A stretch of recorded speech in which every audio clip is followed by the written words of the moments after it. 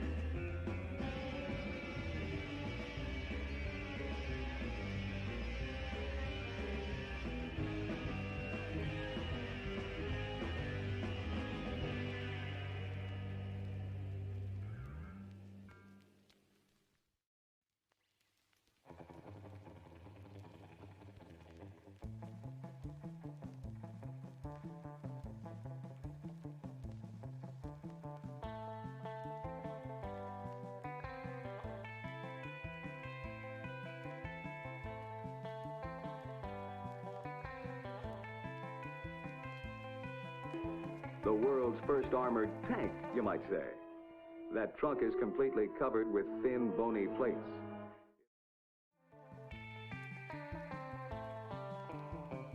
What you doing?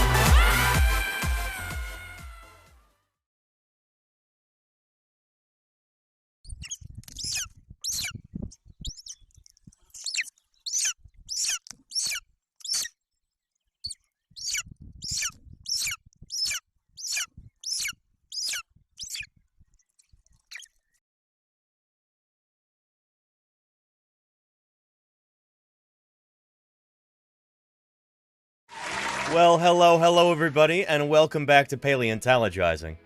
How are you all doing today? I hope you're having a wonderful day so far. It is a beautiful Thursday afternoon here in the San Francisco Bay Area. Hope that you're having a fantastic time wherever you are right now. Whether you're watching live, hello chat, hello everybody. Or whether you're watching the VOD in the future, or watching on the old YouTube after this is uploaded there. Welcome to Paleontologizing. If anybody's new here, let me introduce myself real quick. My name is Danny Anduza. I'm a dinosaur paleontologist, and I'm here on Twitch trying to do some good old-fashioned science outreach, you know? Talking about fossils, answering people's questions, trying to peel back the curtain and give you an idea of how fossil science actually works. As a dinosaur paleontologist, I dig up dinosaurs and other critters, mostly dinosaurs though, across the American West, working with various museums.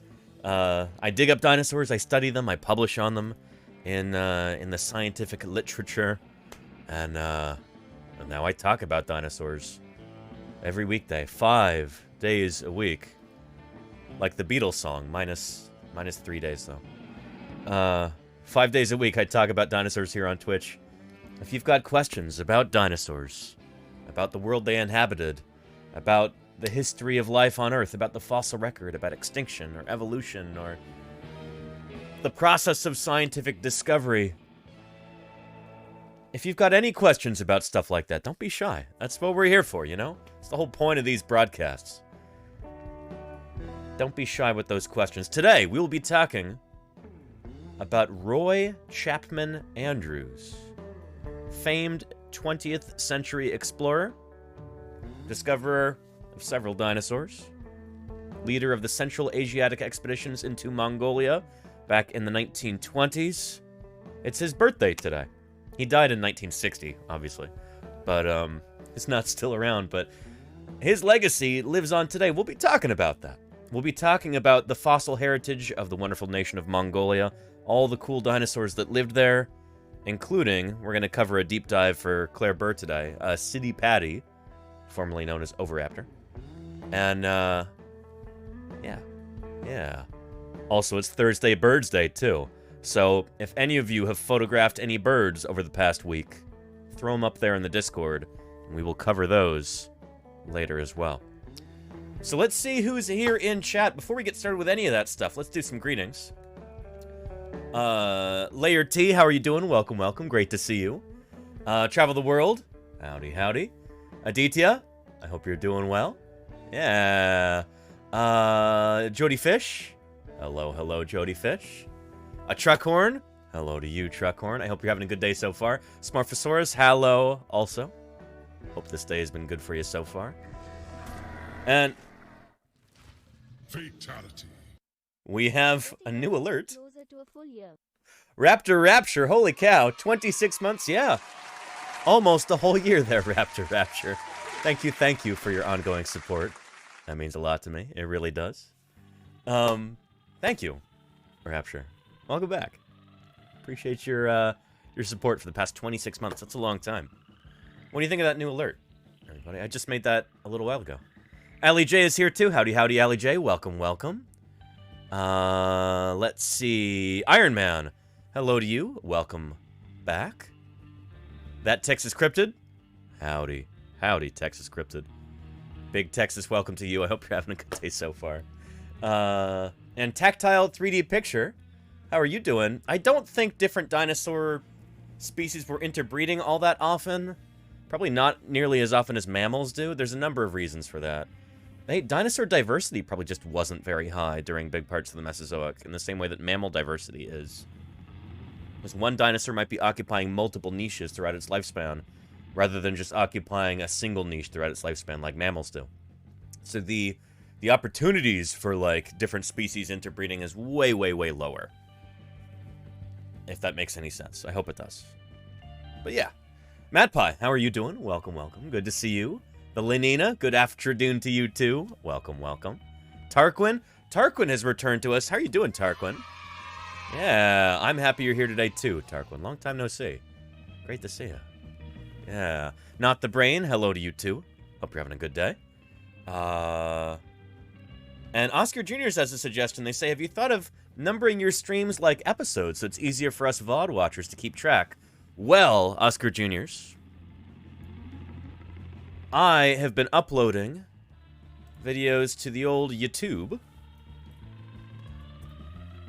There we go. Our last one may not have actually gone through in the way it should have.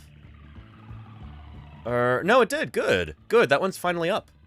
Excellent. But yeah, each of the VODs I've been uploading to YouTube, and so you can check those out there.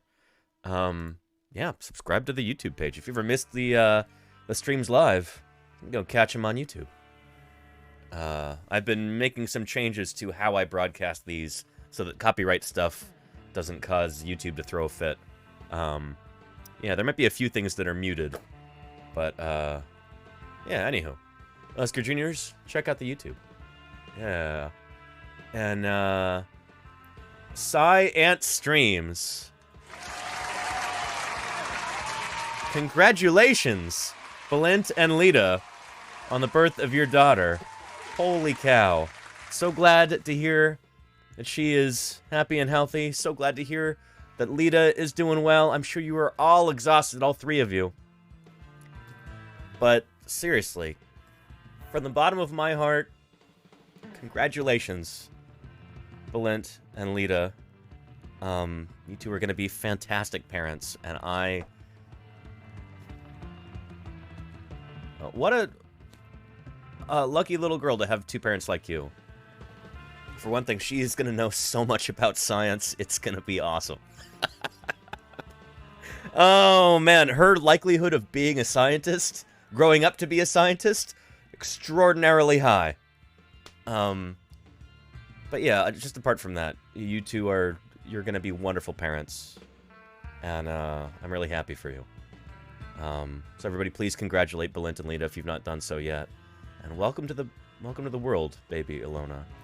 Yeah.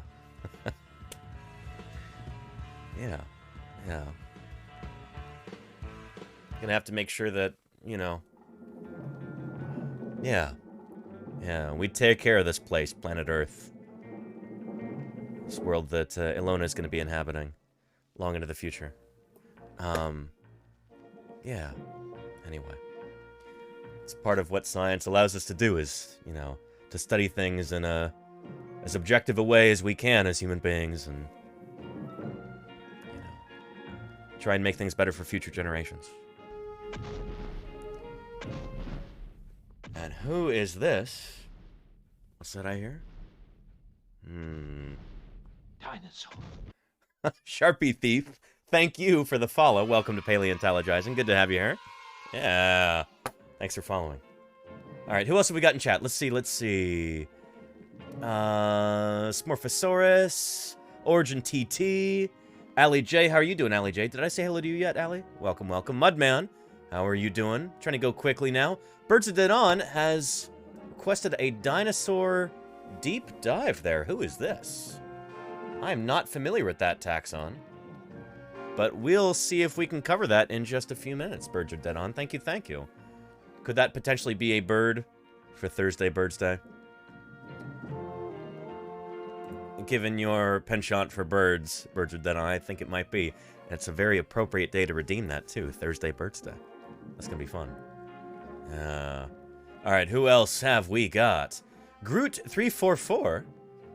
How are you doing? Welcome, Doom Guy. Howdy. Hope you're doing well. Yeah. Lizbert says they named the dog Indiana. Yeah, we will be talking about potential inspiration for the fictional character of Indiana Jones in the real-life character, Roy Chapman Andrews. So yeah. Phenomenal geology in Mongolia, LJ. Absolutely. We'll be talking a bit about that. And Dr. Terra... I don't know. A Tarbosaurus mummy? I'm not familiar with that. No. Yeah. Genghis Khan statue in Mongolia? Yeah, Iron Man. You held a golden eagle. Very cool, Iron Man. Awesome. But yeah, Yeah. Who else have we got? T-Matrix. Howdy, howdy. Hope you're having a good day so far. Welcome back. Astronomy Show. Hello, hello. We already have a onesie, says Belint, for baby Ilona, that says scientist in training. Very appropriate. Oh, yeah. And, The creature we will be examining is a paleontologist. well, holy cow, Sharpie Thief. Thank you for the raid, and welcome, welcome to Paleontologizing. I didn't know when you followed a moment ago that you were going to be raiding. Welcome, Sharpie Thief and raiders, to Paleontologizing. It's good to have you here. If it's your first time here, which for some of you I think it probably is, let me introduce myself. My name is Danny Anduza. I'm a dinosaur paleontologist, and here on Twitch, I talk about my work with dinosaurs, and I answer people's questions. I try and give you an inside peek into how fossil science works, you know. Wombat Hole, thank you for the 4 months. Appreciate that. Yeah, appreciate you, Wombat Hole. Nice to be here. It's nice to have you here, Wombat, as it always is. Yeah. Now, Sharpie Thief, how was your stream? I hope it was wonderful. Doing something called art. Very cool. And you're a graphic designer, an artist, musician. Very nice, Sharpie Thief. Pretty cool. I hope your stream was phenomenal. Thank you for bringing everybody here. Excellent. And Loops Loop says, Ross? No? My name is Danny. And I think I'm going to introduce you to another Danny. We call him Previously Recorded Danny. He's going to tell you a thing or two about, you know, who I am, how I came to be here on Twitch in the first place, you know, what paleontologizing is all about. So without further ado, let's go ahead and bring him on. Again, Sharpie Thief, thank you so much for the raid, and enjoy this quick little welcome video. Hold your horses. Goodness, he's real eager right now. Doesn't normally get to do this at the beginning of a stream, but we'll let Previously Recorded Danny take the reins here. Previously Recorded Danny, take it away. Well, thanks, present day Danny. Well, if you happen to be new around here, then welcome to Paleontologizing. You may well be wondering to yourself, well, if this is Twitch, then where are the video games? I'm gonna level with you here. I don't really do much in the way of video games. I'm a paleontologist. My name is Danny Anduza, and dinosaurs are my area of study.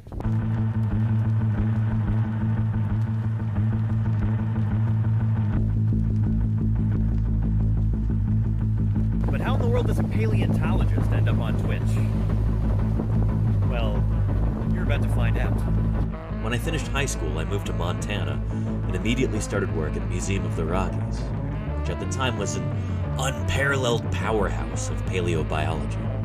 That program was built by this guy. Famed paleontologist Alan Grant. Well, kind of. You consulted on that movie. I did consult on all those and they movies. said the guy Alan Grant was you. Yes, yeah, well, fortunately, he didn't get eaten. Meet Jack Horner, the real-life Alan Grant. He's one of the most prominent and controversial paleontologists in the country, a dyslexic MacArthur Foundation genius who never finished college and who says he doesn't care why dinosaurs went extinct. To him, the important part is how they lived. It was at Museum of the Rockies, under the auspices of Jack Horner, that I learned how to be a dinosaur paleontologist. And a huge part of that I learned by working with Jack's final graduate student, a guy by the name of Denver Fowler, who would later go on to become curator of the Badlands Dinosaur Museum. Working with Denver, I did summer after summer of fieldwork in the remote Badlands of Montana.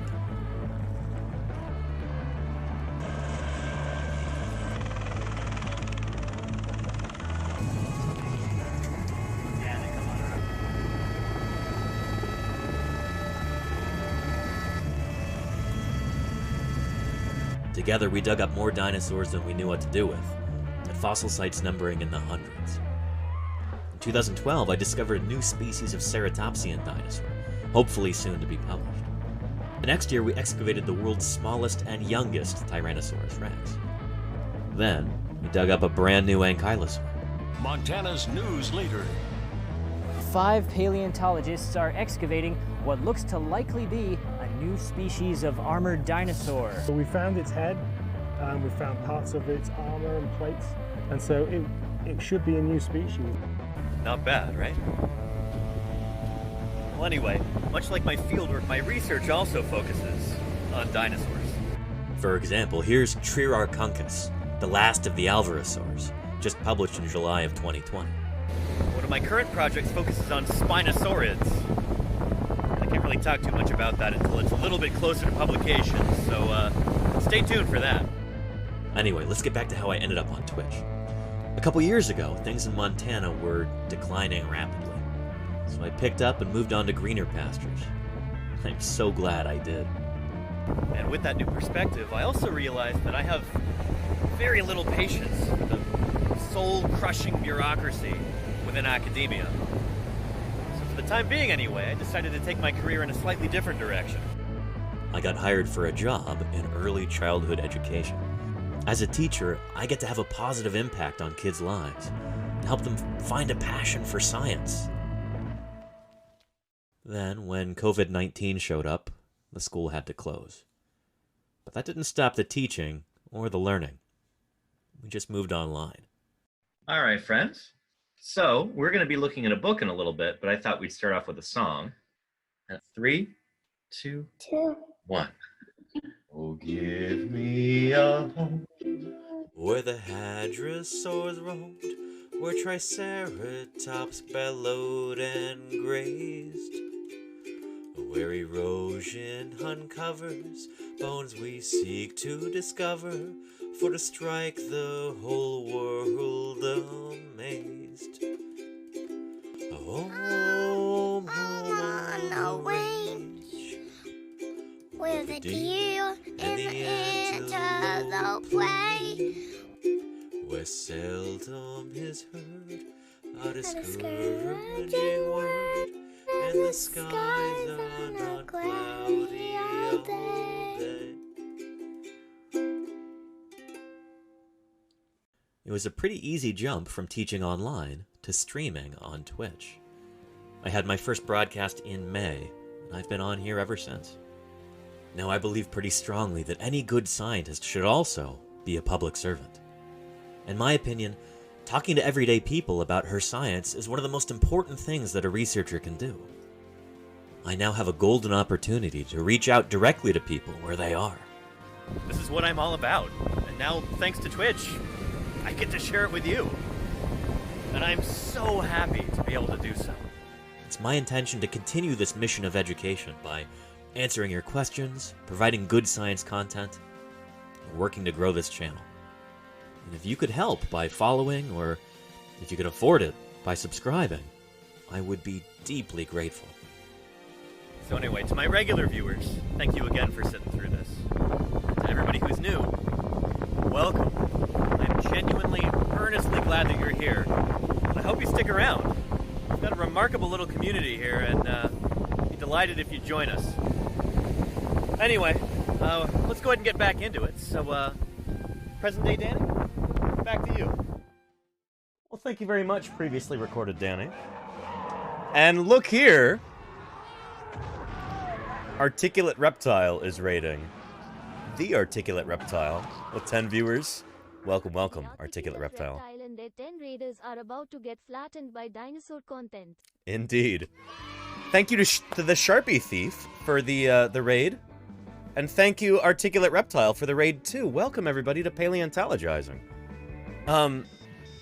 Hello, Kitty S. Cat. How are you doing? Welcome, welcome. And hello, Jamaru by Tuesday. It's great to have you here. Welcome to Paleontologizing. Really spectacular. For those of you who just came in during that welcome video. Oh, thank you, Victorious, for that gift to Loop Sloop. I appreciate that. For everybody who just waltzed in like a second ago, my name is Danny Anduza. I'm a dinosaur paleontologist. Dinosaur man. And holy cow, D Maxwell, 3 months from you. Thank you, thank you. Really appreciate that. And thank you, Ali J, for that gift sub. to the Sharpie Thief. Really appreciate that. Holy cow, Allie J. We've got a hype train going. That's phenomenal. Anyway, I dig up dinosaurs with various museums across the western United States. I dig up dinosaurs, I study them, I publish on them in the scientific literature. And nowadays, I make my living talking about dinosaurs, doing science outreach full-time here on Twitch. Thanks to the lovely support of people like you now, Loop. Thank you so much for the 200 bits. I really appreciate that. This is a remarkable community, and, yeah. I hope you stick around, new people. We're going to be discussing some exciting dinosaurian stuff today, so don't go away. Yeah.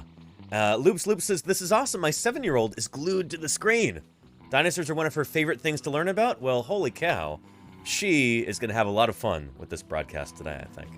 Let's be fossils, because if they're removed, America loses them forever. And holy cow, Darian Beagle, thank you for the 3 months subscription right there. Thank you, Darian Beagle. I really appreciate that. Holy cow. Excellent. Excellent. Look, we are on our way to our sub goal for the day. And thank you, Sharpie Thief, for the 100 bits. Welcome, welcome, everybody. Shoot, this is wonderful. If anyone here has any questions about dinosaurs, about the fossil record, about evolution, extinction, natural history, don't be shy. You ask me those questions. I'll do my best to answer them for you. Yeah. And Zoe asks, what is your favorite dinosaur? And what is the biggest dinosaur bone that you've dug up? Ooh. Great question, Zoe. I've got a few different favorite dinosaurs. First of all, what is your favorite dinosaur, Zoe? That's what I'm curious about. But I'll show you a few of my favorite dinosaurs.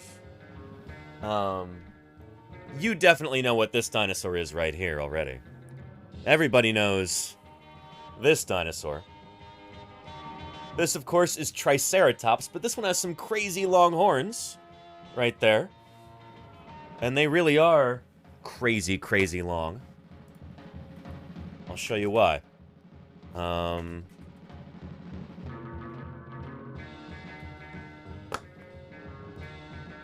Here we go. Here's me a few years ago. This is probably about 10 years ago, actually.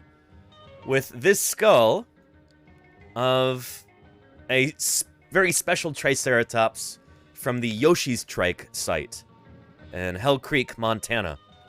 This is the Triceratops with the longest horns of any Triceratops in the world. And, it's going to be a new species once it finally gets described. But, yeah, Triceratops is one of my very favorite dinosaurs. I've dug up a bunch of them before. And the biggest dinosaur bone I've ever dug up might be the thigh bone from Yoshi's Trike. The femur. On top. Let's see. Here is a picture of Yoshi's Trike right here. And that's the femur. That bone is... It's not as tall as I am, but it's a pretty big bone. The ilia are also really big. The big hip bones there. But, yeah. So Triceratops is one of my favorite dinosaurs. Give me just a second and I'll go grab another one. It's one of my favorites.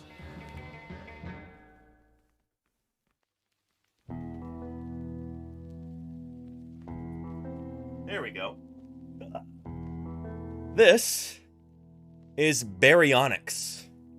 So Baryonyx, we've got some Baryonyx as emotes here, actually. There we go. This is actually a, I sculpted this. Did a digital sculpt in the computer. So I made all of this and then 3D printed it on the old 3D printer. So Baryonyx is a Spinosaurid. It's a fish-eating dinosaur. And right now I'm working on a new publication about how these guys would have actually caught fish. See those long, thin, crocodile-like jaws right there? Here, I'll show you on my desk. It'll be a little bit easier to see. Very long, thin jaws like this. Big, powerful forelimbs with big, heavy claws. The name Baryonyx actually means heavy claw. And the teeth are so thin that they didn't really print properly on the printer. But anyway, yeah. Let's see if I can show you a proper illustration of a Baryonyx. find you a decent one. Because the one from Jurassic World was no good. And it's therefore likely that we're here today because, by the luck of the draw, dinosaurs who had been dominant over mammals in ordinary times got felled in a mass extinction. It's true. Thank you, Amelia Bedelia, for the 11 months of support. Really appreciate that. Thank you. All right, this is a pretty good baryonyx right here. Actually, that's a decent one too, yeah. Check that out. Baryonyx. Yeah. There's a few things that I would change about this, but overall it's not too bad. Yeah. And it is a UK dinosaur, yes. And holy cow, Confused Echidna. Thank you. For the 24 months of support. Confused Echidna, thank you. Yeah. And Patinho Zinho says you have a marvelous beard. Thank you, Patinho. It just kind of grows. I don't know. I can't claim to have worked hard on it or anything. It just kind of happens. Yeah. And Tactile says resin printer will do it. I don't have room or the budget for a resin printer. Tactile 3D picture, but yeah. I'm PLA all the way here. By the way, 3D printer, I gotta grab these off of there, because these are now finished. We'll be talking about that in a minute. Yeah. Did some 3D printing earlier. And Loops Loop says, Zoe's favorite dinosaur is T-Rex, of course. Tyrannosaurus is an excellent favorite dinosaur. I happen to have a whole T-Rex skeleton right here in my office. Would you like to see it? Right there. This is a baby T-Rex. That is, it's actually based on a specimen that I helped dig up back in 2013 and 2014 called Chomper Rex. It's currently being described by Denver Fowler and colleagues, my old crew chief. But, yeah, not very big. Not very big. Just a baby. The smallest and youngest T-Rex in the world is Chomper Rex there. And, yeah. Pretty cool stuff. T-Rex actually changed a lot as it grew. It starts off really skinny and fast and speedy.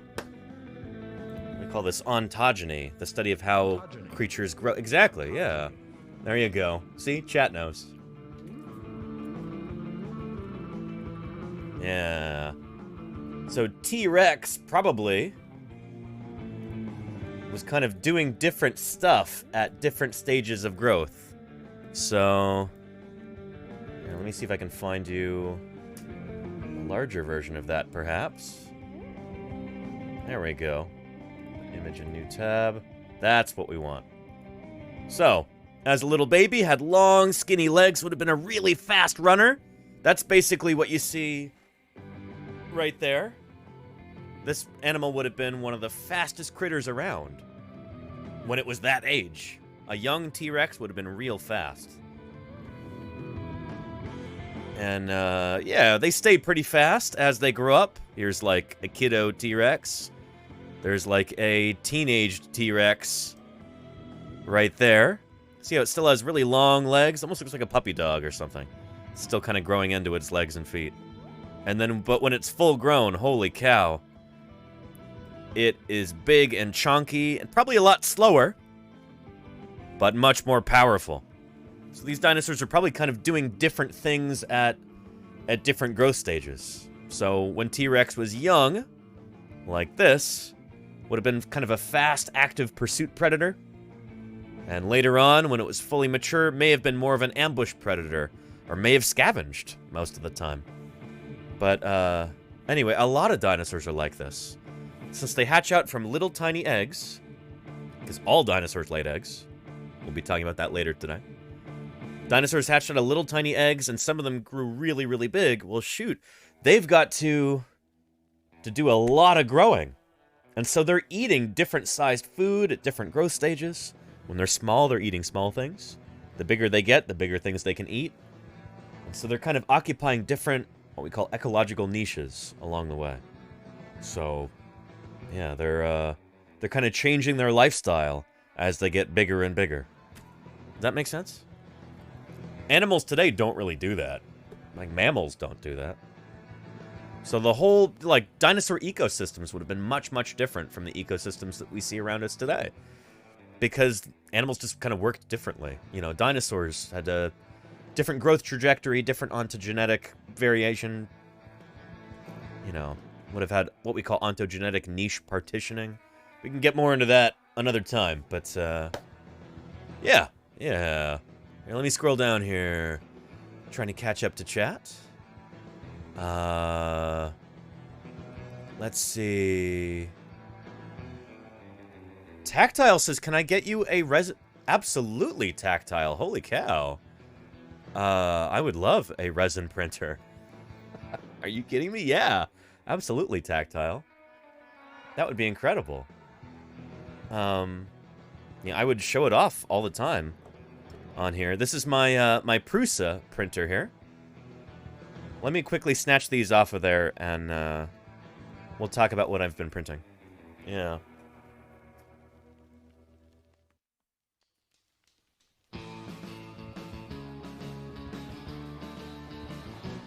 Ooh.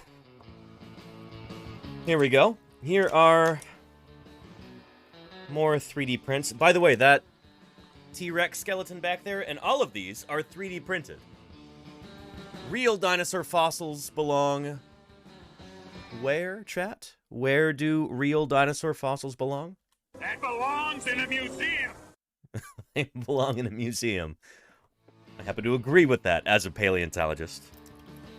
My office is not in a museum right now, so I don't have real dinosaur fossils on display. So, but I can do a lot with a 3D printer like this. And these are parts of an iguanodon hand that I've been printing. Life size. Yeah. Let me scroll through chat here. Those things need to run all the time. What do? The 3D printers? Oh, yeah. Yeah. Danny, you should add more filament to your wish list. There should hopefully be filament on there, Lenina. I added some the other day. Hopefully it's on there. Hopefully we didn't have a glitch. And Roses and Tea, Baryonyx.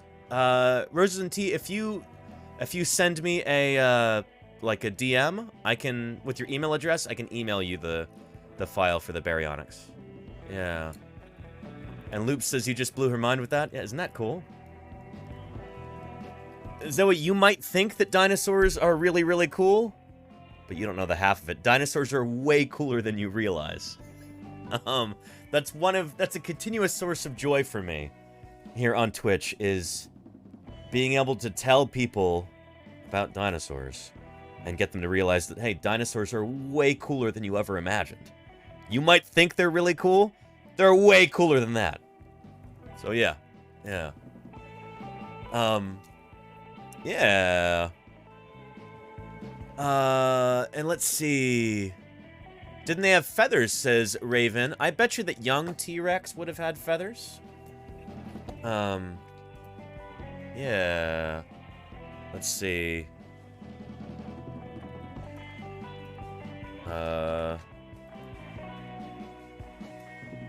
Here we go.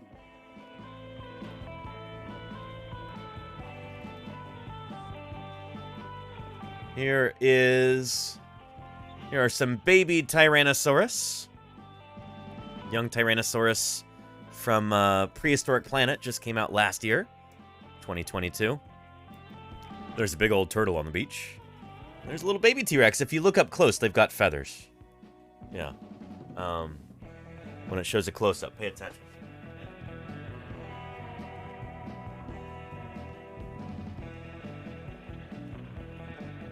We think that young Tyrannosaurus probably had feathers. Whether or not the adults did is another question, you know?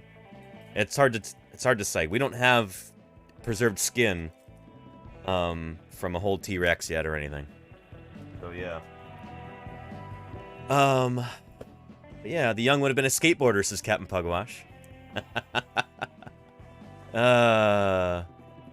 No fluoride in my toothpaste. How are you doing? Welcome, welcome. In the living room, what?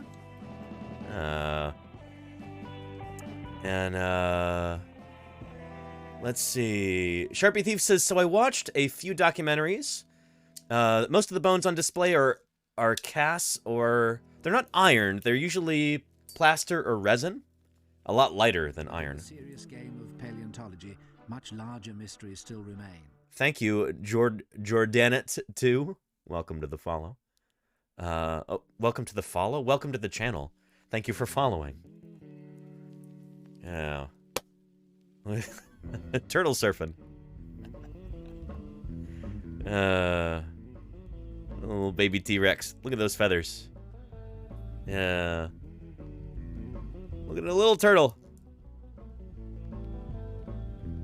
Yeah. Look at those feathers there on its head. And don't worry, it's not going to eat the turtle. Yeah, you can kind of see the feathers. They're subtle. But yeah, since Tyrannosaurus was almost certainly what we call endothermic or warm-blooded, had a high metabolism, it would behoove them to have some sort of insulation like that on their bodies to maintain their body heat when it would get cold. This drawer contains almost all of the North American identified specimens of Troodon. Welcome, Stormfather. Thank you for the follow. And Good Dog 9 rather, says hello. I've been into dinosaurs since kindergarten. Very cool, Good Dog. I have a plastic dinosaur set with 8 types of dinosaurs. For years, I only thought you thought there were only 8. Well, shoot.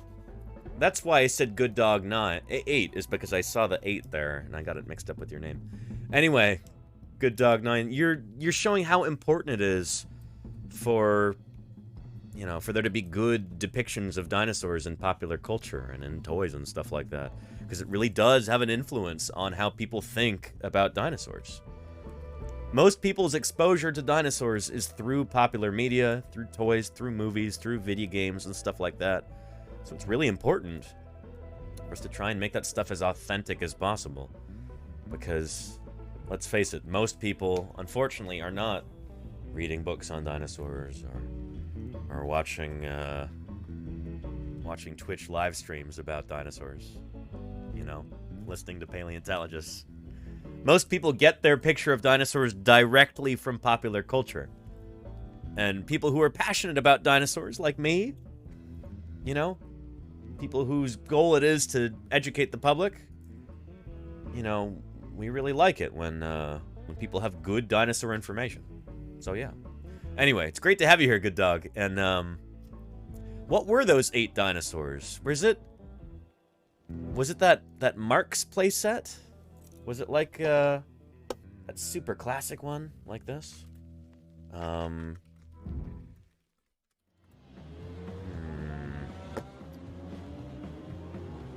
They look kind of like this, or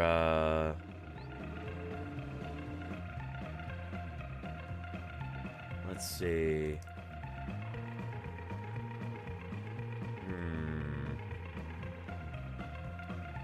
These maybe? Yeah. I've never seen that Pteranodon though. That's interesting. Yeah. But yeah. Raven, you're welcome for answering. Yeah. And I bet you love Your Dinosaur Sucks on YouTube then? I've never heard of that, Chris Cookies. No. Oh, Your Dinosaurs Are Wrong? I don't know. It's okay. I mean, it's been probably 5 or 6 years since I've seen one of those. And I used to watch them and go, well, you're saying that the dinosaurs are wrong, but you're saying stuff that's wrong too. I don't know what it's like if the series has continued after that, but he used to get a lot of stuff wrong. I don't know. Anyway, yeah. And the first one, very cool, Good Dog. Nice. You, very cool. Very cool. These are pretty iconic. And, yeah, there didn't used to be a whole lot of dinosaur toys available. And so this really was the, you know, the Mark's Plastic Toy Company. they introduced the idea of dinosaurs to a lot of people. You know, before the era of the internet. You know, this is where your this is what your dinosaurs looked like. This is, you can still find these today too. I was at the grocery store the other day, and I saw a pack of these, and it's like, holy cow, they're still making these in the year 2023. Pretty astonishing. I bet you that's it right there, right? Yeah.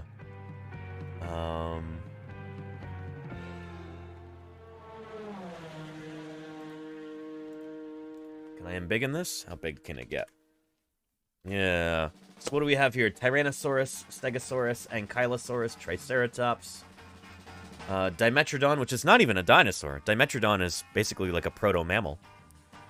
I think this is supposed to be Allosaurus, Trachodon, now known as Edmontosaurus, I guess, and Brontosaurus, now known as Apatosaurus. Yeah. Is that 8? 1, 2, 3, 4, 5, 6, 7, 8. Yeah. There we go. That's probably it, huh? Anyway. Chris Cookie says, I was not aware that he was wrong, too. Well, I mean, it's just little subtle things that would be incorrect. Things that would rankle me as a paleontologist. That's the thing, is that if you're just, you know, in good faith, just talking about dinosaurs in a YouTube video, like, awesome. But if the whole point is, oh, your dinosaurs are wrong, and then you get stuff wrong yourself, it's not the best look, you know? But I don't know. If he's still around, I'm sure it's a lot better. Yeah. And Dimetrodon may not be a dinosaur, but is still awesome. Absolutely, D. Maxwell. Yeah. Yeah. And Amoebazoa, how are you doing? Welcome to Paleontologizing. Never seen your username in chat before. Welcome, welcome, Amoebazoa. Say hello there. So I was curious, does a paleontologist look at bugs trapped in amber and what not or is not part of the field? Great question, Amoebazoa. Great question. Now, I call myself a dinosaur paleontologist because I work on dinosaurs. You know, I dig up dinosaur fossils, I study dinosaurs, all that good stuff. But paleontology, and this is important, chat, this is important, paleontology is the study of fossils in general. A lot of people equate paleontology with dinosaurs. Yes, some paleontologists study dinosaurs, like I do, but we're in the minority. It's probably like 5% of paleontologists study dinosaurs, or maybe fewer. Would it be less or fewer, grammatically speaking, for that? 5% or less. Yeah. Anyway, because paleontologists study fossils. Thank you, Amoebazoa, for the follow. Appreciate that. Fossils are the preserved remains of once living things. You know, preserved in the rock record. Those could be fossil dinosaurs, like we have here. They could be fossil plants, fossil insects, like your insects in amber that you were talking about. They could be fossil marine microorganisms, fossil plankton, diatoms, foraminifera. Could be fossil mammals, amphibians, reptiles, fishes. You know, fossil crustaceans, fossil whatever, fossil fungi. There are paleontologists who only study fossil footprints. Because it doesn't even have to be the body of a once living thing. It could be some trace that they left. There are paleontologists who specialize in fossil burrows. Like burrows that creatures have dug out of the earth. Yeah. And then, of course, there are paleontologists who study extinct living things who don't really work with fossils in particular. You know, they have, like, other means of studying ancient life. But anyway, when you think paleontology, don't just think dinosaurs. Because it's not just dinosaurs. Far from it. Holy cow. You know, even though we talk about dinosaurs here on this channel all the time, that's just my specialty. I work on dinosaurs. Paleontology is so much more than just dinosaurs. So yeah, does that make sense? Yeah. Anyway, yeah. And, dinosaurs are simply underrated. Well, I think a lot of fossil organisms are, Groovepunk. Absolutely, yeah. Yeah. The second Jurassic dinosaur. I've not read that one, D. Maxwell. Sounds interesting, though. Yeah. Is that about,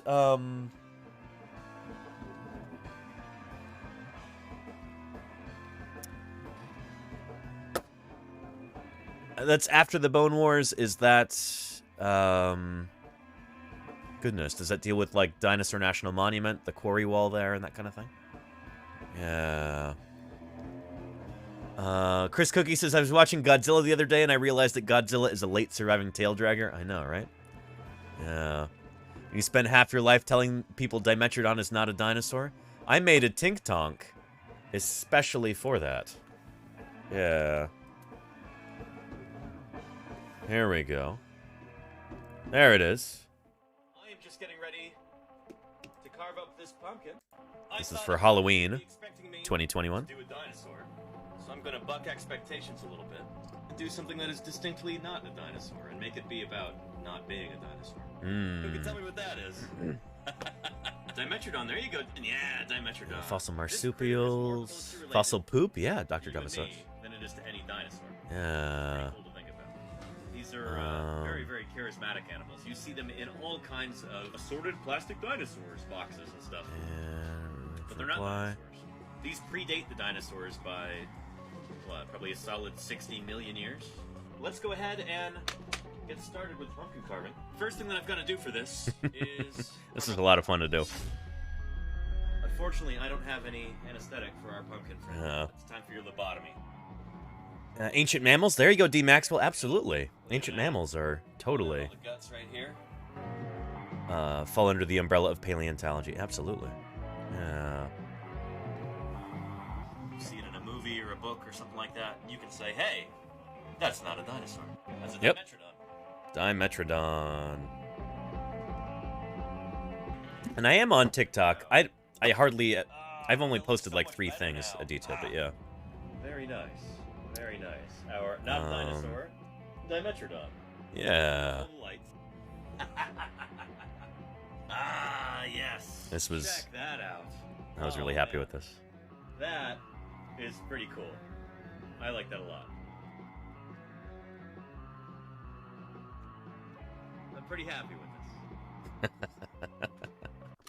Anyway, yeah. But yeah, let's see. Tactile says, my friend, colleague, I messaged her, waiting for a reply. Please whisper me at Paleontologizing for more details. Tactile, whisper you?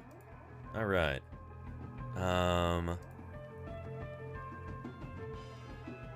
Where did that go?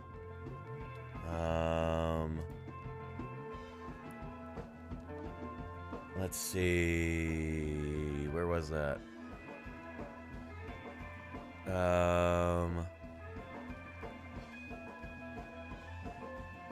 Oh, just a minute here.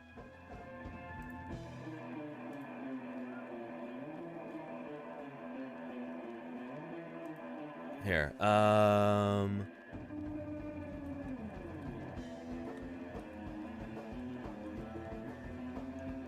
there we go. Opening up a line of communication there. Thanks, Tactile 3D Picture. And man, I've missed a bunch of whispers. Shoot.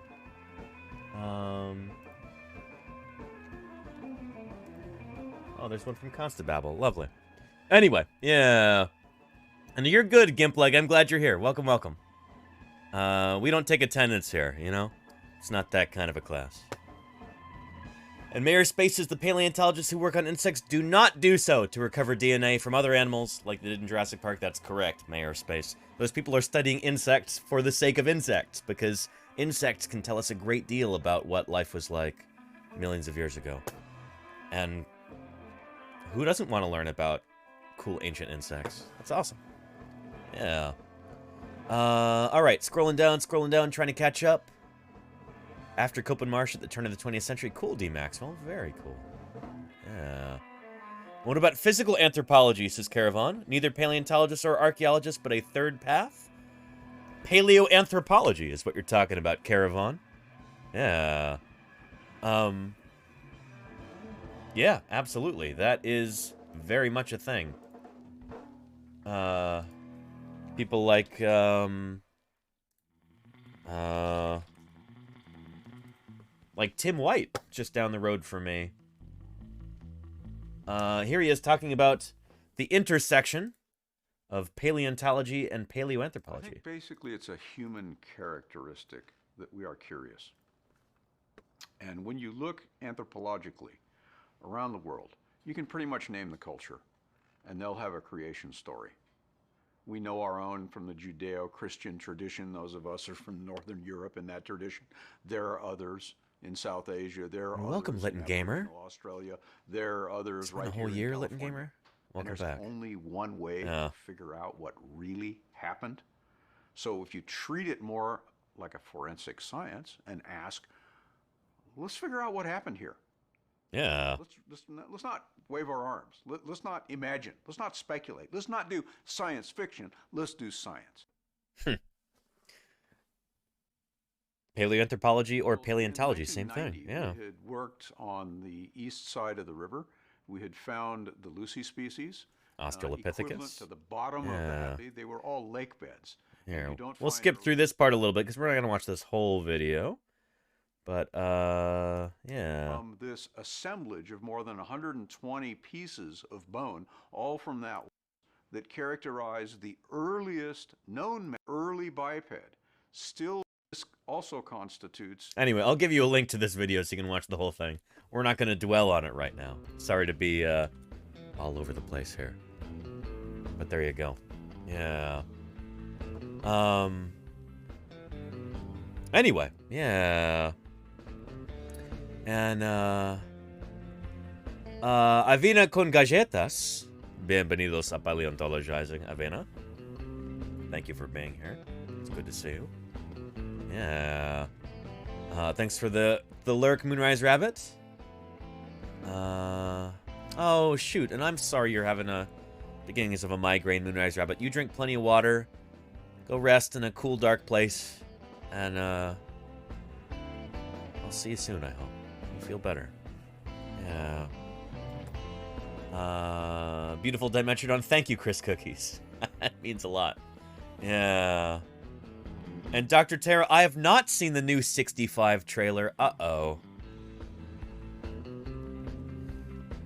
We'll probably watch that tomorrow, Dr. Tara. Shoot. Yeah. It's worse than the first one. Oh, boy. Something else to have to revamp, Jody Fish. Would you like to watch the first one real quick? My recut of the 65 trailer? I think that'll be fun. Yeah. So some of you are already familiar with this. It's a trailer for a movie that's going to come out sometime later this year in the spring. And it's called 65 because it's supposed to take place 65 million years ago. The idea is that Adam Driver crash lands his spaceship onto Earth 65 million years ago, and there's dinosaurs everywhere. Oh no. But there's an issue with that. The dinosaurs died out 1 million years before that. 66 million years ago. So they got that part completely wrong, and anyway, I just had to make kind of a parody recut trailer, so take a look.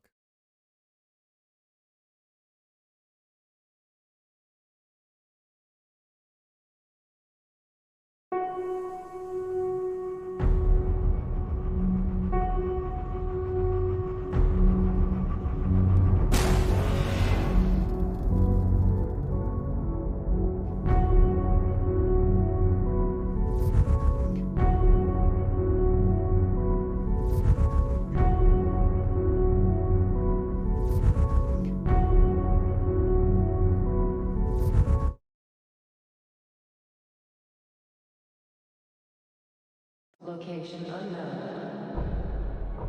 Charter 373. This is Commander Mills. My ship was hit by an undocumented asteroid.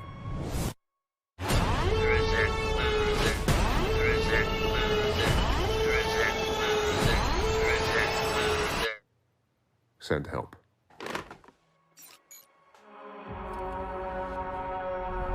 We've crash landed on an uncharted celestial body. Location unknown. The atmosphere is breathable.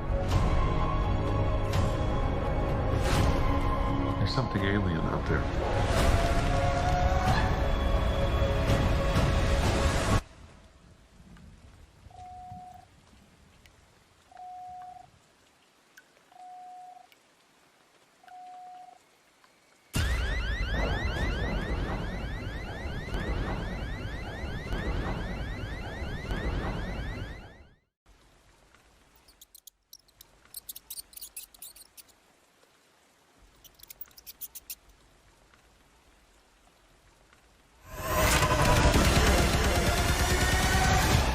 You need to be quiet and move.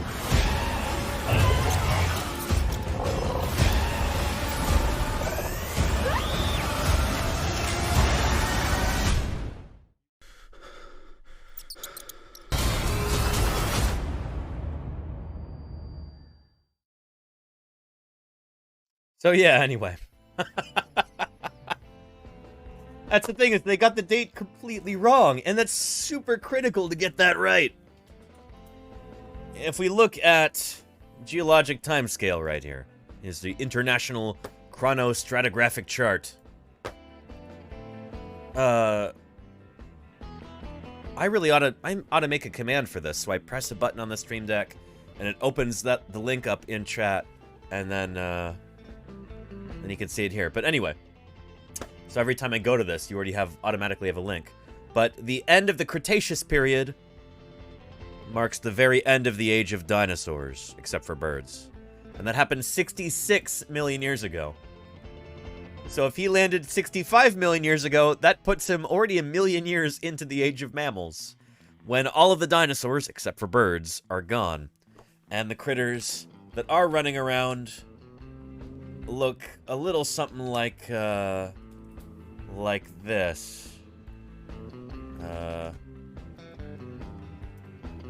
Like little leptictidium, perhaps. Yeah. You know, like that. Very small. Because mammals, our ancestors, were alive during the age of dinosaurs. They were around. But they're all super tiny and mouse-like. You know, mice had not evolved yet. Rodents had not evolved yet. But they were superficially small and kind of rodent-like.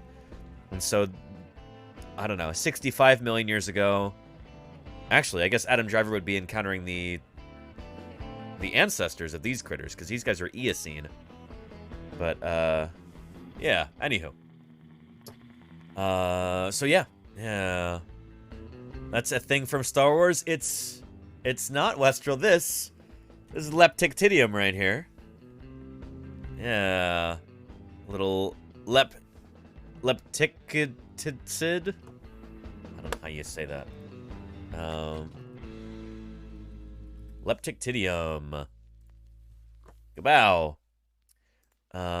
Means graceful weasel. There's a skeleton right there. That's probably from Messel, isn't it? In Germany. Yeah. They appeared in the lower Eocene. So yeah. So, goodness. The critters that Adam Driver would be encountering 65 million years ago would be even smaller than this critter. A lot like an elephant shrew or something like that. Yeah. Decidedly not a weasel. Very true, Goganek. Not a weasel. Oh, yeah. That's peak mammal? I know, Zelak. Doesn't get much better than that. Yeah. Oh, no. Dr. Terra says, all I'm going to say is, you will never see Tyrannosaurus anatomy as worse as you will see tomorrow. Nothing on dinosaur media stooped this low. Oh, bat. Oh, boy.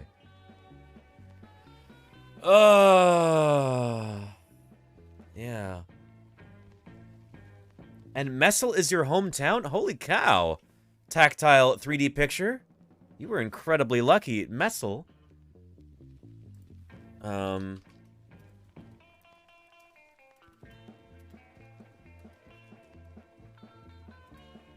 That's one of the greatest fossil sites in the world, the Messel pit. A disused quarry near the village of Messel. Landkreis Darmstadt Dieberg Hesse. Something. I don't speak German. I apologize. Forgive me. I shouldn't be making fun. It's about 35 kilometers southeast of Frankfurt. Yeah. Incredible, incredible fossils there. That's the rear half of a mammal. Yeah, there's Darwinius right there. Extraordinary. Like, primate ancestor. Just incredible. Not only are all the bones preserved of these critters, but a lot of the soft tissue, the fur, remnants of the internal organs, stuff like that. Messel is a really, really extraordinary site. Yeah. So yeah, you are very lucky, Tactile 3D Picture. That's pretty awesome that you're from there. Wow. Pretty neat. Yeah. So yeah.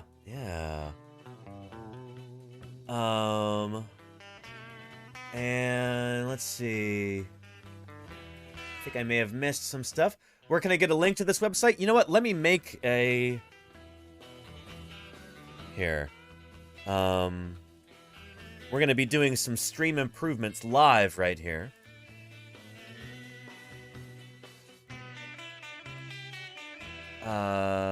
Here we go.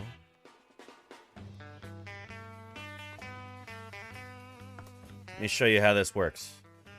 So, let's go into infrequent stuff. Let's do OBS. Nope. I want to do Twitch. And, well, no, actually, what we're going to do here is we're going to do a multi-action.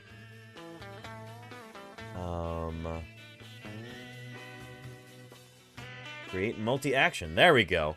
Bingo.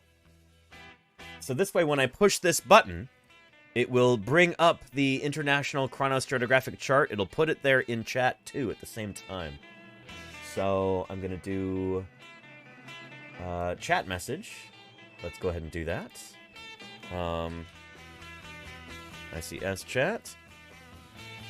And what should our chat message say?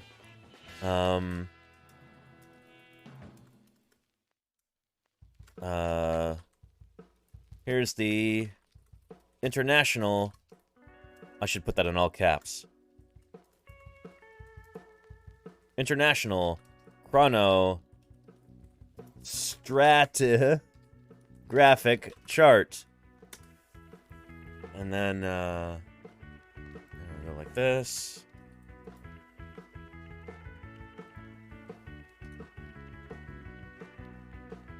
There we go.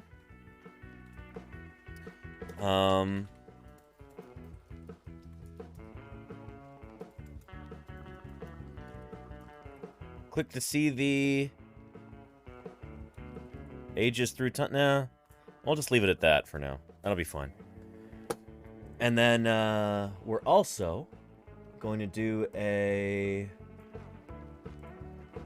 System 1 website. There we go.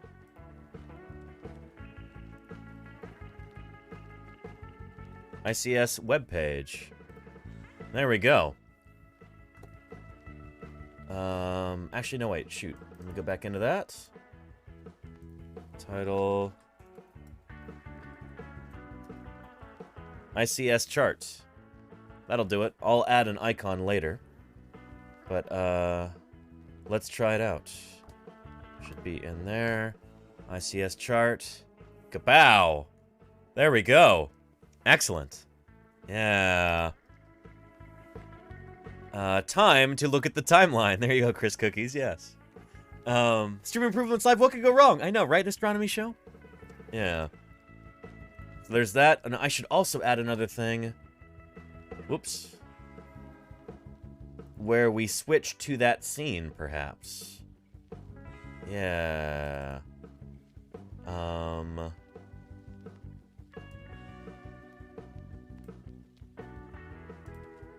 So let's see. Let me go to here and Should be under OBS. Scene. There we go. And that should be my web browse one. Which it's not letting me... Shoot. It's not letting me scroll up or down. Which is... aggravating. Go to here. And...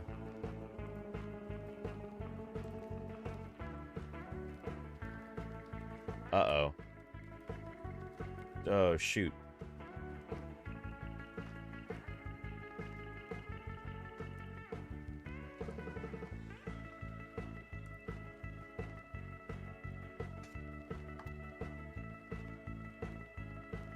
Okay.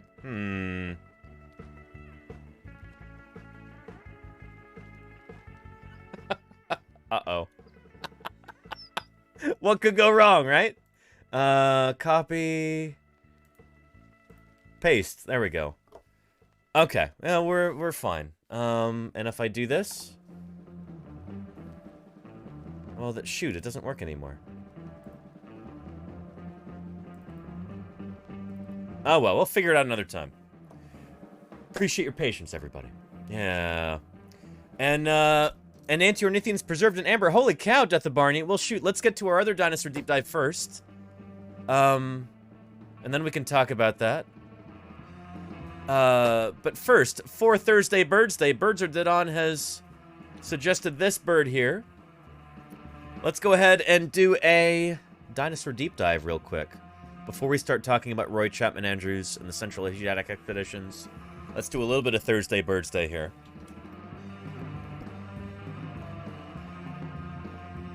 And I don't know what this genus and species are. It's some kind of modern bird, I presume. Right? No?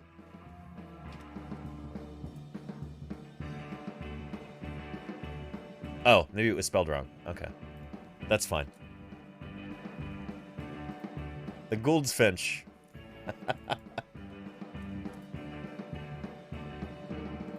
Let's just search Gould's Finch. Gouldian Finch. They're giving it a different genus name here. Okay. It wasn't spelled wrong. It was... no error on the part of Birds Are Dead On. These are the birds that you might recognize from that computer monitor company. What was that called again? Anyway, these are a kind of finch. They're a kind of parrot finch in particular. Genus name Erythrura. 13 species of them. And, let's look up a quick video on them. Gouldian Finch. Here we go. Look at these beautiful, beautiful finches. Holy moly. Top quality burbs indeed. And you didn't know they were parrot finches. Well, now you do. Birds Are Dead On. Now you do. Yeah. And is it still the Holocene in Europe right now? I think so, Gimpleg. Holocene, Anthropocene, I don't know. Yeah. But anyway, check that out. Their mating dance is amusing. Let me pull up a video about that, I guess, in a minute.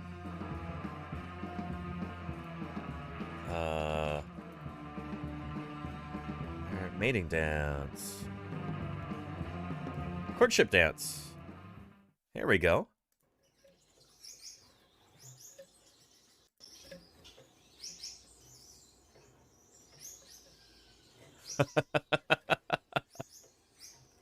Presumably this is the male, because he's all show-offy, and that's the female there. But yeah, the reason why we're watching this as a dinosaur deep dive is, of course, because birds themselves are living dinosaurs.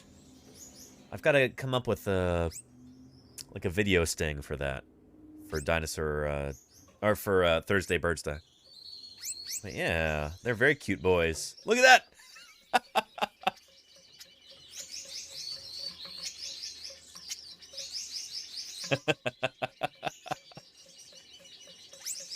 Trying to catch her attention. She's being all coy. And there we go, some avian romance there. Good for them. Happy couple. Yeah.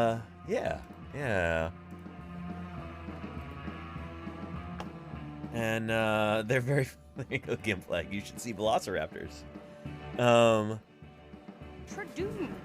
Yeah. It was Prehistoric Planet's Troodon that reminded me of these to suggest. You'll see why. Really? What?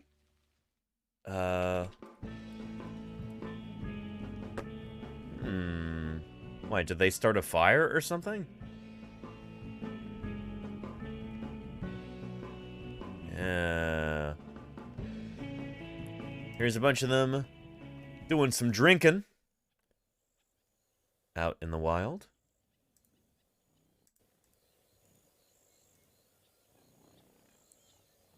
These are captive Gouldian finches. Which, about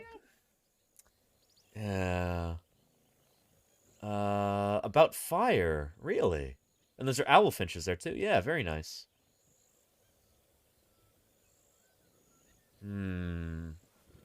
Koganix says, jump around. Jump around. Jump up and get down.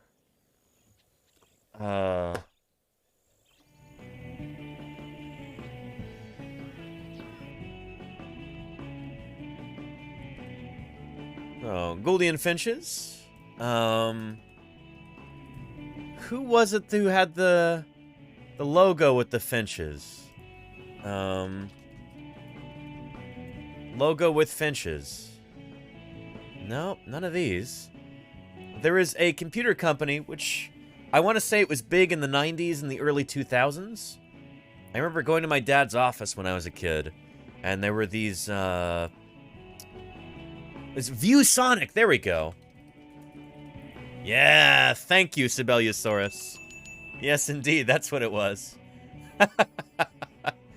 I guess they're still around. This is, I guess, from the beginning of COVID.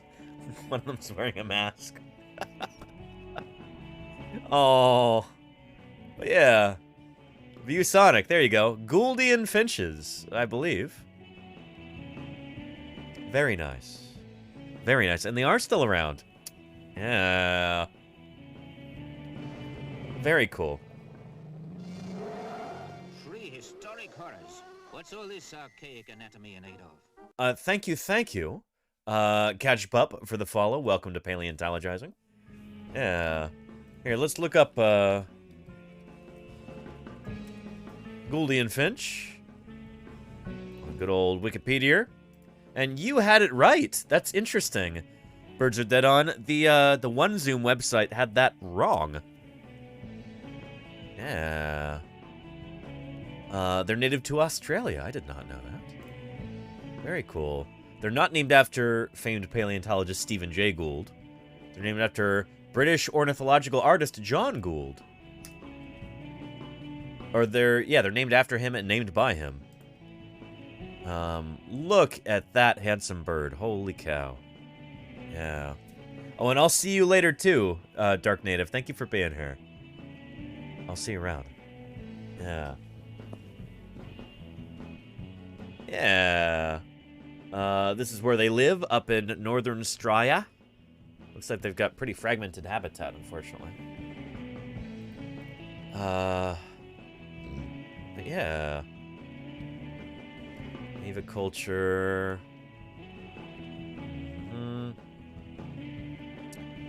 And here they are on the red list of threatened species.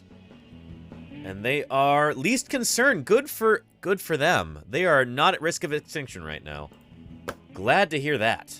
Oftentimes when you hear of birds like this that are really really charismatic, oftentimes they are at risk of extinction. So I'm glad this one was not. Anyway, thank you, Birds Are Dead On, for suggesting a cool dinosaur for our dinosaur deep dive there. The Gouldian finch. How cool is that?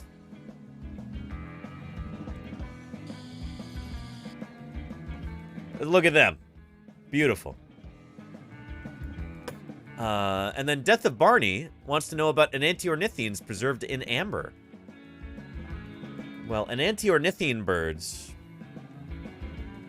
Oh boy, where to get started with them? Enantiornithines are fossil birds. They did not survive the end of the Cretaceous, I don't think. But yeah, there were a number of different bird groups that actually went extinct when the asteroid hit, and enantiornithines, I think, are one of these. Oftentimes they have teeth like that. And there's one right there. I think this is Vegavis or Longipteryx or somebody. Yeah. In amber. Was this, what's it called? There we go, from Science Direct. A mid-Cretaceous enantiornithine hatchling preserved in Burmese amber with unusual plumage. Really nuts. Yeah. And this is from when? 2017. Give me a second here. Let me try...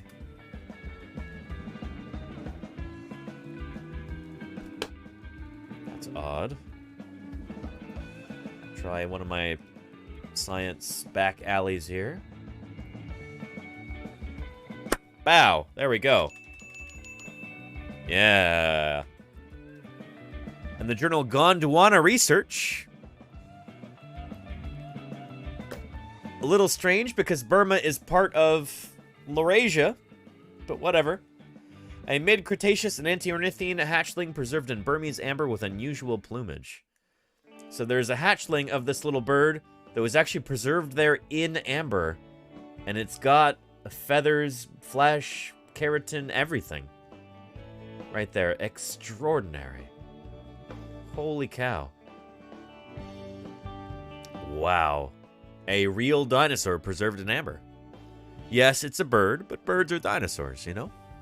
Yeah. Pretty extraordinary. Oh, and Dark Native, oh shoot. I thought you were saying goodbye. Dark Native, I'm glad you're sticking around, Dark Native. Welcome back to Paleontologizing. Thank you for joining us. Welcome. Yeah. Very cool. Very cool. Lovely plumage. Yes, Caravan. It's pining. You know? Pining for the jungles of Burma.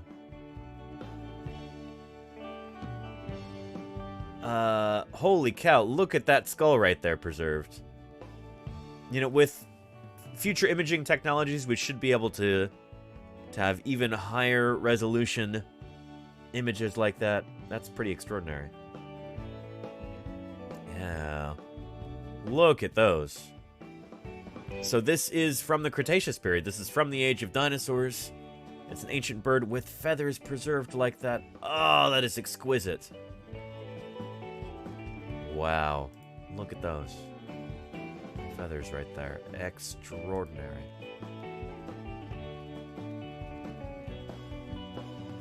Very, very cool. And there is that foot. And it's got a hallux like that. The claw in the back turned around for grasping. For perching, presumably. Just like you have in modern birds. I didn't know enantiornithines had that. That's very cool. Makes a lot of sense, though. I guess the reversed hallux is probably something that different bird groups evolved independently, I would imagine. Very, very cool. I mean, this poor critter fell out of the nest and got stuck in some amber, you know, what, 100 million years ago. But, now today has achieved some degree of immortality. Helping us learn about what these ancient birds were like, you know? Yeah. It has a head crest, says Furbly. Does it really? Does it have a name, this critter? Let's see. Preserved soft tissue provides the unique opportunity to observe the external opening of the ear, the eyelid, and fine details of tarsal scutellation.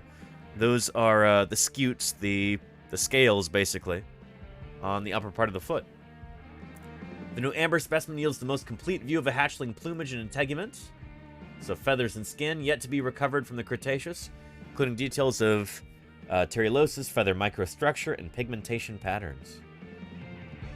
The hatchling was encapsulated during the earliest stages of its feather production, so before its feathers were even fully developed, this poor critter fell into some tree sap and was preserved in there. Proves an unusual combination of precocial and altricial features. So this is like a weird split between birds that are like helpless in the nest and birds that can get up and run as soon as they're hatched. An unusual combination of both of those different kinds of modes. Unlike any living hatchling bird, having functional remiges. Remiges are that's like an important part of the feather. Combined with sparse body feathers. Interesting. The new specimen brings a new level of detail to our understanding of the anatomy of the juvenile stages of the most species-rich clade of pre-modern birds. And Antiornithian birds were the most common and diverse birds throughout the Mesozoic era. Today they are completely gone. But, yeah. Very cool. There's a link there in chat if you'd like to take a look at this paper. But yeah. And you were almost on topic with this redeem. You are on topic, Death of Barney. Absolutely. It's Thursday Birdsday. Yeah. Welcome, Orchid Twilight. Good to have you here. Howdy. Choppy Jenkins. How are you doing? Yeah. And some have been named and some not. Yeah, you're right, Death of Barney. Yeah. And the remiges are the long wing feathers. Thank you, Matt Pie. Oh, Here I am thinking that remige was a synonym for rachis, for the feather shaft, the vein of a flight feather or another feather. But no, remiges are... There we go, the long wing feathers. Thank you, Matt Pie. Appreciate you for your bird expertise. So yeah. Newton Tango says, have you seen the parakeets that live in London, UK? I've never been to London, but I've seen the conures that live in San Francisco. Dinosaurs hold a special magnetism for children. They do. They like to eat them. Charlie's Dragon, thank you for the 19 months of support. Welcome to Paleontologizing. Thank you, Charlie's Dragon. I appreciate you. Yeah. Yeah. The wild parrots of Telegraph Hill are cherry-headed conures, like you see there.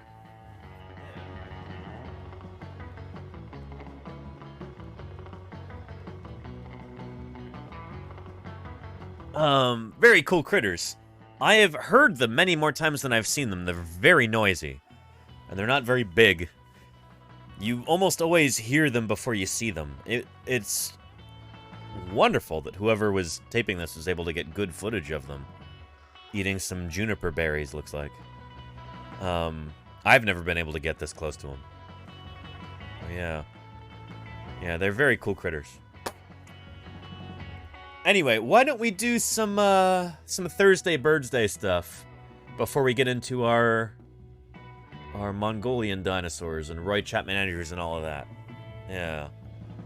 Today, of course, is Thursday Birdsday. And I don't have a video sting for that yet. But, yeah, so let me pull this up instead. There's a ton of photos for this week. Well, it's a good thing we're starting that early. Yeah.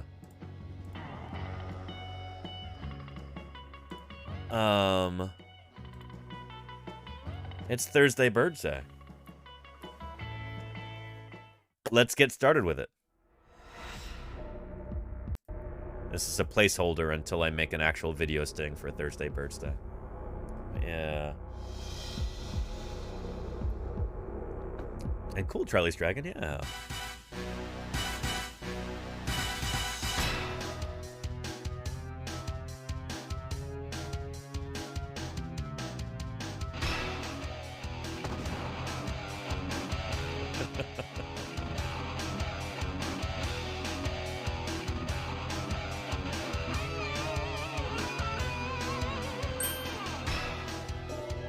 Welcome to Thursday Birdsday. That was my bird from last week, the common goldeneye. But let me introduce you to this wonderful bird that I saw this morning on my way to the post office. Can anybody tell me who this is? Right here. Who is this lovely theropod dinosaur? Anybody know? I don't often see these here in the Bay Area. It's not a jay, but you're close. Sibeliusaurus. Yes, indeed. This is a cedar waxwing. Yeah, I know it's not a great photo. I took some better photos of some sanderlings, but I just saw this one this morning, and I wanted to share this. The whole point of Thursday Birdsday is for us to talk about birds that we've seen this week. Photographed this week. Here on Twitch, it is altogether too easy for us to, I don't know, just sit around and stare at the computer all day and not go outside and experience this wonderful natural world around us. I would like to encourage everyone here to, at least a couple times a week, if not every day, go out for a walk. Go spend some time in nature, even if it's just in your neighborhood. Because no matter where you live, on any continent, even Antarctica, you'll see penguins. In certain areas, at least. Birds are everywhere. They're a part of nature that we can see no matter where we live, no matter how urbanized it might be. So go out there and photograph some birds. Let's talk about them on Thursday Birdsday, you know? I try and go out and walk every single day for at least an hour or two. I actually have not yet done that today, so I've got to do that after stream. But, here's a bird that I encountered on my way to the post office today. A cedar waxwing. And I know it's not a great photo, but the thing is, it doesn't have to be a great photo for it to be part of Thursday Birdsday. It could be a lousy photo. Let's take a look at this bird real quick. Let's see.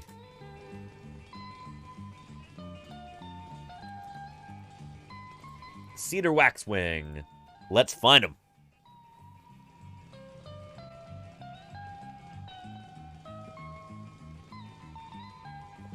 Yeah, there we go. Yeah. Bombicillus cedrorum. Interesting. I wonder if they actually feed on cedars or something like that. Interesting. So they are related to other waxwings. Apparently there's only 3 species of waxwing in the whole world. Holy cow. I did not know that. Yeah, the Bohemian waxwing and the Japanese waxwing are the only other 2 species. But, yeah. There's cedar waxwing here. Apparently they live all over the U.S. Holy cow. Look at that. So summer only range is in yellow there.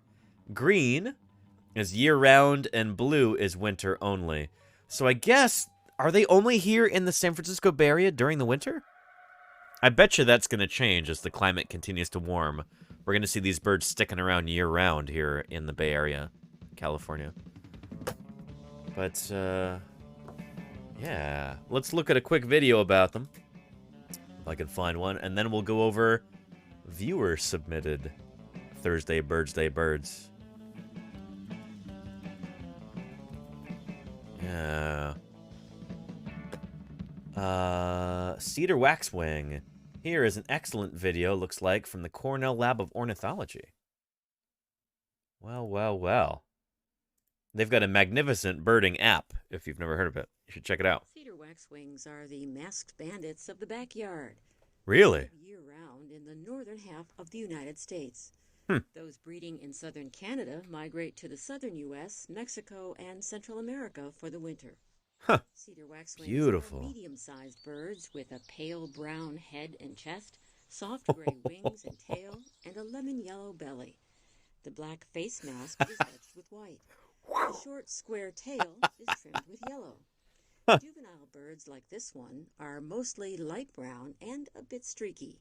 The bird's name comes from the cedar berries they eat in the winter and the red, wax-like secretions on the tips of their wing feathers that result from their diet.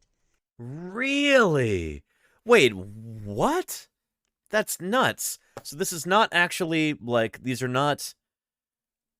Are you seriously telling me that these are not part of the plumage? These are not actually, like, melanosomes that are there in the feathers. These are secretions that come out of their feathers where they're basically just, like, expelling waste? You know, like, overflow from their diet? What? Red, wax-like bird's name comes from the cedar berries they eat in the winter and the red, wax-like secretions on the tips of their wing feathers that result from their diet. Older birds have more wax than juvenile birds, so the waxy tips may serve as a mark of experience when the birds start choosing mates. Really? These are fairly common birds. They're easy to overlook because of their soft colors. Sure. But waxwings like to hang out in flocks. Yeah. So if you see one, you're likely to see more nearby. And with this bird that I saw today, yeah, there were originally like 4 or 5 of them here on this branch, and then my stupid old phone it took like a solid 40 seconds, it felt like, for the camera app to open up and then finally focus, and there was only one waxwing left on the branch. I was able to photograph that, but, yeah, anyway, I got it. And I'm very happy at that. But we'll have to look more into the, yeah, that wax thing. What? Cedar waxwings do not have a song. You have to listen carefully to hear their high-pitched trills and thin whistles. Oof. Ow. Cedar waxwings flit among branches, gulping berries down whole, and they supplement their diet with insects during the summer. Huh. They breed later in the year than most birds to take advantage of ripening fruits. If the berries become overripe and ferment, the birds can even get a little drunk. But it's all business for a mated pair in June when they scout for the best fork in a tree or bush to build their nest. The female picks the final site and does most of the building, making as many as 2,500 trips over 5 or 6 days to Holy cow. grass, flowers, and fur Busy birds. into a bulky nest cup. The female lays 2 to 6 pale blue or gray spotted eggs. After she incubates them for about 2 weeks, the blind, naked, helpless chicks hatch. Oh. They grow fast, though, and are ready to leave the nest after another 2 weeks. The same mated pair... Wait. So after just a matter of weeks... See, this is like super rapid ontogeny. That's nuts. And like, this is why these birds occupy the same niche throughout their whole lifespan. Unlike, you know, a lot of Mesozoic dinosaurs that would be moving up through different niches as they grow and mature. Modern dinosaurs do not do that. Modern dinosaurs occupied the same niche for their whole lifespan, and we should really talk to Denver Fowler about this, but that might be why some bird species actually survived the asteroid impact at the end of the Cretaceous period. It might be because they just do one job throughout their whole lives. Does that make sense? We'll talk about this another time, but yeah. May produce Yeah. a second brood in the same season. Cedar waxwing numbers are increasing as shrubs and trees reclaim farmland and as humans plant native fruit-bearing plants that attract this delightfully exotic-looking species. Very, very cool. Now, there is a really, really neat app that I need to shout out because this is from the Cornell Lab of Ornithology. Merlin is what it's called.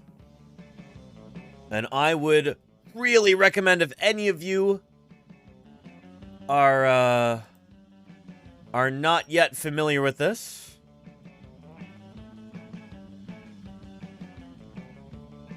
check this out.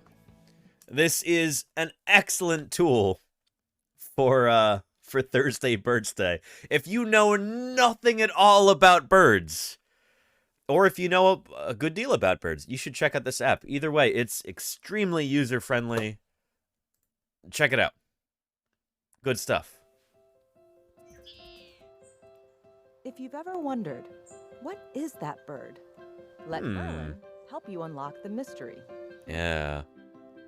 Merlin is a new app from the Very cool, Dr. Tara. You got it now? Nice. Makes bird identification easier by showing you the birds in your own area that match what you've seen. Yeah. Merlin asks you a few simple questions. When and where did you see the bird? What did it look like? And what was it doing? Almost like magic, Merlin shows you the most likely species for your area on that day. But these aren't... So the key thing to remember with this, or a thing to remember, is you don't necessarily need a photo either. You just need to have gotten a good look at the bird, and then you answer a few questions about it, it'll show you some pictures, and you can use that to try and match what it is. Other apps like iNaturalist, you actually need a photo, and then it like logs the photo, and researchers can actually use those data. This is different. This is like, you know, this is just for you, which is, yeah, it's a little bit more casual. Wild guesses. Merlin knows which birds are near you by tapping into eBird, a database with millions of sightings from birders around the world. It finds out which species you're most likely to encounter and tailors results for your location. Browse Merlin's short list of photos to find your match. Once you know the name of the bird you've seen, a whole new world opens up. Yep. Listen to Pretty sounds. cool stuff. Learn more about where the species lives. Tell your friends about your new bird. Then, go find another bird to identify. Whether it's your first time watching birds, or whether you've always wanted to learn more, Merlin is ready to help. Yep. Very cool stuff. So, Free app from the Cornell Lab of Ornithology. it's free. And I can't recommend it highly enough. Really awesome stuff. It's a great app. A bit cheated. Try blaming the dinosaurs. And thank you, Nader Fiend. Treat liquid wastes as uric acid rather than urea. Yes. What's advantageous, and why did it originally evolve? Oh, Nader Fiend, those are phenomenal questions. See, birds, many of you might know from experience that birds don't really pee most of the time. Certain birds do, like ostriches do. But most birds, like their solid and their liquid waste are mixed together into a paste, like uric acid. And it might have little solid bits in it. But yeah, they just, you know, it's like a paste that they excrete. There's an idea that may have originally evolved in dinosaurs as a way of basically preserving moisture. So, I don't know. A lot of desert animals don't really urinate very much because that wastes water.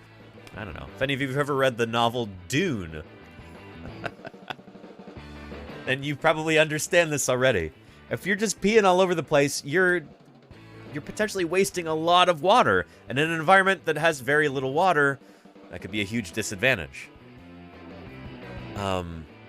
So it's thought that may have first evolved in certain kinds of dinosaurs, the dinosaurs that later gave rise to birds, or it could be a secondary adaptation that birds developed so that they could basically make the most of very little water. Because that's another thing. Any of you who have ever gone on long hikes or camping trips before, well, shoot. You know how heavy water can be. If you have to lug around a whole bunch of water, this stuff is heavy. And birds need to take to the air. They need to fly. That's what gives them a huge advantage in their environment for most species. Flight is like the secret sauce of birds. And, Litton Gamer, thank you for those gift subs, Litton Gamer. Holy cow. I really appreciate that, Litton Gamer. Thank you, thank you. That's excellent. Thank you, Litton. Just like gift subs are the secret sauce that helps this channel here on Twitch continue to grow and thrive, flight is like Bird's secret sauce, you know? These little critters, the fact that they can actually fly through the air gives them a huge advantage, but it comes at a huge cost. They need to be able to maintain really, really lightweight bodies so they can fly efficiently. And if they have to, like, lug around a bunch of water with them internally, that's going to be really bad. So if they can kind of reduce their water intake and, like, reduce the amount of water that their system needs, like, if they just, you know, peed liquid urine all over the place, well, that's got to come from somewhere. They'd have to go and drink more water, then they'd have to have that sloshing around inside of them, and then the less water they can drink, the better off they are. And so just kind of like reducing their body's overall water intake is best for them. So I think that's probably one of the reasons why they secrete paste rather than, you know, doing like we mammals do or a lot of reptiles, you know. So yeah. Yeah. The spice must flow. Yes, Caravan. But yeah, if they did that, being outside would be more dangerous. There you go, Dr. Terry. Yes. Yeah. It probably was a secondary adaptation, I would imagine, Nader Fiend. Yeah. Yeah. But I don't know. It's difficult to really figure that out. You know, there was a, here. I remember doing it. Here it is. Yeah. Eurolight. This is a figure from a scientific paper of, well, this is a trace fossil, what we call a Eurolight.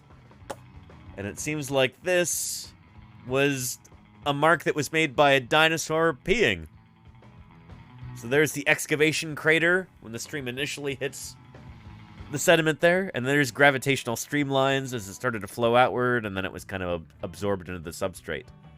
But, yeah. Fossilized in Brazil, the impact from dinosaur urine on sand. So if dinosaurs, like Tyrannosaurus, you see here, did pee like a lot of other reptiles or mammals, then that would mean that the bird, you know, uric acid paste thing might be a secondary adaptation.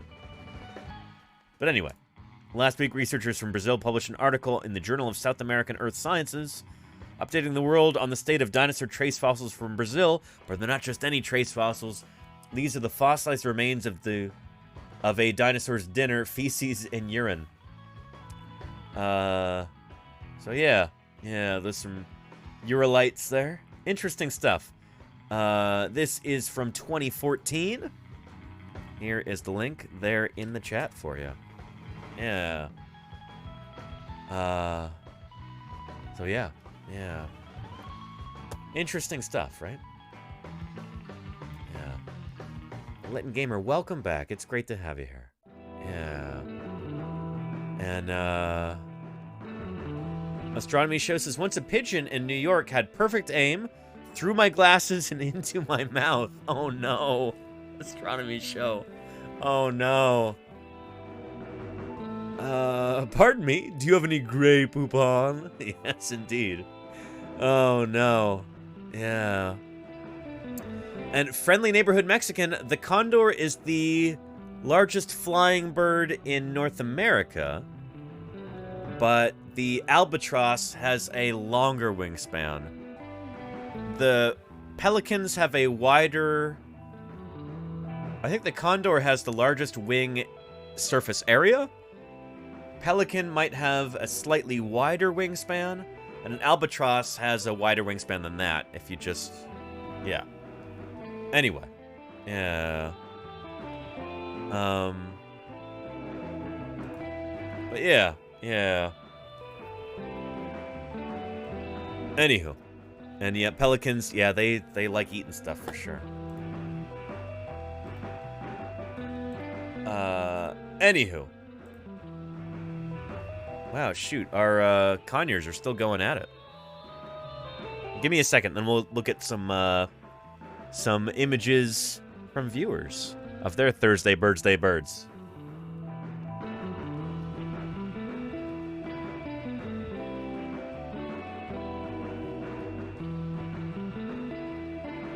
Yeah, let's do it.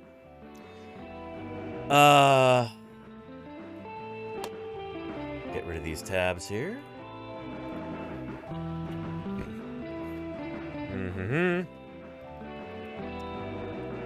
Open up the old Discord.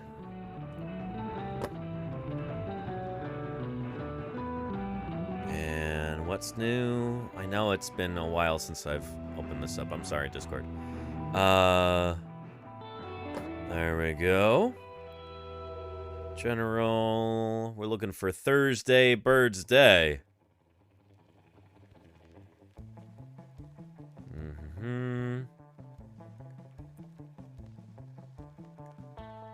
Where is that?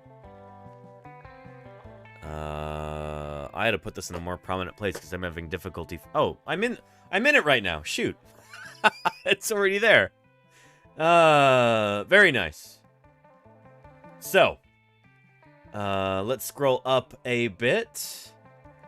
Yeah, American Kestrels, very cool. XF Kirsten, we were looking at these last week. Oyster catchers, archosaurs, song sparrow.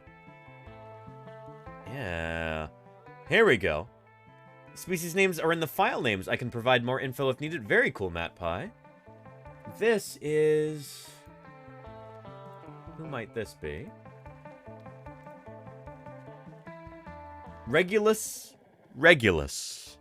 Regulus is also a star in the solar system. Who is Regulus Regulus?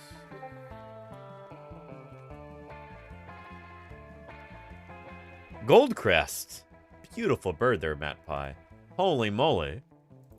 Very cool. This is some kind of little finch here, isn't it?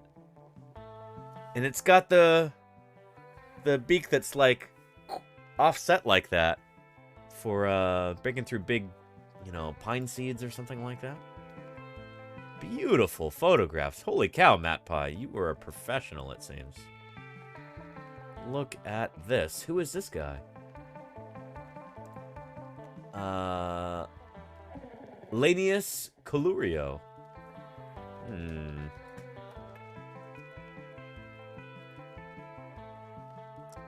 A red-backed shrike. I wonder if, like, shrikes in North America... This might be from North America, from all I know. It probably isn't, though.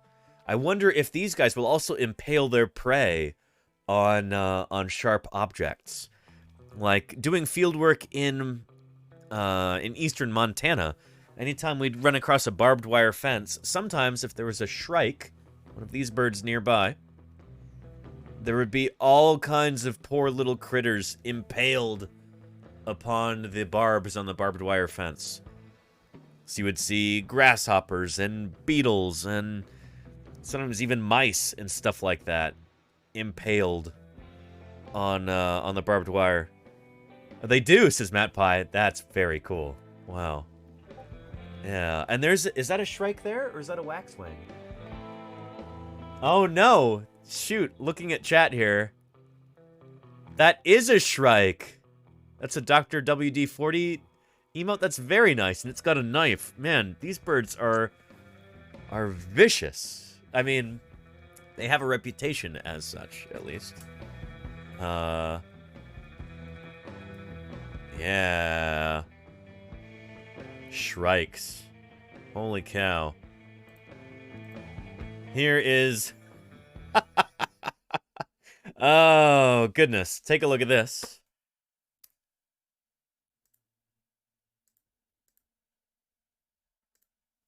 Oh, oof.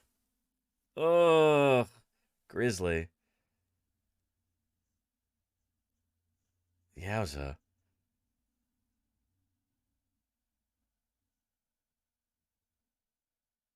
A little dramatic there. Shrike.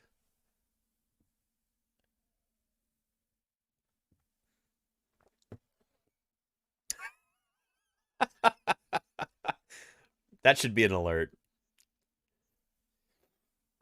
Oh, boy. And hang on a minute here. Real life fiasco. I don't know why the alert didn't trigger there. But welcome to Paleontologizing, Fiasco and Raiders. It's great to have you here. Holy cow. How was your stream, first of all? I hope it was fantastic. Welcome to the channel. My name is Danny Anduza. I'm a dinosaur paleontologist. I'm here on Twitch trying to do some good old-fashioned science outreach. So yeah, if you've got any questions about dinosaurs... Are you a fan of dinosaurs? I won't get angry if you aren't. What?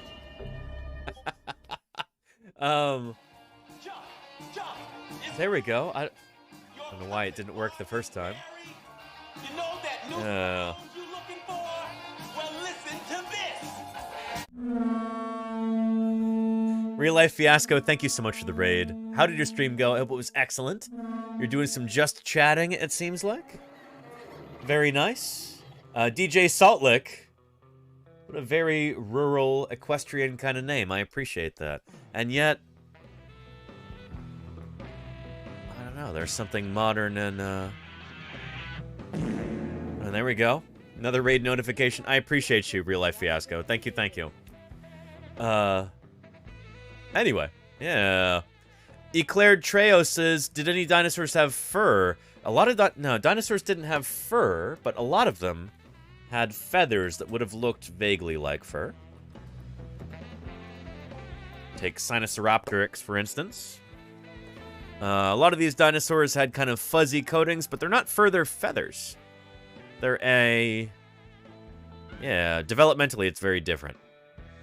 But yeah, since birds themselves are living dinosaurs, birds evolved from dinosaurs, feathers first evolved on dinosaurs. The feathers that birds have are dinosaur hand-me-downs, which is pretty cool to think about. Anyway, yeah, and that does look like fur, doesn't it? Yeah. Anyway, Real Life Fiasco, thank you so much for the raid. I really appreciate that. Would anybody like to see a little video to welcome them to the channel? Type a 1 into chat if you would like to see a quick welcome video. It will not be the same one that we watched earlier. It'll be a different one. Eclair Treo says, sure. There we go. Yeah. Any other raiders or anybody else? Would you like to see a quick welcome video? Yeah. All right. You want to be welcomed? Hello, Kitty S. Cat? Well, you are in luck. We're going to call forth our good friend, previously recorded Danny, who I bet is already sneaking up behind me right now as we speak. He already is. So, hang on. I promise you're in good hands with him. He'll tell you about this channel, what a paleontologist is doing here on Twitch in the first place, all that good stuff. Can we get one more shout out for Real Life Fiasco? Thank you so much for the raid. And previously recorded, Danny. Take it away. Thanks, present day Danny. You know, people ask me all the time, Danny, how did you first get interested in paleontology? And I've always been interested in fossils from the earliest time I can remember, particularly dinosaurs. My parents like to say that I decided I wanted to become a paleontologist pretty much the moment I realized I couldn't grow up to be a dinosaur. And believe me, I tried. I was born and raised in the San Francisco Bay Area, which is a lovely place to grow up. Except that we haven't got any dinosaur fossils here. So right after high school, I packed up and moved to Montana, one of the best places in the world to find dinosaurs. Just a couple days after I arrived in Montana, I started working at the lab at Museum of the Rockies and the paleontology program founded by Jack Horner. Jack's done a lot of amazing things in his career, but you may know him as the scientific advisor on the movie Jurassic Park. You consulted on that movie. I did consult on all those movies. And they said the guy, Alan Grant, was you. Yes. Yeah, well, fortunately, he didn't get eaten. But we wanted a credible resource that could back up several theories that we were sort of expounding. And one was that dinosaurs eventually evolved into birds. And even the word raptor means bird of prey.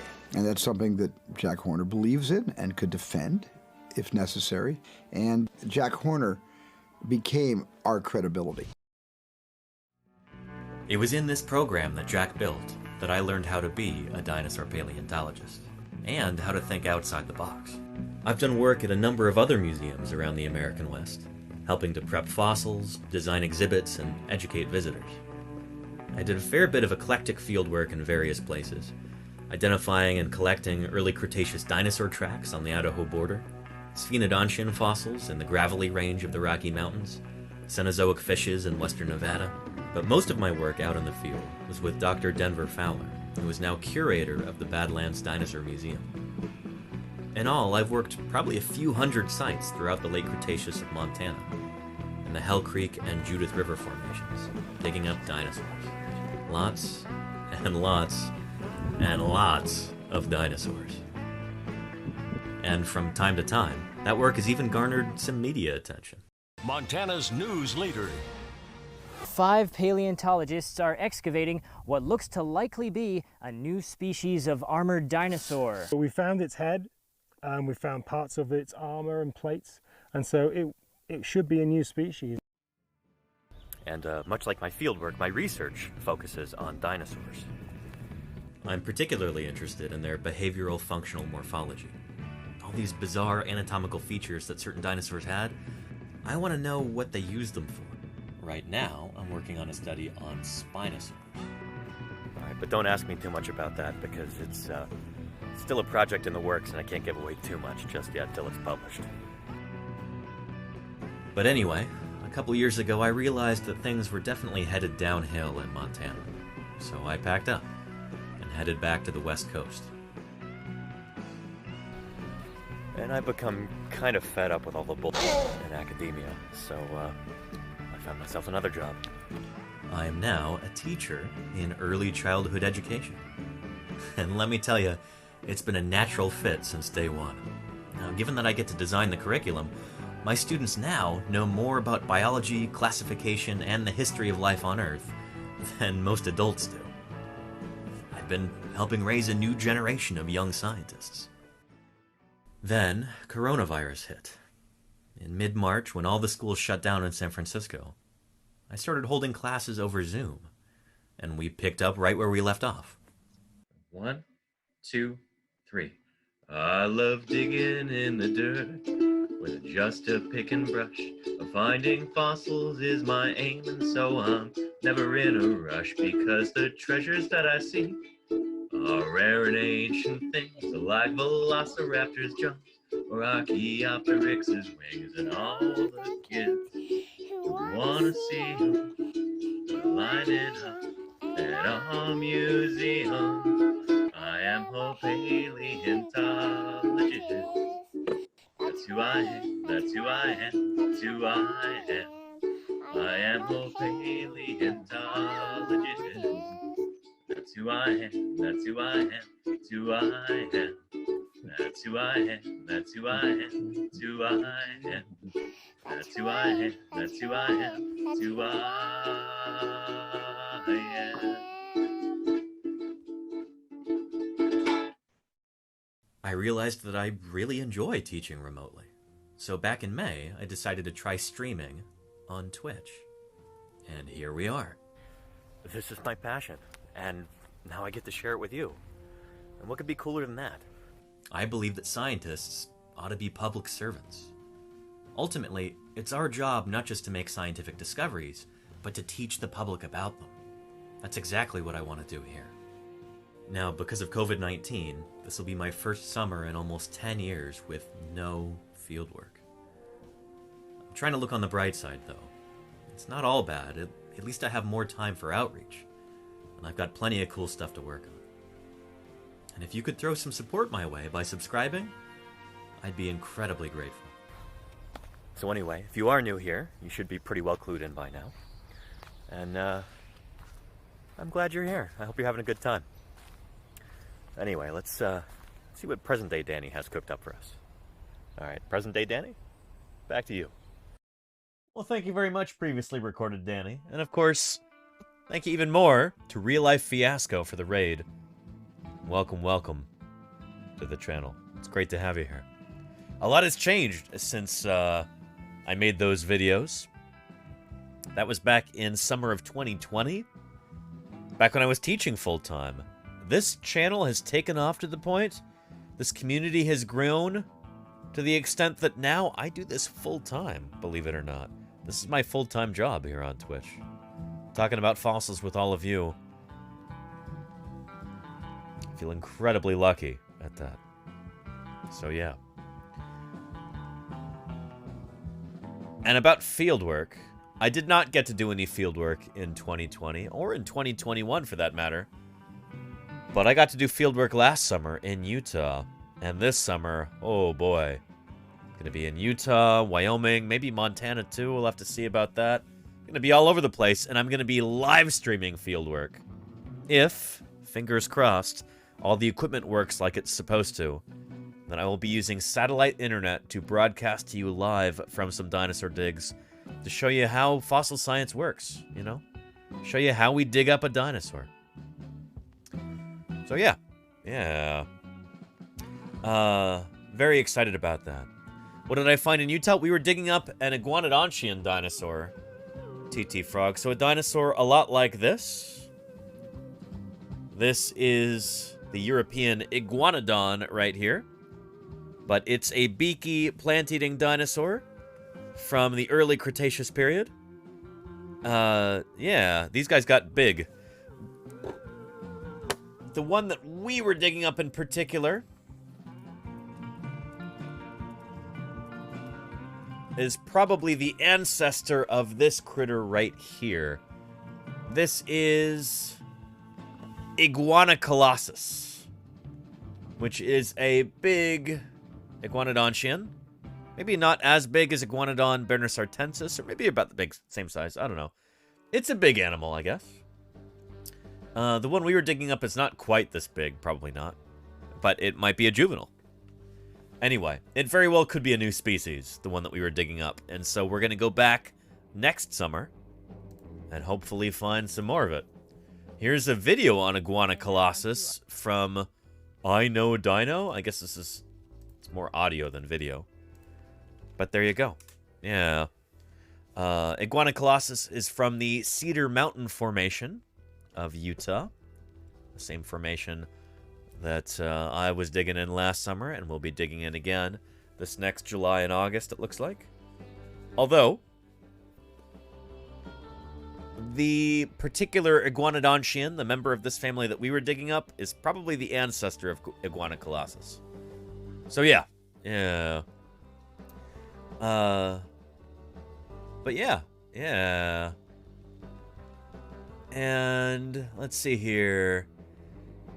Bad Mendex says, how come England don't have any fossils other than the beaches? No, I mean, shoot, the first dinosaur fossils to be described came out of England. From a place near Maidstone in Kent. We were just talking about that yesterday, actually. Yeah. Let's see. This is a little bit goofy. But, After a fierce iguana. What? See exactly what happened. Layers of another.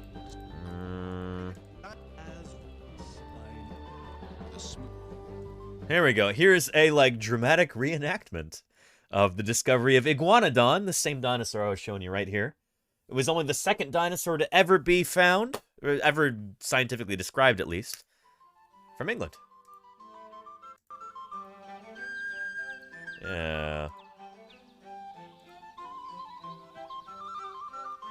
I've never been up to Alberta. Well, only super briefly, but never actually gone fossil collecting in Alberta. Was drawn to the middle of a pile of rubble. Miggity, Marty. The road. For there, in the middle of a pile of rough sandstone, was the oddest-looking stone she had ever seen. Ah. It was dark brown and shiny, with a smooth, polished surface. And as she looked at it more closely, she suddenly realized what it was. The dark brown stone she was holding was a giant tooth. Yep. And there were many more crushed together in the sandstone nearby.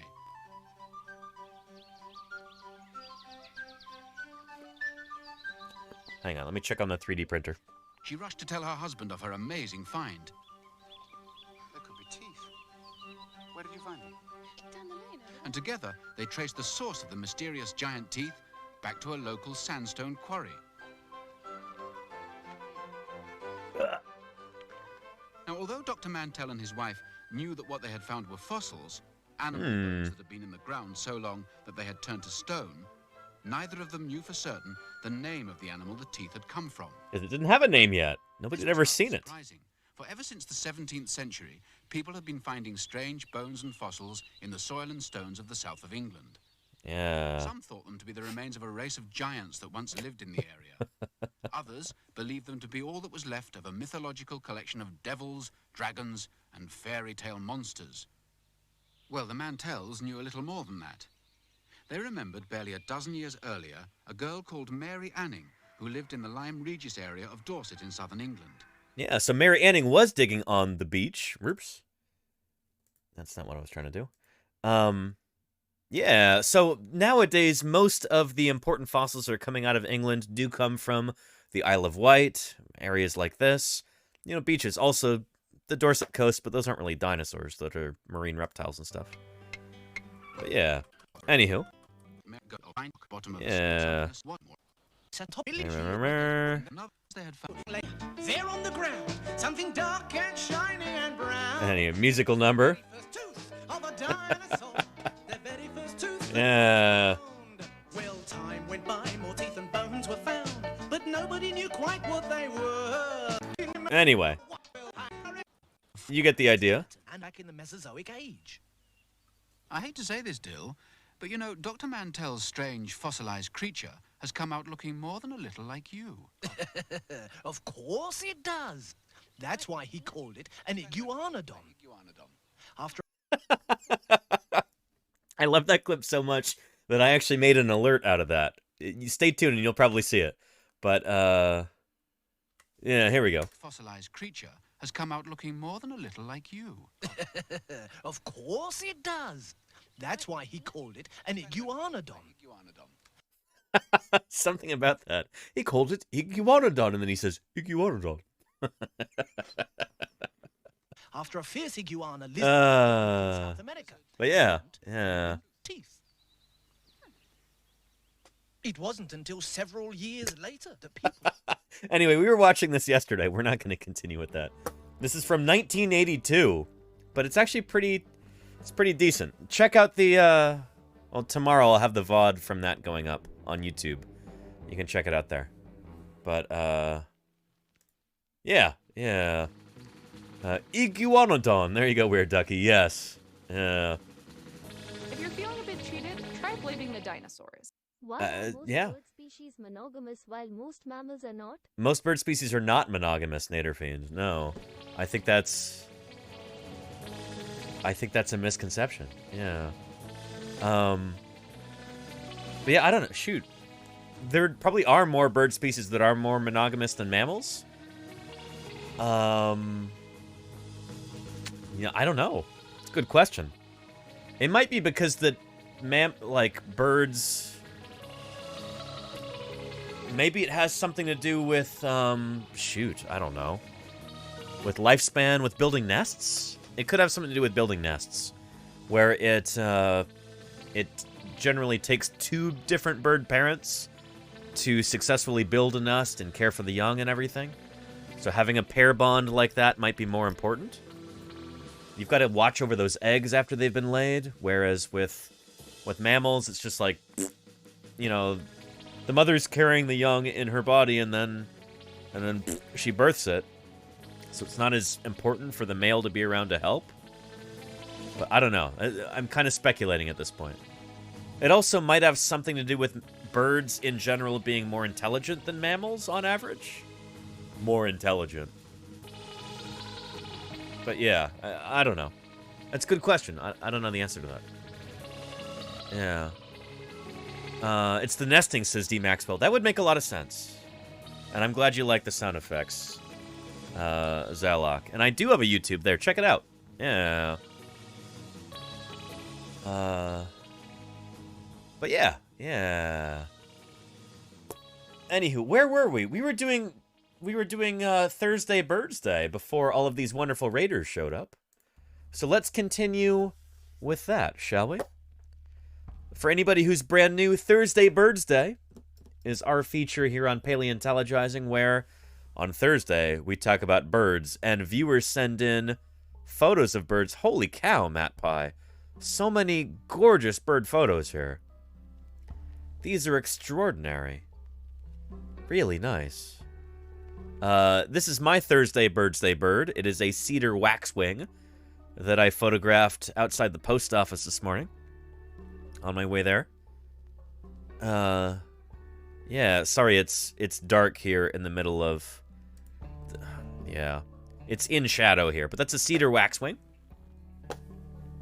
Birds are living dinosaurs. Birds are the only group of dinosaurs to survive the mass extinction event at the end of the Cretaceous period. And birds are very accessible. We can all go out and find them. You can leave wherever you are right now watching this stream, you can go walk outside, and I bet within a couple of minutes, you will see a living bird flitting about, perched on a wire, sitting in a tree, swimming in some water like this. What is this? These are very cool, Matt Pie. Shoot. Just a glut of wonderful birds here. Matt Pie, this looks like a European robin. Ah. Is that what this is? Yeah. It reminds me. There's a, there's a wonderful Twitter account with a European robin on it.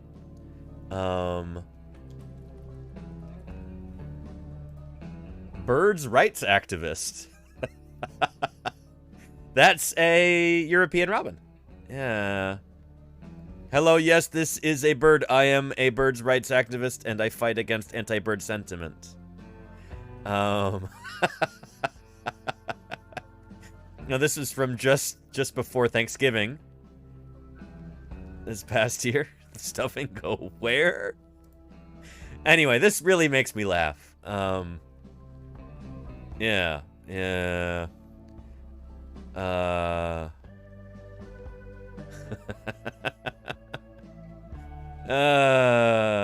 Good stuff. Yeah,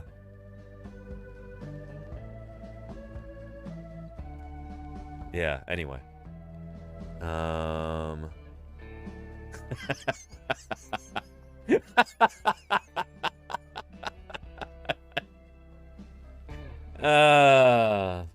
Anyway, yeah, Golganek, you could say it is still the age of dinosaurs today.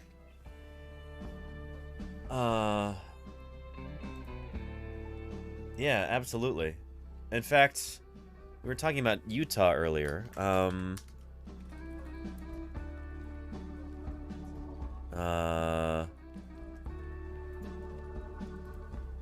Let's see. Well, let me go grab that. Hang on. Keep an eye on the 3D printer while I'm gone for a second. We're printing some more iguanodon fingers here. We'll talk about that in a minute, too.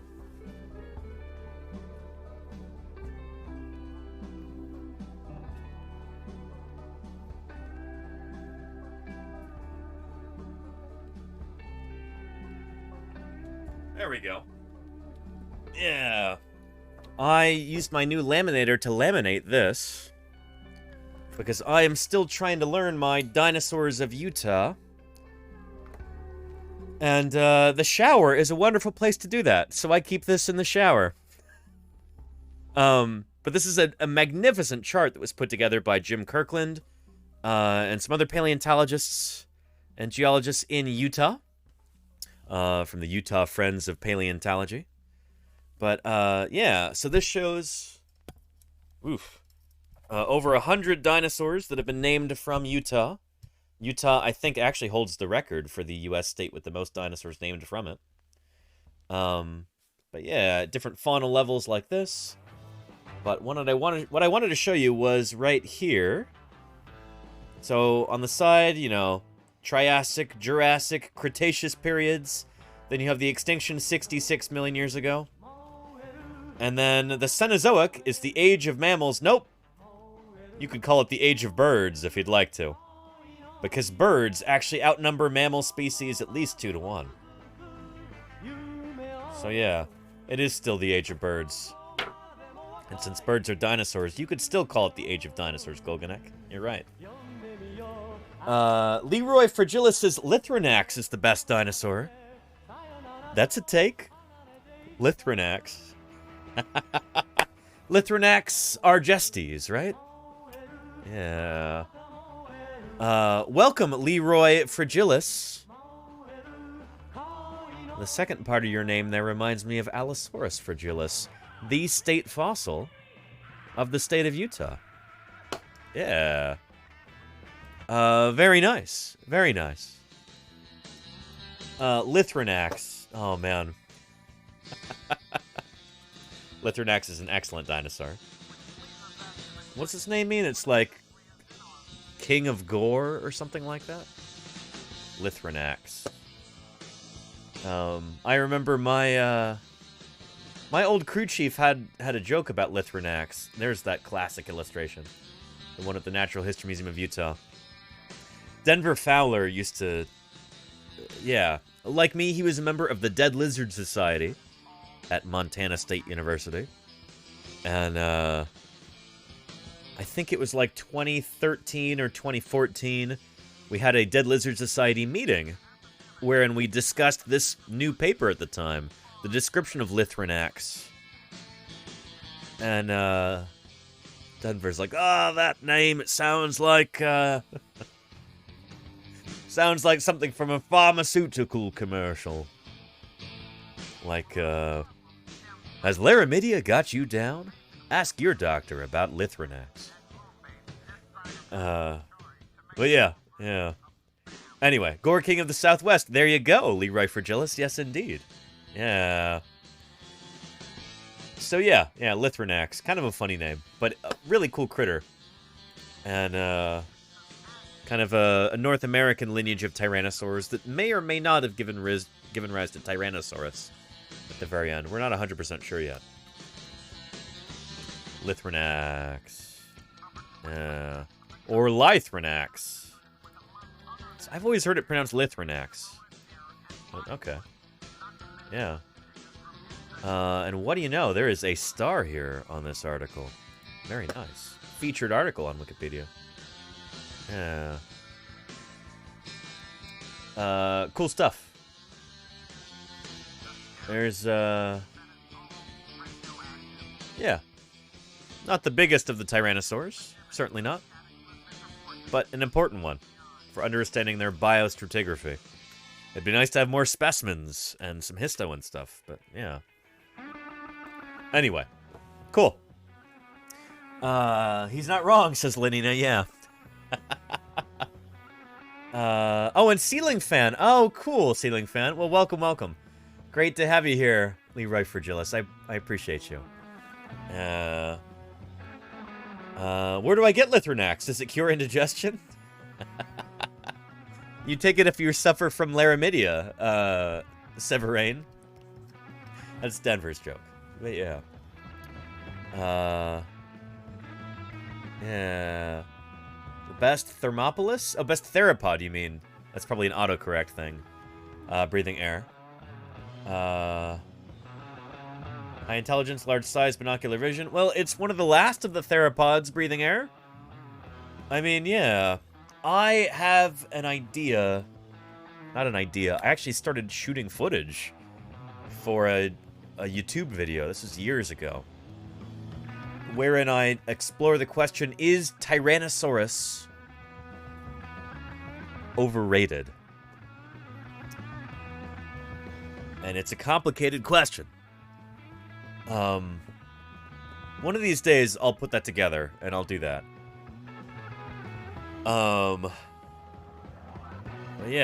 Yeah, we'll see. I do think Tyrannosaurus is kind of overrated in some regards, but in some other ways, it's definitely not, you know? There are so many other really cool big theropod dinosaurs out there that don't get nearly enough attention. So I would like to see some of the attention that Tyrannosaurus gets given to, you know, other big theropods. Other small theropods, for that matter.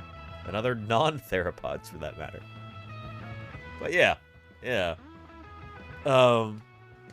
Yeah, wasn't Laramidia a continent? It was, Feister. Yeah, let me show you. Yeah. Here, let's go back to, say, 90 million years ago on our own Earth. This is what the continents looked like about 90 million years ago. It's an approximation of that. Hang on a second.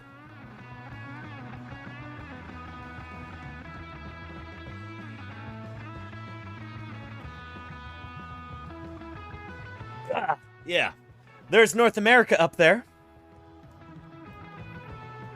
There used to be a shallow sea about 90 million years ago. This kind of ebbed and flowed throughout the late Cretaceous, the western interior seaway. It advanced and retreated and ebbed and flowed. Kind of cut North America into 2 continents, subcontinents, 3 at times also. This is Appalachia over here. This is our name for this kind of half of North America. And over here is Laramidia, which includes...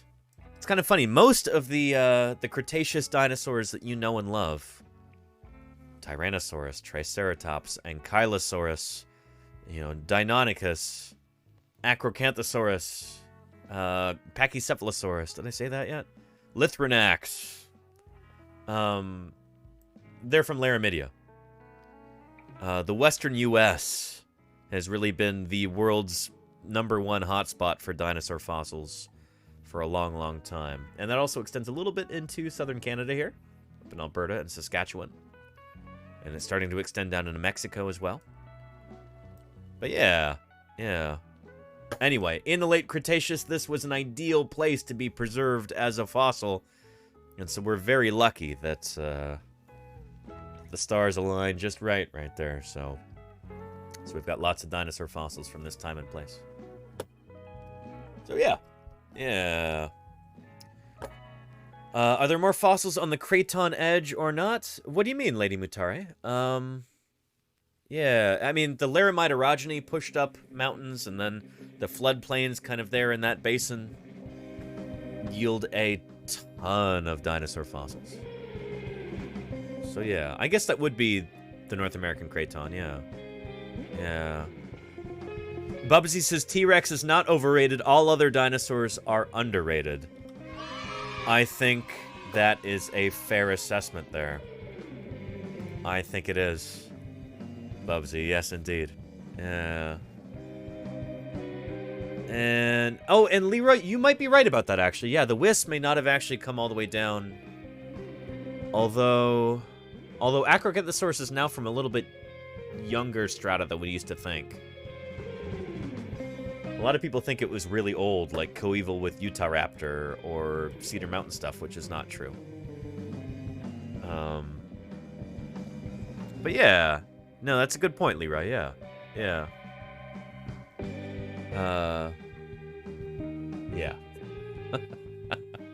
I shouldn't have said Acrocanthosaurus, I should have said Albertosaurus. I may have been kind of reaching for that and reached right past it. Yeah. Breathing Air says, I remember arguing with a 6-year-old why Velociraptor ain't what it is in the movies. I hope you were on the correct side of that argument, Breathing Air. And I hope you were kind about it, too. Because, yeah. Velociraptor, we now know, looked much more like this. Interested in your island. It's got nothing to do with oil. I'm a Paleontologist. Savvy Sister Shop, Lindsay, thank you for the follow. Welcome to Paleontologizing. Yeah. I have a Velociraptor model right here. Generously provided to me by a member of this community. Come on, focus. You can do it, camera. You can do it. Sorry it's so blurry. And this camera... I might need to get a new camera, because this one's a real pain in the butt sometimes.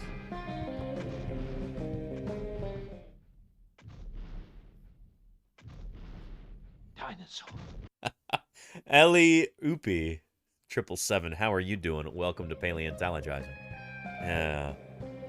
So this is much more like Velociraptor would have actually looked than those big iguana things from Jurassic World. Anyway. Yeah. That's a pretty decent velociraptor right there. So yeah. Yeah. And Friendly says, it's like these giant landmasses moved. Yeah, they totally did. Which makes my jaw drop when I think about tectonic plate movements over billions of years. Oh yeah. Yeah. Pretty cool stuff.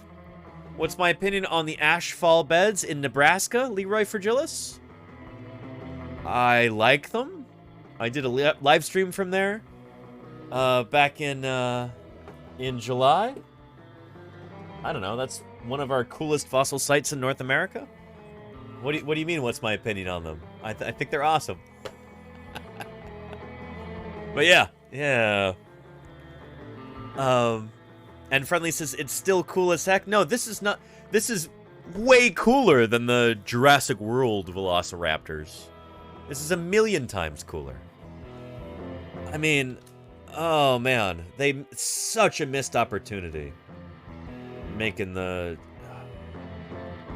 They had a golden window to put real feathered dromaeosaurs in a Jurassic World film, and they, like, back in 2015, they absolutely should have done that.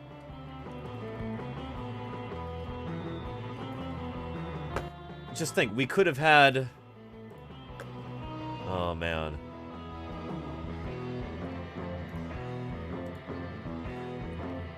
We could have had this in Jurassic World. Which not only would have been far more authentic, but would have been far cooler and scarier. Far more compelling. But nope. Ultimately, it comes down to the leadership. The director just didn't have proper vision for that. And just wanted to serve people up slop. So that's what they got, you know? So yeah. Very, very cool. Yeah. Anyway. Yeah. I mean, just imagine that, like... And imagine them actually, like, incorporating that into the script. The fact that these guys have got these big feathered forelimbs like that. Where, I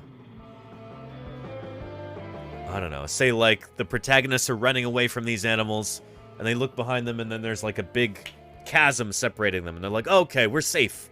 They'll never get across. And then they see these animals kind of double back, turn around, get a running start, leap off, and then kind of use their forelimbs like that to kind of half fall, half glide to the other side. That could have been a really cool scene, you know? Possibilities are endless. They could have made that really, really compelling, but nope. They decided to make them all stupid and scaly and completely inaccurate. You know, it's like putting an elephant in a film and going, oh, I don't know about that trunk. We're going to leave that part out. I know that everybody's going to say that, accurate elephants should have a big, weird, squiggly thing on the front of their face. But, you know, we just haven't had that in a film before, and we think it would be confusing to people, you know? So we're just going to leave that out. It's like, no, they actually had that. These animals actually had feathers.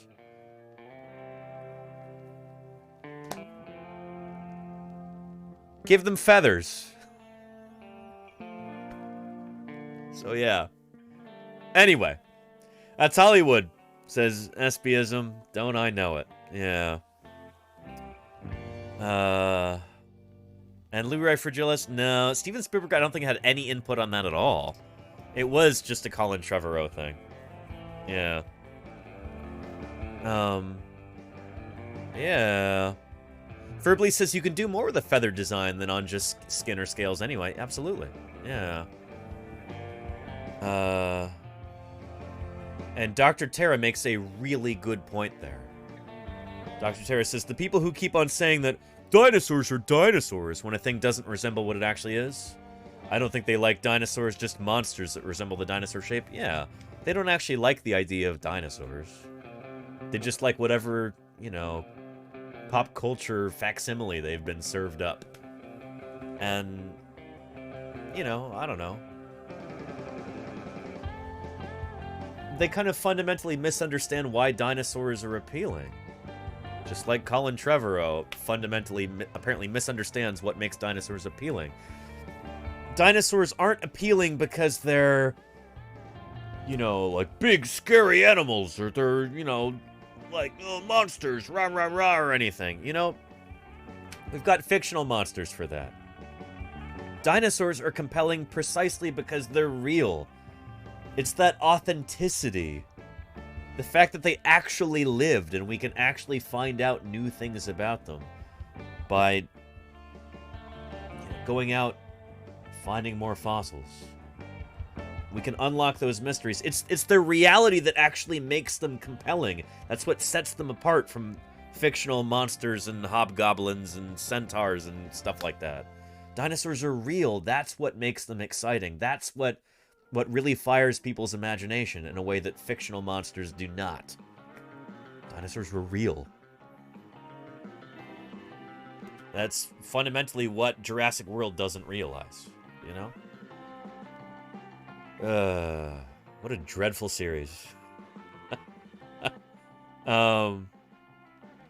Anyway, yeah.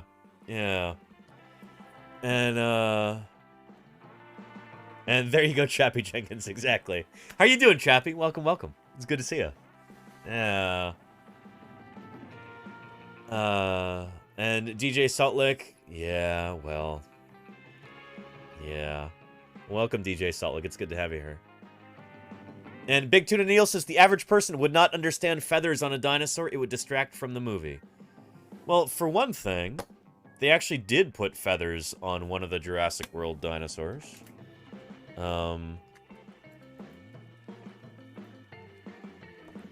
So that's fundamentally wrong. Like, they're admitting that in the first place. When they put feathers on one of these dinosaurs, they did it really poorly, and it's like a really lousy design overall. But I'm glad they finally did it, you know? In the final Jurassic World movie, they finally did it. This is supposed to be Pyroraptor. Yeah. Oh, and the Therizinosaurus too. There you go, Alrex Gaming, yeah. The thing is, we've known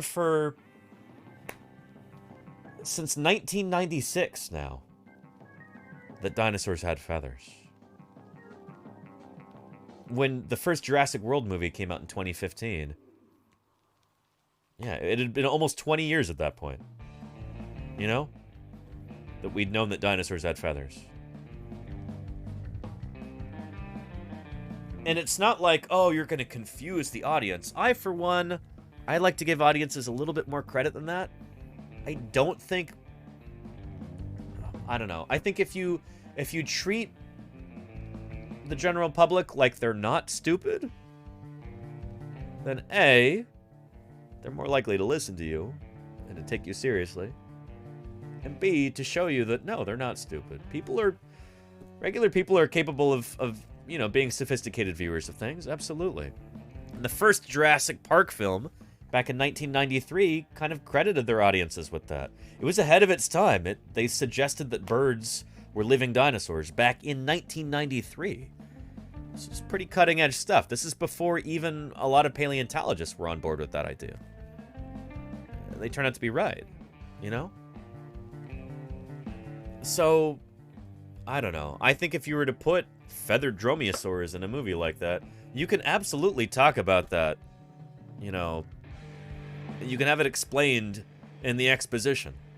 Have B.D. Wong's character, the laboratory guy, you know, the geneticist, have him say, oh, you know, when the first Jurassic Park was built back in 1993, we didn't have the complete genome of these dinosaurs, but now with more DNA, with improved methods, we were able to make them much more authentic and show people what dinosaurs were really like. And there, just in that line, you've introduced the audience to this idea. You've set it up there in the plot. It all makes sense. I don't know why they didn't do that. Because they absolutely should have. Back in 2015, they should have done that in the first Jurassic World film. So yeah. I don't know. Anyway. Woo can say, oops, we made a mistake. There you go. Yeah. Yeah. So anyway. Yeah. Anyway. But anywho. Yeah.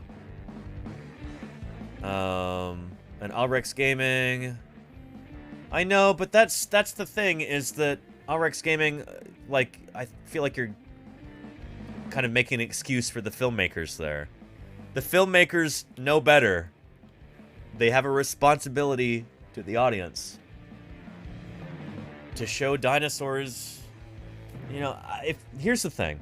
If you're going to put dinosaurs in your movie, you 100% have a responsibility to your audience to make the dinosaurs decent, you know?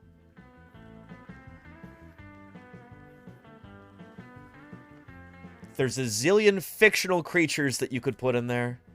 There's all kinds of fictional monsters that you could make your movie about. But if you're gonna make your movie about dinosaurs, then give us dinosaurs.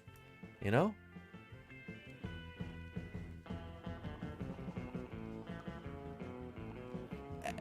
It's as simple as that.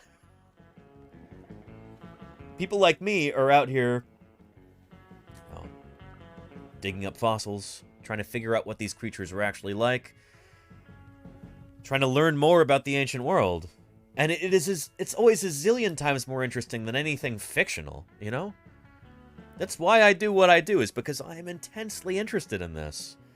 I really want to know what these creatures were actually like, because reality is always far more fascinating than any kind of, you know, tawdry fictional thing that somebody can come up with. And maybe you could call that circular reasoning. Sure, I don't care. Call it circular reasoning. It's more accurate. It's more compelling because it's more accurate. You know? Yeah. Yeah. So that's the thing, yeah. That's why I am far more entertained and enthralled watching something like Prehistoric Planet than I was watching that absolutely dreadful dumpster fire of a movie, Jurassic World Dominion. Oh my goodness. Just one of the worst movies I've seen in a long, long time. And it's because at just about every single level, it's just, I don't know. Poor cinematography, poor blocking, lousy special effects, really bad writing. Just everything about it was bad. I guess the acting, a lot of the acting was pretty decent. I don't want to slander, you know, many of these distinguished actors who were in that, but just about, if there were bad acting too, it would have been, oh man, it would be a notoriously bad film. Those actors saved that movie. So anyway, yeah. Oh no, Dr. Terra. We'll watch that tomorrow. I'm not looking forward to it though. The 65 trailer. Yeah. Yeah. Oh, and Alex Gaming says, I'm not saying I'm making an excuse. That's even a reason to do that. Thank you, Alex Gaming. Yes, agreed. We're on the same page. Thank you, Alex Gaming. Sorry for going on a big rant, not paying attention to chat. I do that sometimes. I appreciate your patience. Thank you. Yeah. But yeah. Yeah. A Truckhorn says, before Finding Nemo came out, Disney Channel had fish facts almost a year before the movie came out to gear kids up for being interested in fish. Stirring up buzz through marketing is a real thing? Absolutely, Truckhorn. I did not know that. That's really cool. You know, that was one thing that I really appreciated about Finding Nemo is I don't think they had a single made-up fish species in that. Well, maybe one. Maybe the little shivery green fish. Yeah.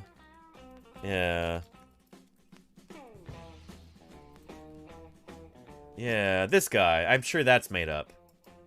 But like every other fish species, or every other, you know, species on display in Finding Nemo, yeah, these are all based on real fish species. Like, what is this? A royal blue tang and a... I forget what kind of clownfish that is. But they're all based on real species, you know? Yeah, and that was really cool. You know, it gives everything a certain kind of, like, depth that they don't even necessarily have to be, like, the most realistic looking. Like, they could still be cartoony. It's still in service of the story and everything, but you're looking at something that is a real fish, you know? And it gives it a certain kind of authenticity that's, I think, really important, you know? Yeah. But yeah. Ferbley says, if it's not a real dinosaur, is it really a dinosaur? There you go, Ferbley, yeah. Yeah. I would argue it's not. And I don't want to diss artists either, Ferbley. But, you know, that's the thing. There's sometimes a distinction between, like, art for art's sake and, you know, science and scientific art. So, yeah. Yeah. Charlie's Dragon says, you can ask, is King Kong a mammal? If it's not real, but I'd say it's a mammal. Well, King Kong's a gorilla, Charlie's Dragon. It's supposed to be a very large gorilla. You know? Like, it's... But if you were to have King Kong and give him fish scales and you know, 6 legs, then I'd say that's no longer a gorilla, you know? Does that make sense? Yeah. Yeah. Anyway, yeah. Your audience cheered when Utah showed up. You were in Utah at the time. Oh, very cool, Ryfordulus. Very nice. And yeah, you can absolutely do accurate representation with flair. I agree. Absolutely. Yeah. Tired of Blumhouse-esque films. I don't know what that means, Epsiism, but I'm sure you've got a well-considered opinion there. I respect that. Yeah. And I agree with you, Truckhorn. That would be really cool if they were to do something marketing-wise like that. It would be neat, you know? Yeah. And I did not know that Charlie's Dragon... See, that is really interesting. Charlie's Dragon says, yeah, the only non-accurate thing about the clownfish in Finding Nemo is that after his mother died, one of the other males in her harem would turn into a female. Is that right? Huh. I know with other fish, like sheephead, the females, once they reach a certain size and ontogenetic stage, they'll actually turn into a male? I didn't know it went the other way in clownfish. That's really interesting. Yeah.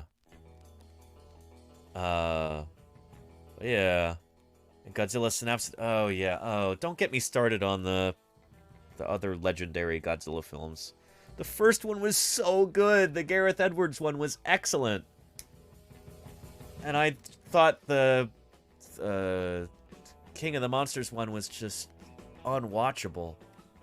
Oh, I was incredibly disappointed. Like, heartbroken over that. It was so bad. Anyway. Yeah.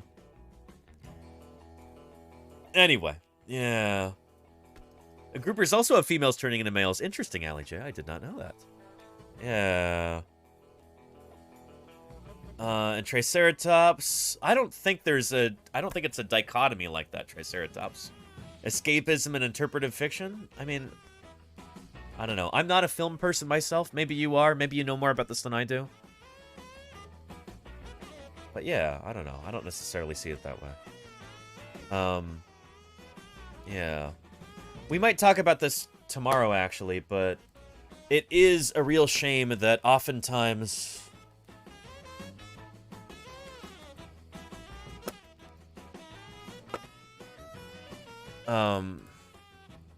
oftentimes bad information and... yeah. Anyway, we might talk about this a bit tomorrow. But, yeah. Sometimes the stuff that is the most popular, gets the most attention, gets the most views, makes the most money, is stuff that's complete lies. Misinformation, you know? And, you know, I recognize you know, I try and talk about real science here on Paleontologizing. That's what this is all about. I'm sure I could have many, many more views if I were just like, I don't know, just playing dinosaur video games all the time, not actually talking about science, not walking people through, you know, how we actually know what we know about dinosaurs and all that. I could go lowest common denominator with this kind of thing and probably be a lot more successful, make more money, but you know, it's the old phrase. What good is it for a man to gain the world but to lose his soul? My soul's not for sale. Thank you very much. You know? So yeah. Yeah. Anyway. Yeah. And the Shin Godzilla. I've not seen that yet, Dr. Terra, but everybody raves about it, but I don't know. I should watch it. You're right. I should watch it. And Breathing Air, the biggest problem with shows like Prehistoric Planet, and I don't know what Amazing Dino World is. I don't know if I've ever heard of that. They're too short, 5 or 2 episodes, and just disappointing, especially since they're legendary. Ontogeny. Just disappointing. I don't know what you mean, Breathing Air. So that's longer than a movie. Like, Prehistoric Planet is 5 episodes at, what, half an hour each? You know? That's, you know, easily 2.5 hours right there. That's longer than a feature film. And the point is to show you, like, all of these different creatures you couldn't get if it were just set in one time and place. You know? I don't know, that's 100% my speed. Like, I love that. I think that's really awesome. So yeah, I don't know. Different strokes for different folks, I guess. You know? But yeah. Yeah. And there you go. Yeah, St. Louis Mo. Oh boy. Don't get me started on History Channel, Discovery Channel, and all kinds of dog water like that. Amazing Dino World is on Curiosity Stream. Interesting, Furbly. Huh, I've never heard of it. Yeah. Huh. A whole series with everything in it, 10 more episodes would be great. I agree, Breathing Air. Yeah, absolutely. Absolutely. But I think there's kind of a... I am continually astonished. Just absolutely astounded that Prehistoric Planet ever got made. You know, this sort of thing does not get made today.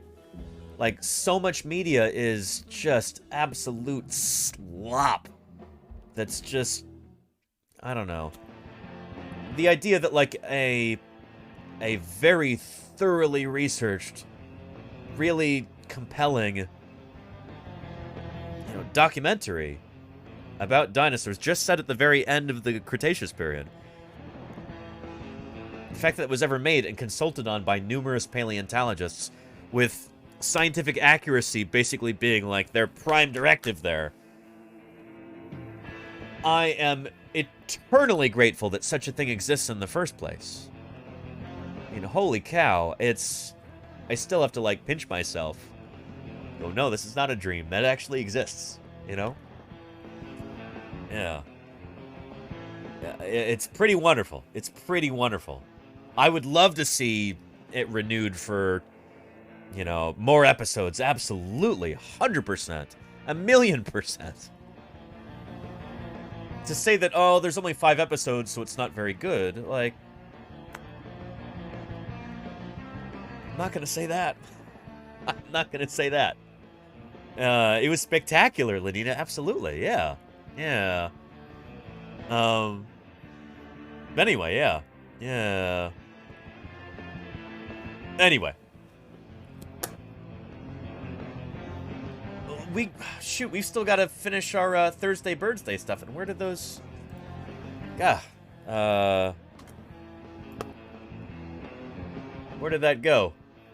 There we go. Thursday Birdsday. Let's continue these and let's get through them. And then we'll get into... We haven't even talked about Mongolian dinosaurs yet. We're 3 hours into the stream. Haven't even talked about that at all. Holy cow. That's good, I guess. Means we've had some pretty rollicking discussions here. But yeah. Excellent. Beautiful birds here, Matt Pie. Very impressed with these. Just a plethora of gorgeous birds. That looks like almost like a great blue heron. A little different though. Bird of prey, woodpecker, European robin. This almost looks like a sandpiper or something. Very nice. Is that a whimbrel right there or a dunlin? Who is that? Weird to see them in grass. Usually see them on the beach. Some kind of hawk right there. Is that like a Swainson's hawk? Who is that? Waterbirds. Cormorant right there. Is that a Brandt's cormorant? Very nice.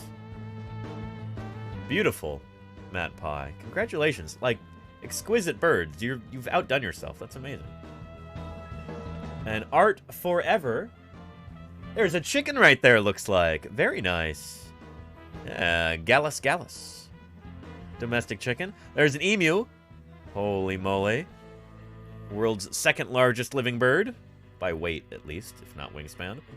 Turkey, Meleagris gallopavo. From here in North America.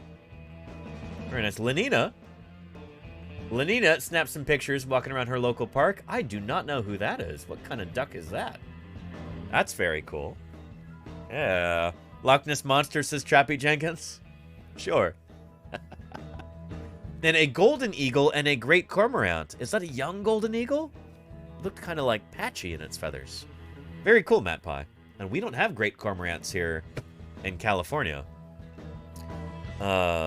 We've got Brandt's cormorants and double-crested cormorants. So that's really neat. A great cormorant. That was pretty cool. Who is this duck that Lenina photographed? Does anybody know? A Muscovy duck. Thank you, Origin TT. Very nice. Yeah. Very cool. There's some mallards there. More Muscovy duck here. With some little ducklings. Beautiful. Nice, Lenina. Very nice. Yeah. An American coot with a chick. Very cool. Origin TT. Very, very nice. I saw some American coots just a few minutes before I started today's stream when I was out for a walk. But I didn't see that little red splotch right there. That's really cool. Yeah. And there is a female ruddy duck with some ducklings. Beautiful, Origin. Those are really nice. Very cool. And a California quail up on a fence. That's my state bird here in California. Origin, very nice. Yeah. And who is that? And a house wren. Very cool. I love pictures of neighborhood birds like that. That makes me happy. Male white-crowned sparrow. And, yep, white-crowned sparrow. Dark-eyed junco. These are a lot of the same birds we have here in the Bay Area. And layer chop, who is this? Is that some sort of ibis, maybe? It's got these long legs. Who could that be? Huh. Ironheart's got a mourning dove? Got a mourning dove there? Nice, Ironheart. Very nice. And Dr. Tara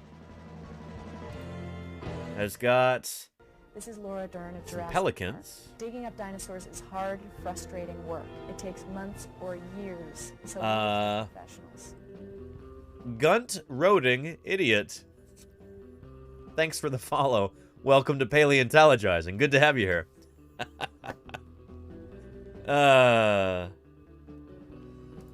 Yeah.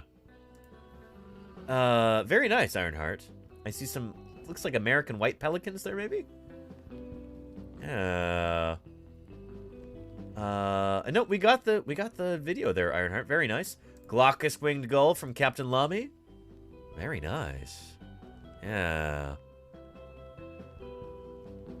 That word glaucous, I always forget what that means specifically. But the word glaucous, that's an adjective for something. It's like a particular kind of patterning, I want to say. Yeah. A Hutton's Vireo, very cool with that The white around the eye there, like a lot of Vireos have. Very nice. And a Pukeko. Really neat. That looks like some sort of galliform bird almost, like a chicken relative. Porphyrio melanotus. Interesting. And ruler of the stick, of course. That most venerable of all birds, the house sparrow. Also known as the English sparrow, Passer domesticus. Very cool. Ruler of the stick. What a great photo. That's excellent. And, oh, and very cool. A mourning dove there. Very nice. A truckhorn, very nice indeed. Those look like not house sparrows, house finches. A male and a female. The male with the red head. Very nice. More house finches. Yeah, another mourning dove. Beautiful. And this is some sort of nuthatch, maybe? What kind of nuthatch is this? And glaucous means greenish. Is that right, Matt Pie? Interesting. Yeah. And Atuday, there you go, yes. I love to watch cats watch birds. That's always a lot of fun. And Caravan, what song is that? I've never heard that before. Sounds neat. Yeah. And there you go, breathing air. Yes, indeed. Oh, yeah, don't get me started on the whole megalodon thing.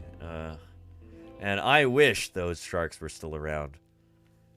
But there is not a snowball's chance in the Sahara. Beautiful woodpecker here. Who is this? Some sort of flicker or a downy woodpecker? I don't know my woodpeckers well enough. I don't know who this is. Titmouse or a nuthatch or somebody. Another woodpecker. Very nice. Ooh, look at that finch with that big old beak. Almost looks like a grosbeak or something. And who is this? I don't know who that is. We've got so many that I feel like I have to kind of cruise through these today. Like, don't be afraid, everybody, to just post one bird for Thursday Birdsday, because otherwise we're just going to have so many. I might request that people just do one in the future, as this continues to get more and more popular. Yeah. This is some sort of goldfinch here. Maybe a lesser goldfinch. Beautiful. Is that a sparrowhawk? Holy cow. Really pretty. Yeah. No, you're good, Matt Pie. You're good. You're good. You're like professional quality photos, Matt Pie. Those are excellent. That's an American goldfinch and a Cooper's hawk. Thank you, Green Herring. Thank you, thank you. Yeah. And a red-bellied woodpecker, and then a downy woodpecker. Very nice, Green Herring. Very nice. Green Herring says, I've got two cool things to share from last weekend. The first, 4 male hooded mergansers doing a courtship display for a female. They kept rearing up out of the water, throwing back their heads, and making truly odd croaking sounds, trying to impress her. Unfortunately, they swam out of sight, so I didn't see if she picked anyone.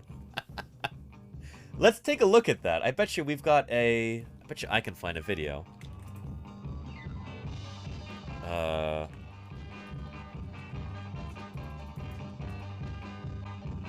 Hooded merganser courtship display.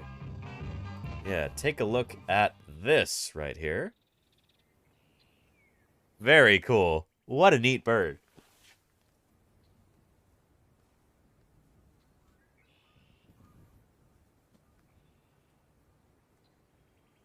All right, let's see them display, please. Come on now. Man, they're swimming fast. They're just cruising.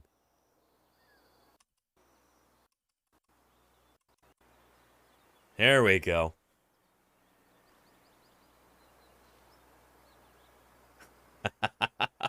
Oh, I love the coloration there. Really neat.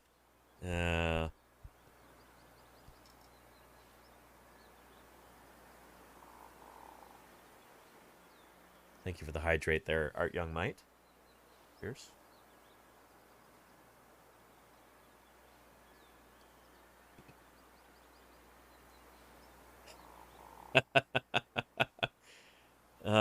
He's showing off to her.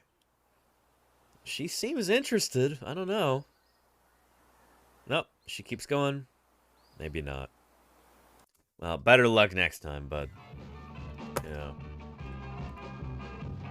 Yeah. Very cool green herring. You got to see some of those. 4 of them displaying to the same female. Lucky her. She gets her pick of the litter. And second, an absolutely beautiful yellow-bellied sapsucker at what must be a favorite tree. And I love that you've got the stories here. This is really nice, green herring. You can see all the rows of holes it has drilled, typical for a sapsucker, looking for sap and potentially insects and certain plant fibers/tissues that it uses to supplement its diet in the winter. The bird is a male because of the red under the beak. Very nice. Beautiful image there. I don't know if I've ever seen a sapsucker in the wild. Super cool. Super cool. Yeah. And, Altamira Oriole. Very nice. I've never seen an Oriole live in the flesh, Dr. Terra. That's pretty neat. A Black Phoebe. We have those here, Sibeliusaurus. Very nice. Yeah. They're cool. They're very cool. Are they related to kingbirds? Something tells me they are, but I could be wrong about that. Welcome, Z Nikers. How are you doing? Welcome to Paleontologizing. And who is this? What bird of prey is this? Eating somebody else in the snow. Look at all those feathers scattered everywhere. What kind of bird of prey is this? Yeah. And they're both flycatchers. Thank you, Green Herring and Sibeliusaurus. We've got so many people here in chat who know more about birds than I do, and I love it. This is wonderful. I'm learning something. Some kind of hawk, says Matt Pie. Yeah, I don't know. I'm not good at my raptor identification. I'm really not. And a Cooper sock. Oh, very nice, Alrex Gaming. Nice. Very nice. Yeah. Very cool. And it could be friendly. Could be the Cooper sock.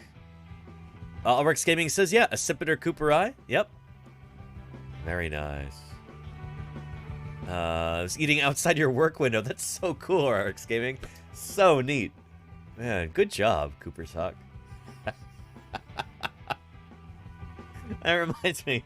My girlfriend in college, anytime she would see, like, an animal do something, like, I don't know, whether we're, like, just sitting outside Burger King and then there's a grackle or a brewer's blackbird and it's eating some french fries on the ground, she'd go, "What?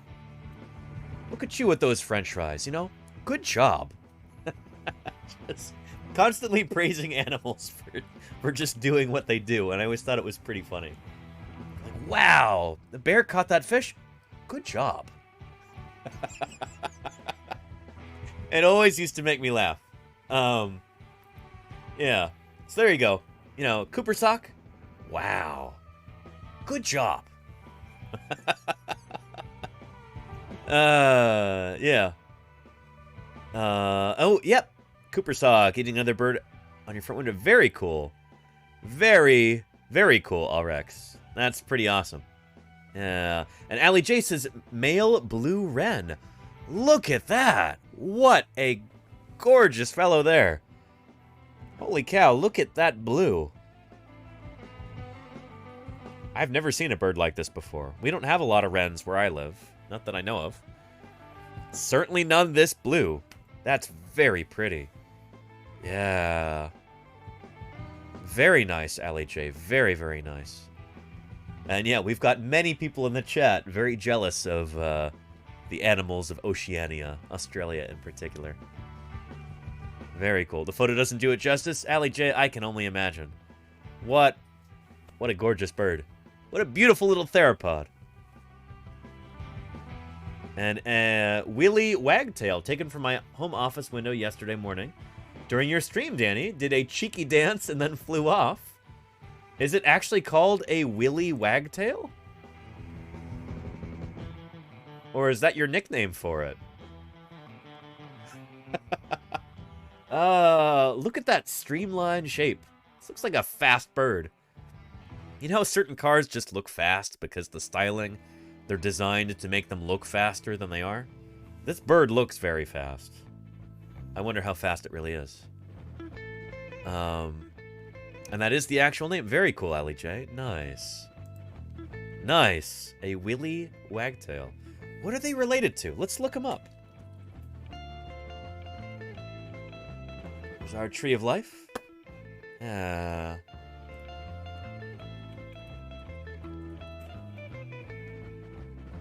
No results found. Let's just try wagtail. Wagtails.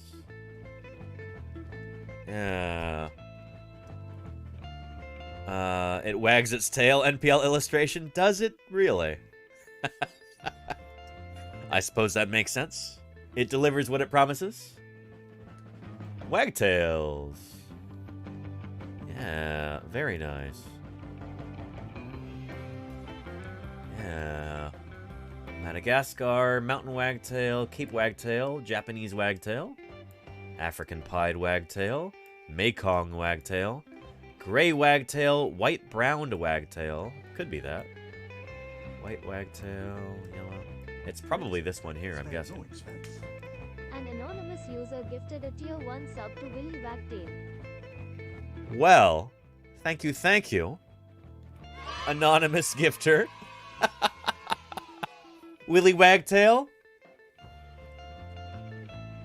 Enjoy that gift sub. This is a white-browed wagtail. White-browed. This has got a white brow. Again, delivers what it promises. These seem like pretty straightforward birds. They're native to South Asia. And not from Australia. Okay. I wonder what our Australian one is then. Presumably not the Japanese wagtail. Could be mountain wagtail? I don't know. Beautiful bird, though. Beautiful bird. Yeah. But yeah. Yeah. And hey, Wusa, how are you doing? Welcome, welcome. Good to have you here. And welcome, Dendroform. How are you doing? Welcome back. Yeah. You wonder if there were swarms of aerial dinosaurs? Well, there are, Dendroform. Australian budgies are literal dinosaurs, Dendroform. That's why we have Thursday Birdsday. Laertrop says, I think it's just a seagull, but apparently it's a young red-billed gull. There you go. Very nice. Sincere appreciation and gratitude. Thank you very much for the 100 bits. Thank you, Nader Fiend. Know when it's time to fly south for the winter? I don't know, Nader Fiend. How do birds know when it's time to fly south for the winter? Better be a good punchline here.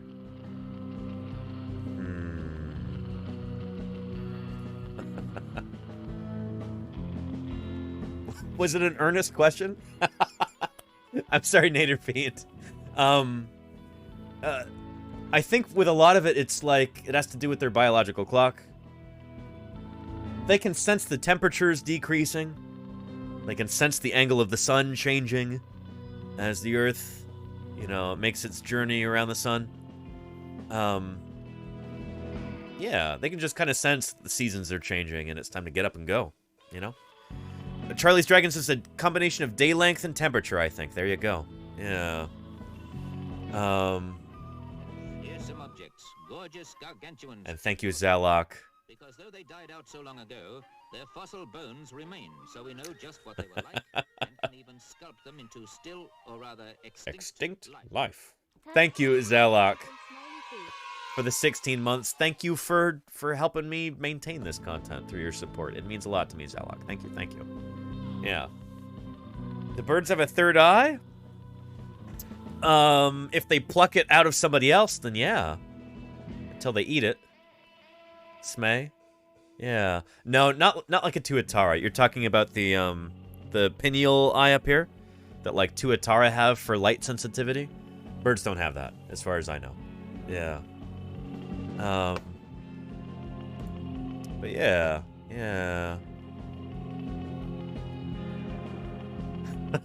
Wait, what is this? XKCD. Where do birds go when it rains is my new favorite Google search. Why? It gives the answer, but also shows you an endless torrent of other people asking the same question. Pages and pages of them, across regions and cultures. I love the idea that somehow this is the universal question, the thing that unites us. When it rains, we wonder where the birds go, and hope they're staying dry. And man, look at all of these.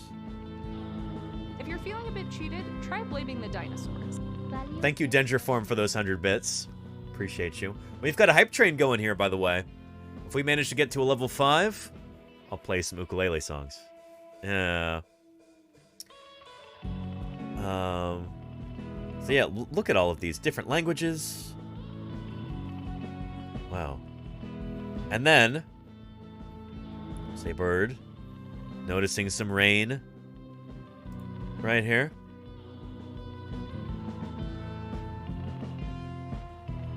And then, is it typing on a phone? Where do birds? Oh, that's great. Matt Pie, thank you. I appreciate that. Yeah. Yeah. And DJ Salt Lake, it is kind of true that a lot of birds they can sense Earth's magnetic field. Yeah. Using their brain. Well, all of a bird's senses are tied to its brain, so of course it's using its brain. But yeah, they go back to their charging stations. Very funny, Safarix. They hide in trees. That's often true, Charlie's Dragon. Trees, on the sides of buildings. We had some big rainstorms here in California over the past few weeks. And I live, near where I live, there were a bunch of pigeons that were kind of huddled underneath awnings and stuff like that on buildings, and, you know, just doing their best to stay dry. So yeah. You try to get him. There you go, Relu. Relu says, if you're the chonky pigeon who lives in my grandmother's garden, you sit on the back step, and I can relate. Yeah. What is this? Dendriform. There's a little present for you lying in the driveway. Oh, boy, really? Oh, no.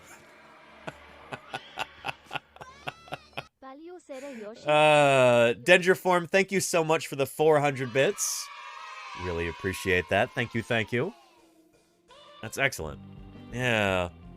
By the way, that's the alert that you get. There's actually one of two that you get if you share 500 bits. It's like between 500 and 600 bits, I think, or something like that, or 500 to 1,000, something. Yeah. Anyway. Yeah. And most or all bird feathers waterproof? Not all of them, Triceratops. No. I think, like, waterproof feathers are kind of a specialized adaptation that you see in waterfowl, seabirds, critters like that. Yeah. And it takes maintenance. Like, birds have a special, like, preen gland that they need to, let's see.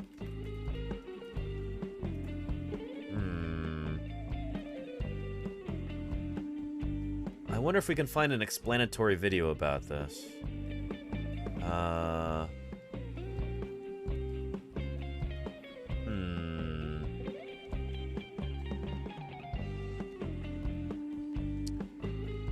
Let's try... This is gonna be short.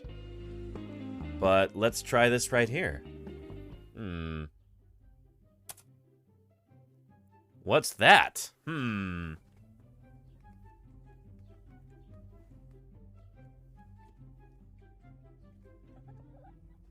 Yeah. So if you see birds while they're preening, reach back like that, they're actually getting oil from that gland there, and then they're spreading it over the rest of their feathers. Yeah.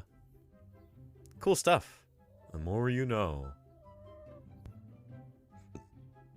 And it feels oily. Interesting, Birds with Dead On. Oh, and I agree. Chickens are pretty cool. Yes, indeed. Yeah. So yeah, cool stuff. Wonder what it smells like. I don't know so far. It's probably like birds. Yeah. There's usually a wee tuft of oily down feathers over it. Interesting, birds. I did not know that. Huh. Yeah. And Cyber Tiger, thank you for the hydrate. Cheers. Yeah. Let's get back to our Thursday Birdsday birds on our Thursday Birdsday. Yeah. And, yeah. Haven't noticed the back claw on a mallard before. Yeah, they've got that hallux back there. That's their first toe. So that's equivalent to, like, your big toe or your thumb. That's the hallux.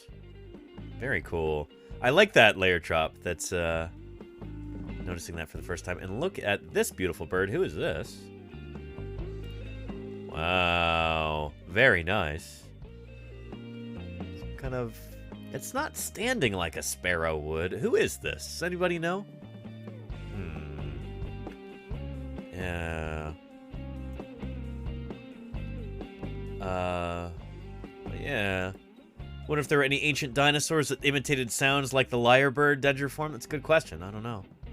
Yeah. And this one from a recent dinosaur deep dive, Matt Pie. Is this is some kind of vulture. The blackhead indicates a juvenile. This is a turkey vulture, isn't it? Oh, very cool. Unless it's a bearded vulture, which I don't think so.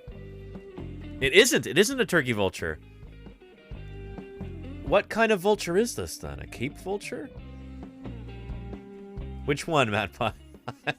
We're not syncing up here. A bearded vulture, really? A juvenile bearded vulture. That's impressive, Matt Pie. Do I have that right? Old world vulture, yes. True vultures.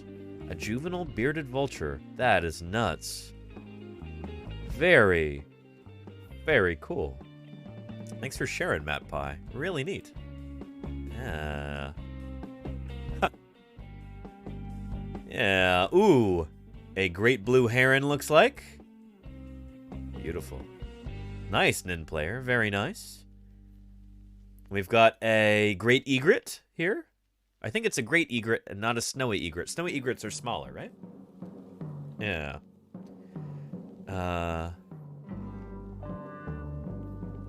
Great blue heron. Very nice. Nice, Dr. Tara. And Loop's Loop has got a... Is that an American goldfinch there? Or a lesser goldfinch? Some kind of beautiful goldfinch there. I'm sure it loves those sunflower seeds.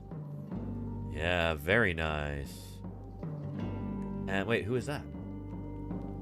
Somebody's got white cheeks there. I don't know who that is. But they're pretty. Woodpecker. Pecking some suet out of there. Very nice. And look at all these mallards crossing the street. Very nice indeed. Very cool. Very, very cool. And Canada geese. And some mallards. It's nice to see all those theropods hanging out, getting along, you know? And that was a black-capped chickadee. I've completely forgotten what chickadees looked like. It's been so long since I've lived in a place that had chickadees. Loop's Loop. We would get chickadees in Montana, where I lived. They're really cool. Chickadees are really neat. And a rainbow lorikeet. Very cool, Allie J. Very, very cool. What a neat critter. Oh, and you looked after her. She was rescued. Very, very cool, Allie J. Well, I'm sure she very much appreciated your, If you're feeling a bit cheated, your care. Blaming the dinosaurs. And thank you, Naderfiend. Like cuckoos among extinct dinosaurs? Oh, I don't think we have any evidence for brood parasites among Mesozoic dinosaurs, Naderfiend. But I don't know. There was an idea for a while that maybe Troodon was laying its eggs in Orodromius nests, and then I think they all just turned out to be Troodon nests. But anyway. On very cool Loops Loop. Loops Loop says this blue jay looks hurt, but it was just in shock. We saved it from a neighborhood cat. Oh, wonderful. He ate his fill in a nice dark box, and then we released it. He still sits and shouts at us every year. The hummingbird was found in a hummingbird, wow. You've rescued multiple birds. Holy moly. The hummingbird was found in a large bus factory, lost and tired. My husband gave him some sugar water, and when it was ready, he took it outside to release. The last one got stuck in the garage and stunned itself, took it outside after a bit in a dark box, and then released it. Oh, and who is that? I like the use of gloves here. Who is that? Some kind of very feisty bird. But that's awesome, Loop Sloop. You have rescued a good number of birds. I, for one, hope that when the order goes out among our feathered friends to make Alfred Hitchcock's The Birds a reality, I hope that you and your loved ones are spared, Loops. Because you have done your part for our bird overlords. I hope they see to it that you will not be pecked. And that very well could be a juvenile grackle, yeah. Yeah, that would make sense. Yeah. You're doomed, Kojira. I start being kind to birds now, you know?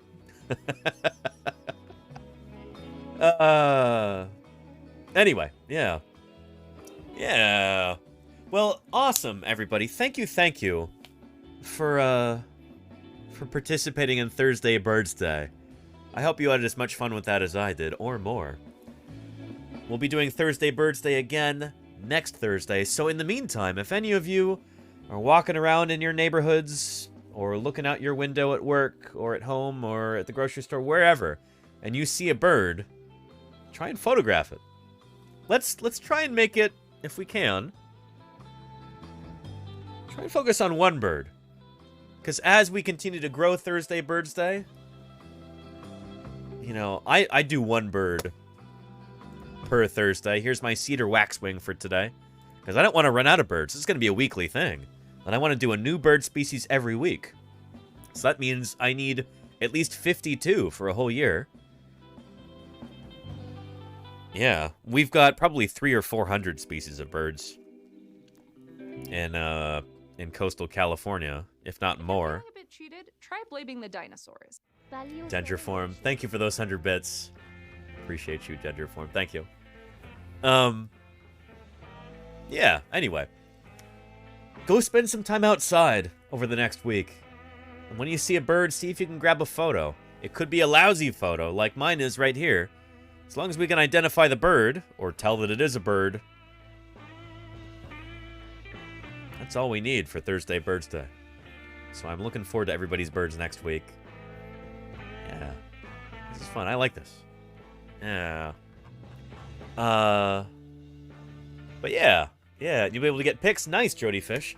Here in the San Francisco Bay Area, because of course, I live in the beautiful, sunny San Francisco Bay Area. Yeah, here in the Bay Area, we actually, I think, have our highest bird diversity during the winter, because a lot of species fly south from northern snowy climates, and they come hang out here. So we've got all kinds of water birds in particular. All kinds of ducks and scoters and mergansers and all kinds of cool water birds. But, yeah, anyway. Yeah, so I'm trying to take advantage of those while I see them. We've already done 2 species of goldeneye, and I might do sanderlings next week. So, yeah. Yeah. And, a flock of Canada geese. Hey, those count. Reload, those count. They're always up for photos between attacking the visitors. Nice. Yeah. Nader Fiend says, how cold does it get there in the winter? It gets so cold here in the Bay Area. Down to like 45 degrees Fahrenheit. You know? At least in the part of the Bay Area where I live. You go a little bit further east and it gets colder, almost down to like freezing. But yeah, yeah. I may hate you. I know, right? Hey, I went out for a walk today, and it was like 70 degrees outside. Here, I can show you. Here's another picture I took of some birds. Or, well, no, I'll show you a picture that I sent to one of my crewmates. He sent me a picture of like, I guess a view from his house near Salt Lake City, Utah. Snow everywhere, just looks really cold. I sent him this in response. There's me at the beach. At like 8 o'clock in the morning. Beautiful sunny day. There's San Francisco off there in the distance. Yeah, this is at Alameda Beach in Alameda, California. Sometimes when I've got, you know, an hour, couple hours to spare, I'll go for a long walk and find myself at Alameda Beach. So yeah, yeah. Anyway, yeah. It looks like an astronaut shadow on the moon, Safarix. Well, it's early. The shadows are really long. The sun is at a low angle. But yeah, there's some palm trees over there. Yeah, and this is San Francisco Bay here. You could just see Sutro Tower off in the distance. And, yeah, can I zoom in? You can just barely see the Bay Bridge, and the Golden Gate Bridge is off over there. There's the San Francisco skyline. Oh, yeah. Yeah. Back to negative 24 on the weekend. I'm sorry, Gojira. I'm sorry. Well, hopefully things warm up for you soon. Or, yeah, I don't know. I hope you're sitting in a warm place right now. Yeah. And Leah M. Core says, how would you fare in the negative 40-degree weather that Calgary had the other day? Leah M. Core. Just fine. You know, I used to live in Montana for the better part of a decade. Bozeman, Montana. And I think it was like February of 2013. It was negative 40 for like 2 weeks straight. And when I say negative 40... That's the beautiful thing about negative 40 is you don't have to specify Celsius or Fahrenheit, because negative 40 is where the Celsius and Fahrenheit scales converge. And, yeah. Negative 40 is where they meet. It was cold. It was very cold. And I had to drive a truck all day that didn't have a working heater, which was fun. My boss at the time, he's like, here, I found these, like, finger warmers in the cupboard. It's like, you know, don't use them all in one place, he said. This is when I used to be a delivery driver for an auto parts store. Yeah. Anyway. Keep an eye on the 3D printer for a second. I gotta go check on something, and then we'll get started with our Mongolia, dinosaur discussion.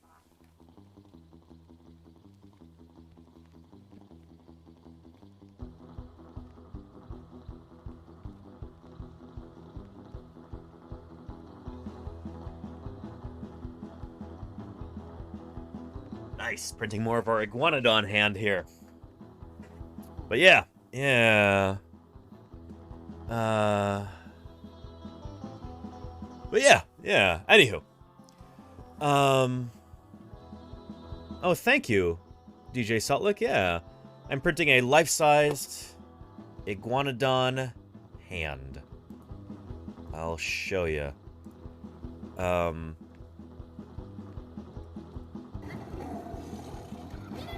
And thank you, Genesis Spul.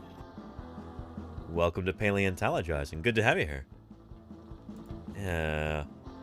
This is what our iguanodon hand will look like when done.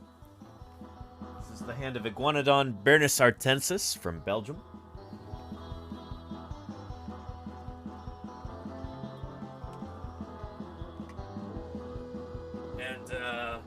This is what I have thus far. It's not done yet. It's gonna be big. This is a big animal. So, these are the metacarpals here. And then the fingers. So this is digit 3 right here. Yeah. And here's the pinky finger, which is going to go over here. So yeah, printed life size. It's a big critter. Iguanodon, especially Iguanodon bernisartensis, is not a small animal when full grown. It's big. I wonder if these bones are actually thicker than that of, like, if these would be thicker than, like, an elephant's metacarpals. Anyway, it's a big animal. And, can't wait to have it done.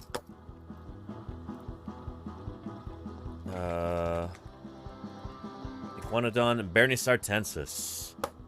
Yeah, there's this lovely illustration by Gabriele Gueto here. Look at that chunky boy. Beautiful critter. Yeah. Yeah, Iguanodon, Liam Core. Iguanodon. Yeah, very excited. So yeah. Yeah. And it is not the ancestor of iguanas, no. This might be... maybe not Iguanodon per se, but its relatives might be the ancestors of the duckbill dinosaurs.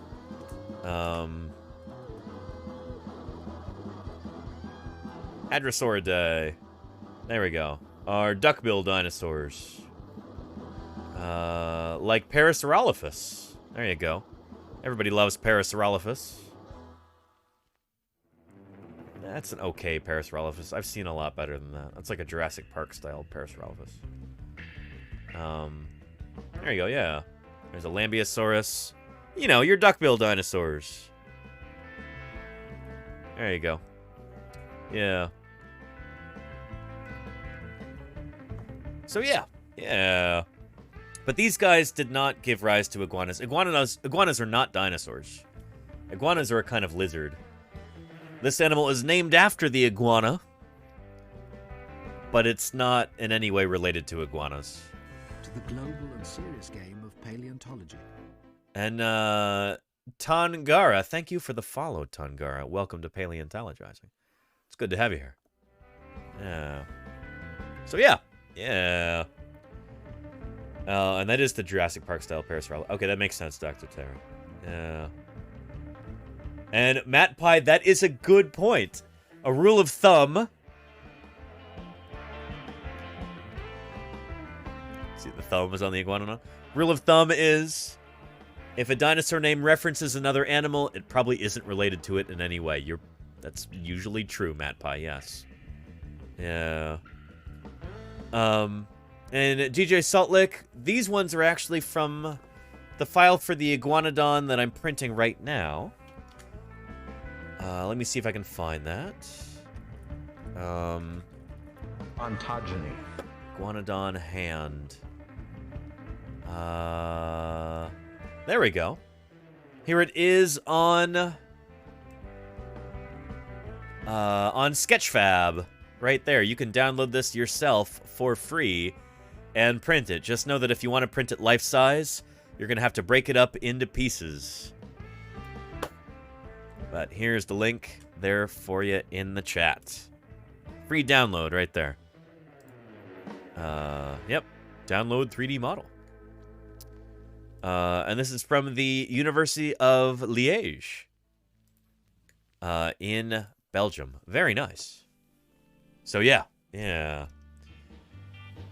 Oh, and Loops Loop says, Zoe asked if dinosaurs had to endure cold winters. Some of them definitely did, yeah. Yeah. Tangara says, dinosaurs I'm in. Welcome, welcome, Tangara.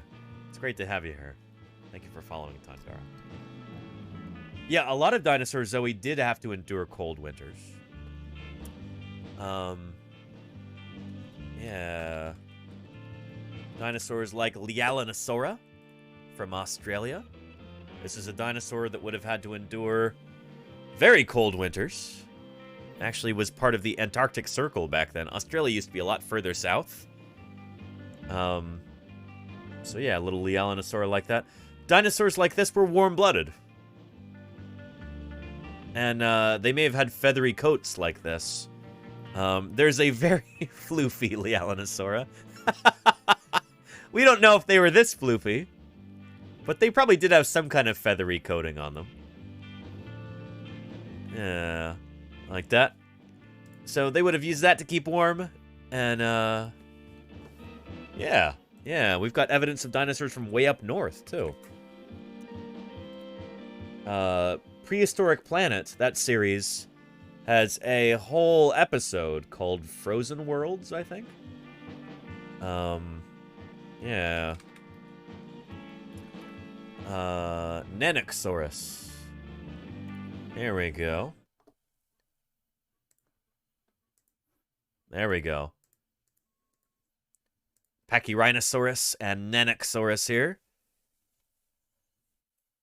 Yeah.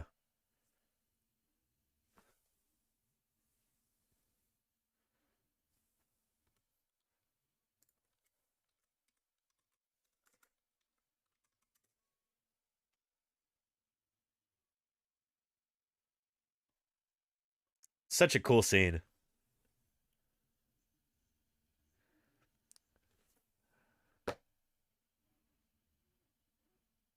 So here, the Pachyrhinosaurus don't have any kinds of feathers. They're not portrayed that way in this documentary. But the Tyrannosaurus, Nanoxaurus, do have feathers. Oof. But both of these would have been warm-blooded dinosaurs. So they could generate their own body heat internally by eating food, just like we can, you know?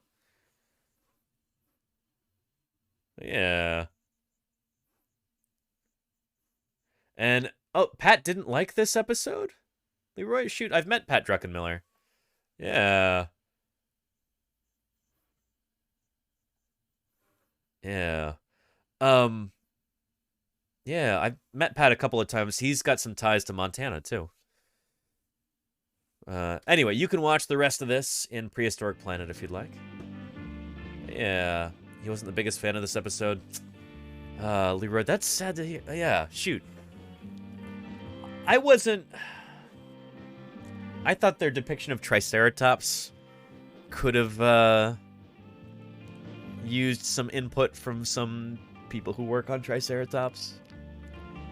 I've dug up a lot of Triceratops before, and so I'm looking at like, that's not right. Like, this isn't right.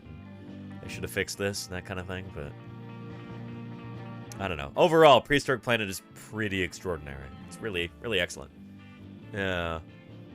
Oh, he disliked the snow. Interesting, Leroy. Huh. Yeah. And opossum blood. I wonder if I have any links on dinosaur endothermy. We might have a video about that. Let's see. Well, here.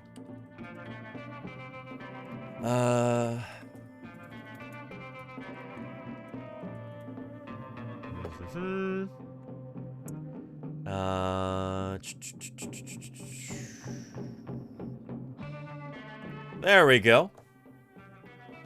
Were dinosaurs warm-blooded? New study says...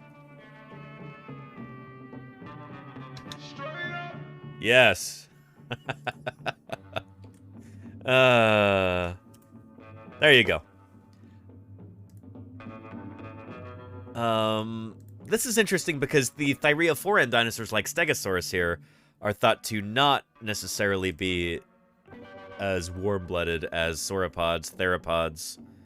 There's a hummingbird over here too. Maybe the only place you'll ever see a hummingbird next to an Allosaurus and they're the same size. Or plesiosaurs, who are not even dinosaurs. These guys are marine reptiles. But they were probably warm-blooded too. Yeah. Anyway, cool stuff here. Yeah. And wait, is this just the figure captioned? I guess this is just a really, really short... Anyway, here's the actual paper here from the journal Nature. How about pterosaurs? Pterosaurs would have certainly been warm-blooded, Clockwork Ninja, yeah. To maintain active flight like that, they would have to be able to to generate their own body heat. Absolutely, yeah. Yeah. And yeah, bluefin tuna also warm-blooded Gojira. That's right. Yeah. And Lenina, I did check the P.O. box today. And, look at what I got, Lenina. Yes. So we will be opening this tomorrow on stream. Thank you, Lenina and Blue. Really appreciate you. So yeah. Yeah.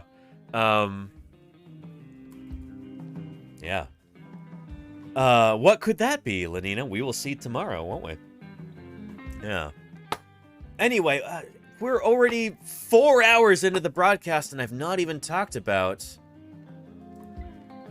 the main topic for the day, have I? Shoot, Thursday Birdsday. It takes up a lot of time in a good way. But let's talk about somebody who was born on this day back in 1884. Roy Chapman Andrews was a famed American explorer, naturalist, zoologist, fossil collector, expedition leader. Did I say adventurer? There are many who say that the character of Indiana Jones is actually based on Roy Chapman Andrews, and I think in a lot of ways that's probably true. Indiana Jones is probably more of a composite character based on a number of different people. A real mean kid. With 6-inch daggers for teeth, he was the terror of his neighborhood. Thank you, Render Smith, for the follow, and welcome to Paleontologizing. Good to have you here. So yeah. Roy Chapman Andrews. Maybe the real-life inspiration for the character of Indiana Jones. There's a whole video about this here. Ann Bowsam gives a Books TV C-SPAN 2 talk. Hear about that. So that's that. I haven't actually watched this whole thing. But there's another little documentary that we should take a look at here. There we go. We've watched this before, but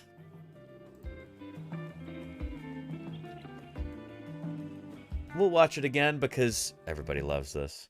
I have actually watched this in the field multiple times with my colleagues. This used to be kind of our like rainy day documentary. So when we're out in, say, out in the Hell Creek digging up dinosaurs, sometimes we would get a rainy day where we can't be out there in the muck, in the mud, you know, digging up fossils. It's far too wet for that.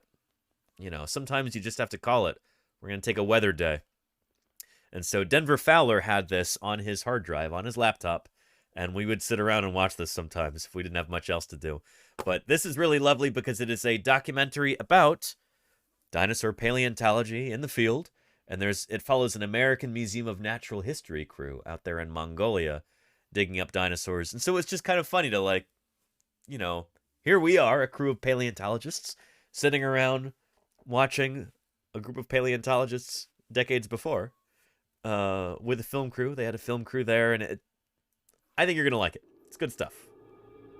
A little corny with the CGI and everything, but in years ago, in an enjoyable way. Disaster came to a world ruled by dinosaurs. Let me know if the volume is okay. CGI is definitely not, but I can't fix that. It came in waves of sand and wind that buried every creature alive.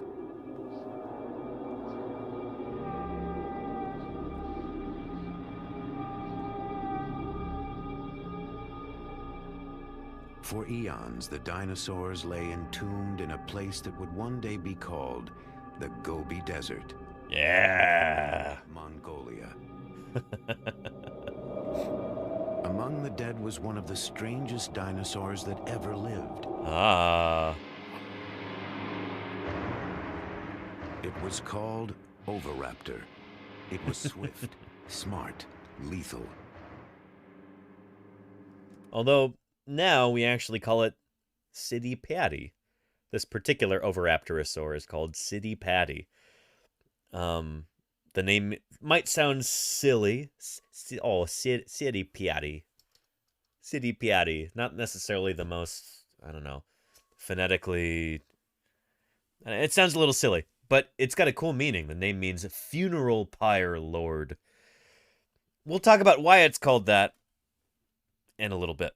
But Claire Burr, faithful moderator to this channel, I think she's resting right now. Sounds like she had a really late night. But she requested this dinosaur for a deep dive yesterday, so we'll be talking about it. Now only bones tell us about its life. And the vicious world it lived in. City Piatti. Velociraptor. The bones have given us a glimpse of those ancient times.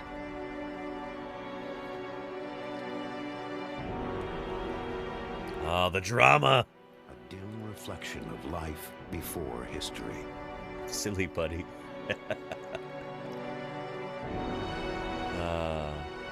Oh, this takes me back. But there is more to the story. Still hidden in the vast emptiness of the Gobi. Oh, yeah. Now, an ambitious expedition is traveling to that distant desert to uncover the secrets of the Oviraptor's world.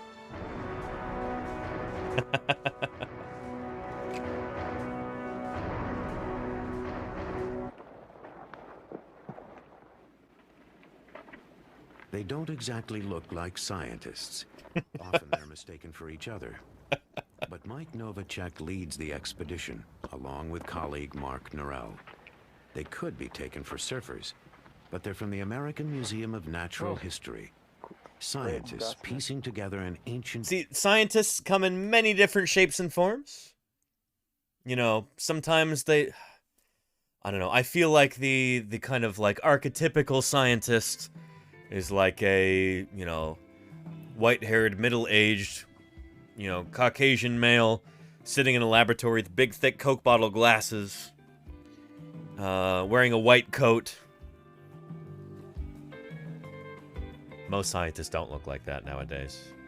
Many do, but most probably don't. Some scientists look like Mike Novacek and Mark Norell. Some scientists look like Mary Schweitzer, or I don't know.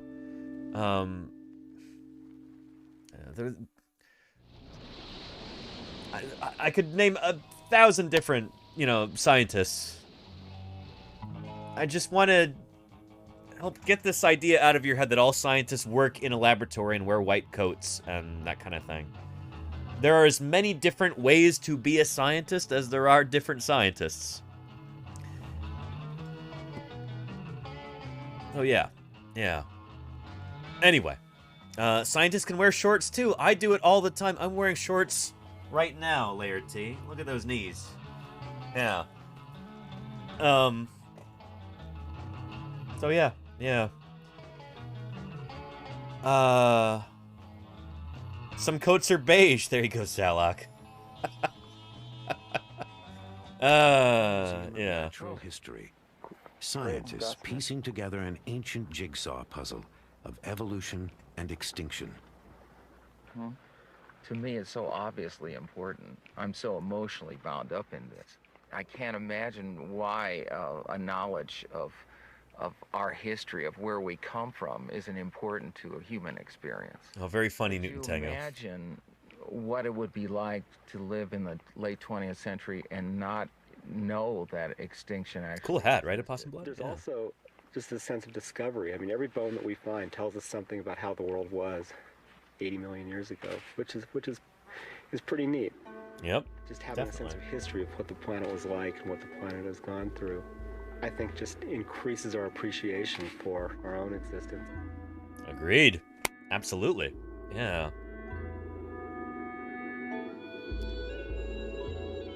Mike and Mark are about to journey to the sun-scorched badlands of the Gobi. It's a desolate area. They say sun-scorched. Looks more like cloud-scorched right here. But, yeah, anyway, it does get very hot there during the summer. For certain. In the same way that it gets very hot in eastern Montana during the summer. It's actually got a pretty similar climate to Montana. Not as much precipitation, obviously. But yeah. Looks like a slightly wilder Anduza. Wait, who is that, Roses and Tea? The guy in the gray shirt? Oh, blue shirt, gray shirt. Mark Norell? I'll take that as a compliment. Mark Norell is curator of paleontology at the American Museum of Natural History. And I actually have a story about Mark Norell. Do I have that? Just a second. Here, keep an eye on the 3D printer for me.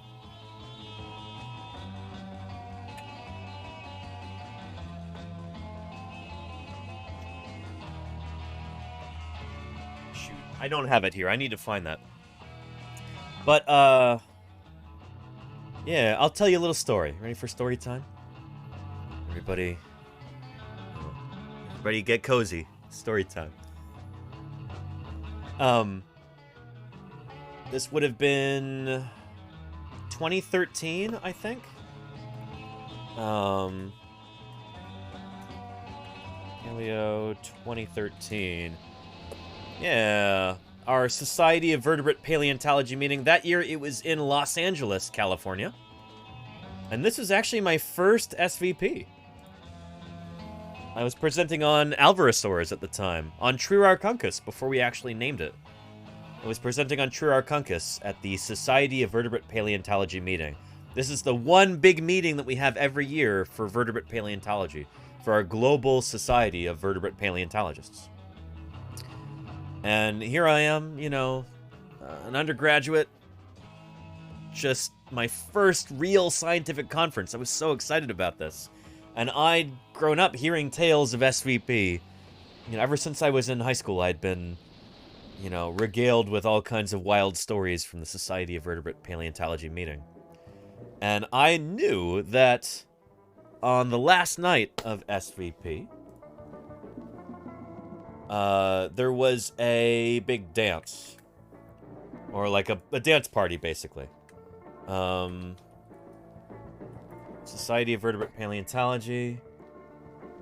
There we go. Yeah. Following video features real academics filmed whilst attending a high-level conference. Really spectacular. Spared no expense. Thank you, Safarix. Appreciate that.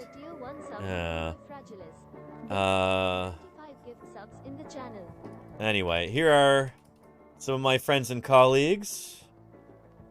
I recognize a lot of these faces. Was that Nate?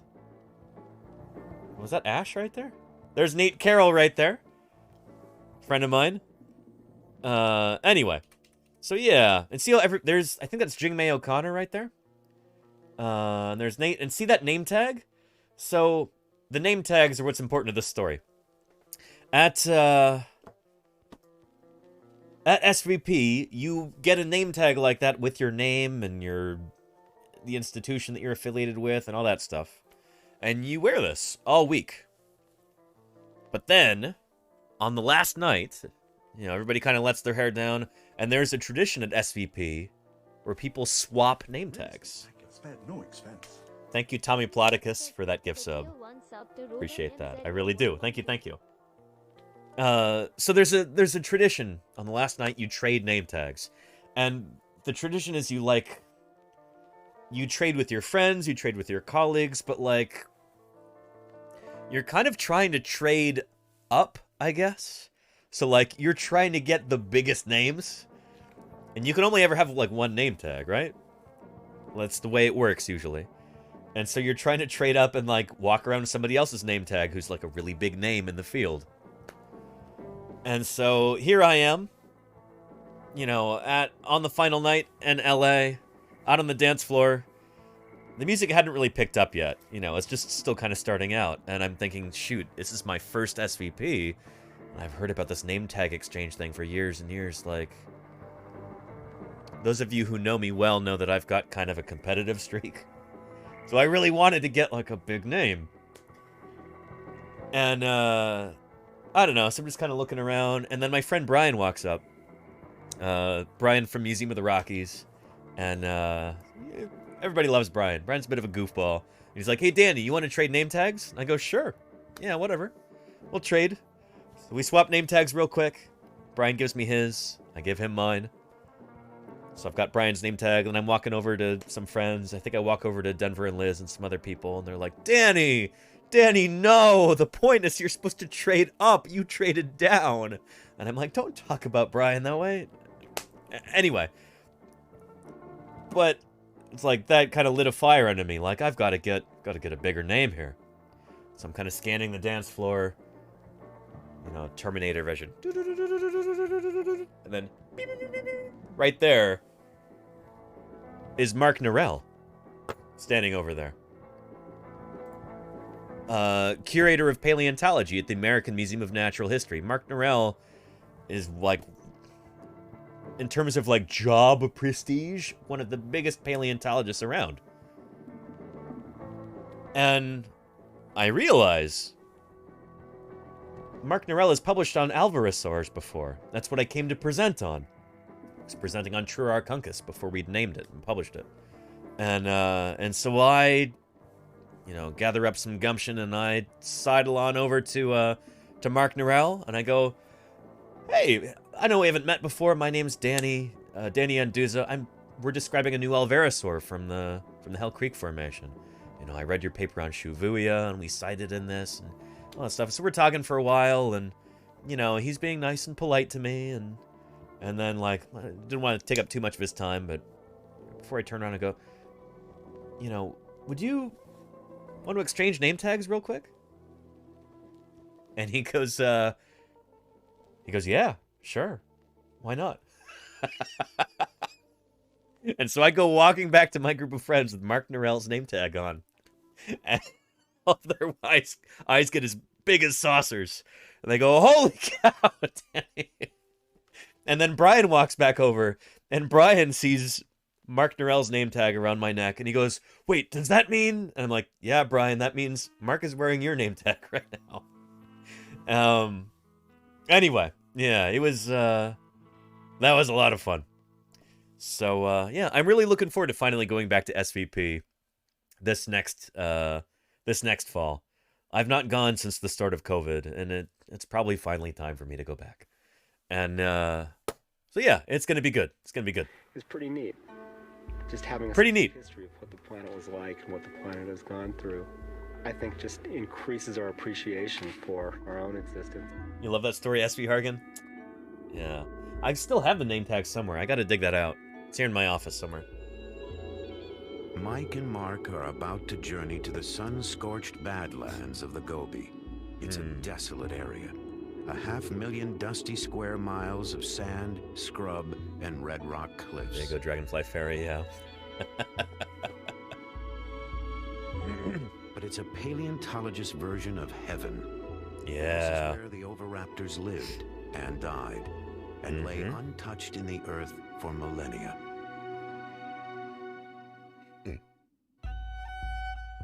Then in 1922, one of the most famous scientific expeditions in history wound its way toward Mongolia's dinosaur graveyard. Yes, indeed. And there's the man himself. A charismatic and controversial explorer named Roy Chapman Andrews. So Andrews was born on this day in 1884, if I remember correctly. January 26th is his birthday. That's why we're talking about this today. Roy Chapman Andrews was something of a hero of mine growing up. I'd read about these expeditions. He was a hero to many aspiring paleontologists. Now, his book, All About Dinosaurs, which, let me grab that off the shelf. This inspired many paleontologists. Many of our big names in dinosaur paleontology today first got into dinosaurs by reading this book. This one right here, All About Dinosaurs, by Roy Chapman Andrews. There we go. Yeah. He wrote this back in the 50s, I think. And this is my copy of it. Yep. Random House, New York. 1953. Yeah. Oh, yeah. Yeah. Like Mark and Mike, he came from the American Museum of Natural History. But Andrews was an incurable publicity hound and a scientific cowboy. Where his paleontologist used a camel hair brush, Andrews hacked away with a pickaxe. That's not actually Andrews right there. I think that's, is that George Olson? That's somebody else right there using that pickaxe. Yeah. But yeah, that is very, very true. Roy Chapman Andrews himself was not careful enough with fossils. He was too enthusiastic. So, like, after he would find something, the paleontologist would be like, no, back away. Slowly back away. Don't touch it.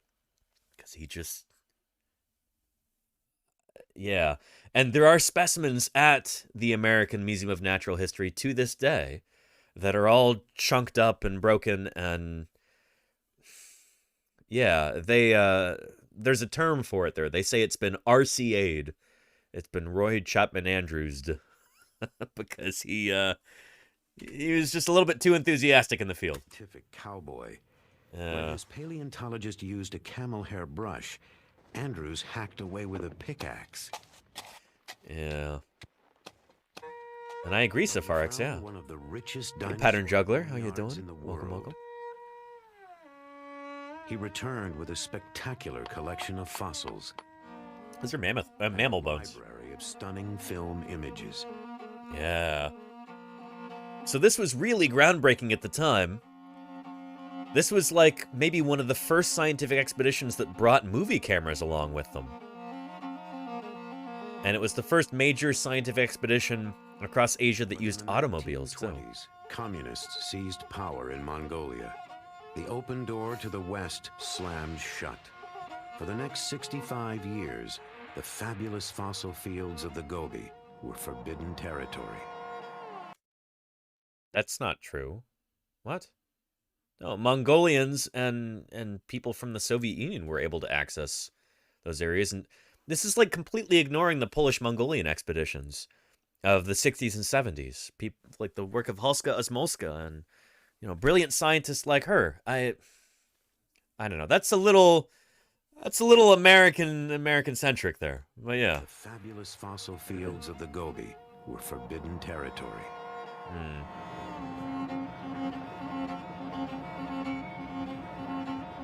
These statues. Statues always make me laugh. Now everything's changed.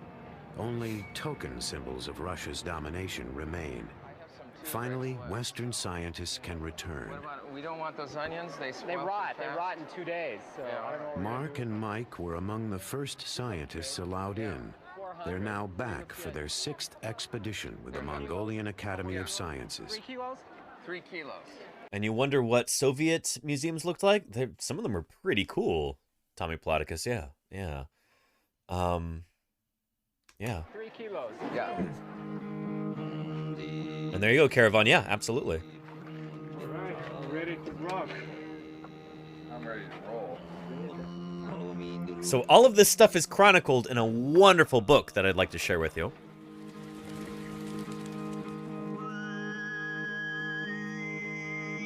Dinosaurs of the Flaming Cliffs is written by Michael Novacek, who is Mike from this this documentary. They have just enough supplies for a short month and a long way to go. Retracing Andrew's footsteps on their way to one of the richest concentrations of fossils in the world. This book, Dinosaurs of the Flaming Cliffs, is one of the, in my opinion, one of the greatest books ever written on dinosaur paleontology in the field. Like, if you would like a rollicking account of what dinosaur paleontology is like when you're actually out digging dinosaurs, get yourself this book. Holy cow. Dinosaurs of the Flaming Cliffs by Michael Novacek. Really, really excellent book. I'll see if I can find it for you on Thrift Books real quick. Novacek is one of my favorite writers of all time. His writing style is... It's like somehow didactic while being completely unpretentious. You will learn a ton reading that book, and you won't even realize that you are. It's never dry or boring or snooty. Yeah, he has a gift.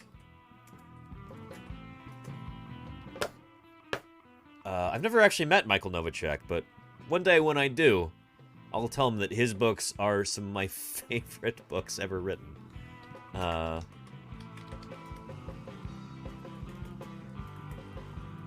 There we go. Dinosaurs of the Flaming Cliffs. Holy cow, you can get this for in good condition for less than $5 here in the US at least.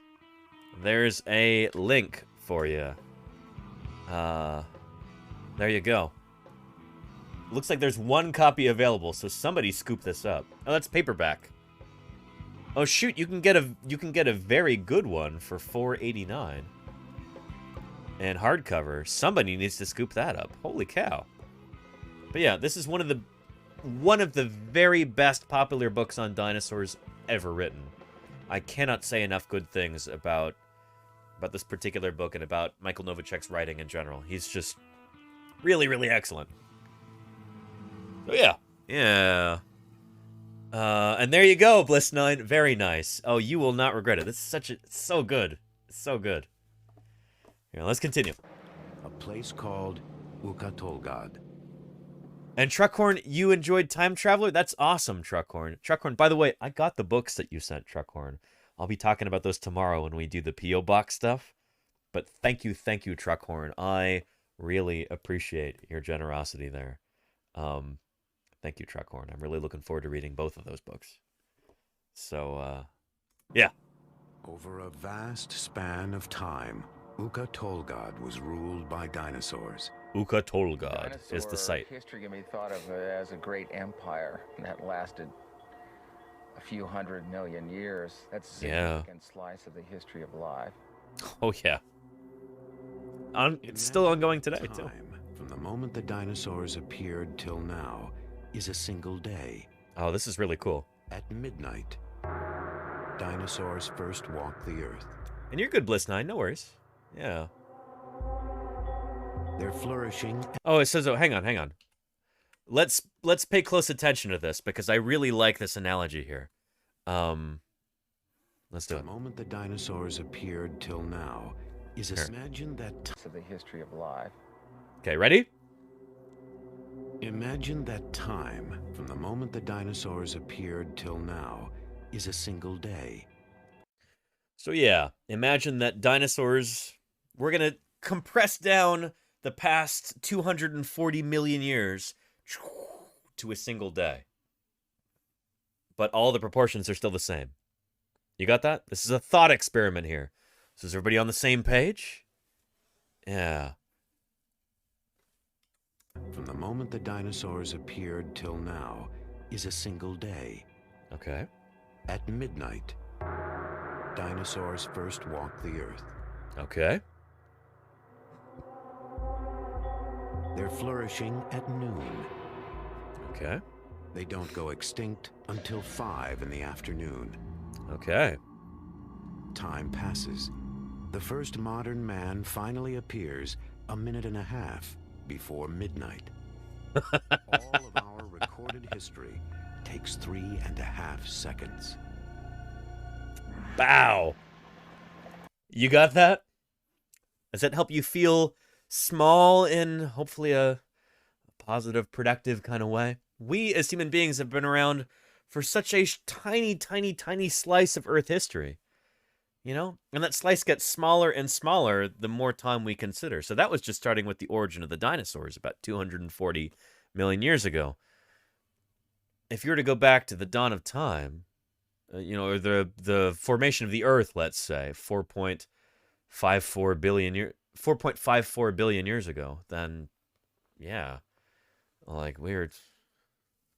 The last couple of milliseconds, maybe, you know? So, yeah. Yeah. And Moo Hoodles, how are you doing? Welcome, welcome. I hope you're doing well. It's good to see you, Moo Hoodles. Yeah. And hopefully, Trek Nerd says we've got a long way to go, hopefully. Again, Trek Nerd, I hope that we as humans have some sort of glorious Star Trek-esque future before us and not some sort of brutal, dirty, nasty, and short Mad Max type future ahead of us.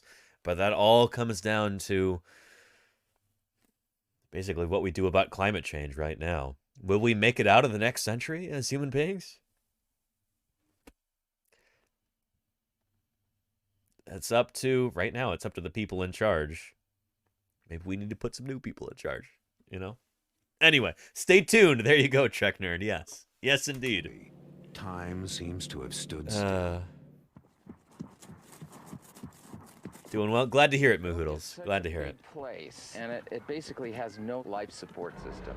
We really have to bring everything with us. So all our food, all our fuel, which we're carrying in a fuel tanker. Yeah, wow. All our supplies have to be treated like we're actually exploring a polar region.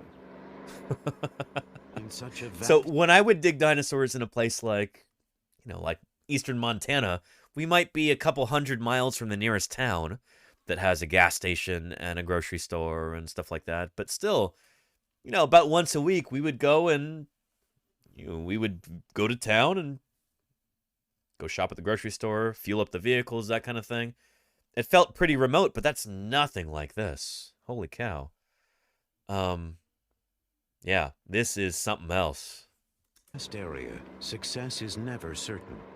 Even getting there can be a nightmare. Roy But is it enough? There you go, Moohoodles. Yeah, good question. The problem in the 20s with a Again, this is why we're watching this today. It is the... Which birthday would it be? Roy Chapman Andrews was born on January 26th, today. 1884. That's why we're watching this. But back in the 1920s... Yeah, they were dealing with these same kinds of logistical quandaries back then. Let's see how they dealt with that. Even getting there can be a nightmare. There you go, Allie J, yeah. Roy Chapman Andrews thought he'd solved the problem in the 20s with a new piece of technology. The automobile. That we were to attempt a scientific exploration of the Gobi Desert with a fleet of motor cars. Men said that we were little less than fools. Only camels had been used in that country. We had 40 men, 8 motor cars, and 150 camels to carry supplies. It was the biggest land scientific expedition ever to leave the United States. A huge deal. And one of the very first expeditions to ever use movie cameras like this. From China, Andrews headed northwest. He left Peking, then crossed over the border, and drove deep into the parched heart of outer Mongolia. Mongolia, a land of painted deserts dancing in mirage.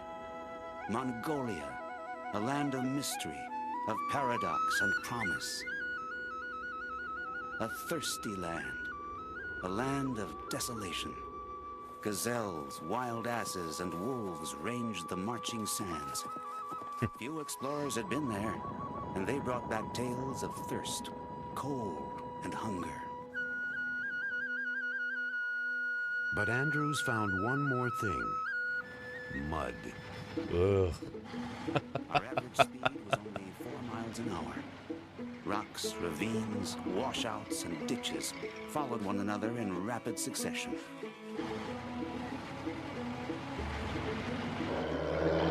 One might imagine that the roads have gotten better. Probably be wrong. Yeah. And even modern Jeeps aren't built for a desert like the Gobi. I mean, well, that's probably a Soviet gas truck or something like that. So it's like a Russian-built Jeep. Probably still more reliable than a modern American, you know, Dodge, Chrysler, Fiat Jeep. But anyway, yeah. We have an electrical problem, and we don't know what it is.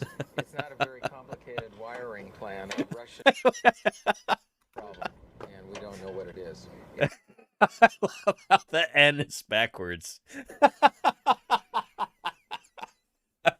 Why would you put it in English anyway? Like, why is it not in Cyrillics?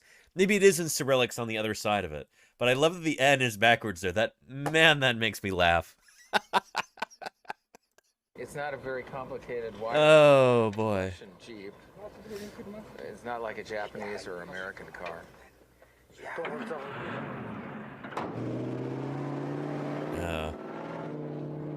Yeah, Chrysler, exactly, Bliss 9, yeah. Next, it's a truck's turn.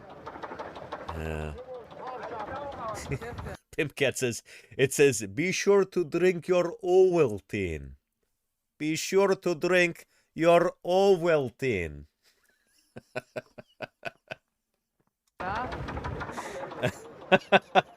It does seem like something you would see in a parody, Charlie's Dragon. In fact, shoot, you know what it reminds me of?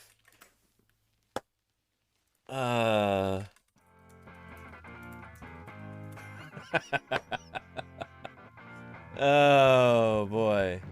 Yeah. Let's make sure our volume is high enough. Yeah. And it would help if we turn the sound on, huh?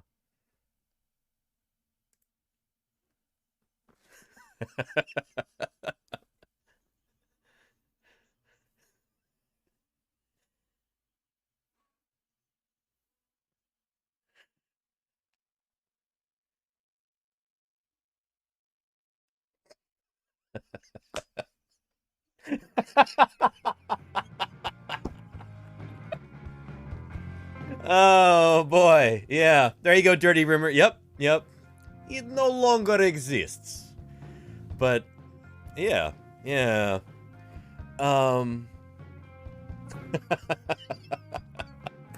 Oh boy, yeah. There you go, Bliss 9. Yeah, indeed, yes.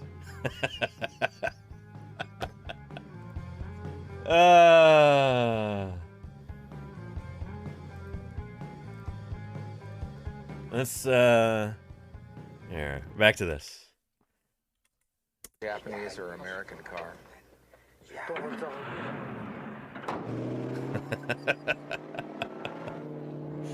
They're up and running.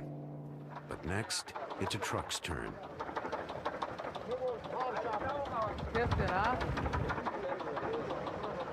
We think it's piston number 6. Oh boy. We had a moment like this in the field this past summer, actually. Back in late July or early August. With an American car. This one was a Chevy. From the Utah Geological Survey motor pool. I think I might have a photo. Or no, shoot. Jim probably has the photo. But the, I noticed well, Jim was talking about how the, yeah, I'll see if I can find it.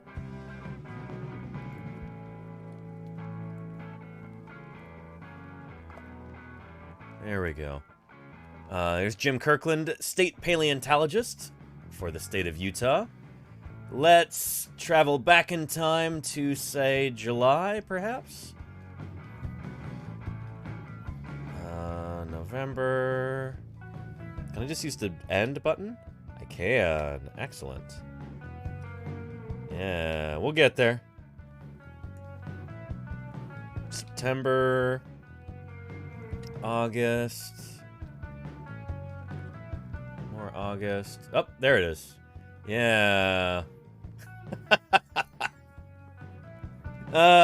So here's our Chevy Suburban, provided to us by the good folks at the Utah Geological Survey, Jim's employers.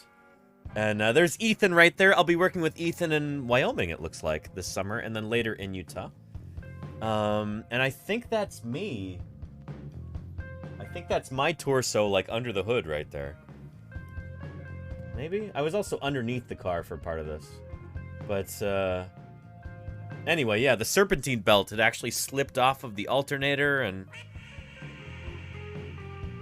Neil, 56, thank you for the follow. Welcome, welcome. So anyway, it was like not charging the battery, and the headlights weren't working, the electrical system was like all... Yeah.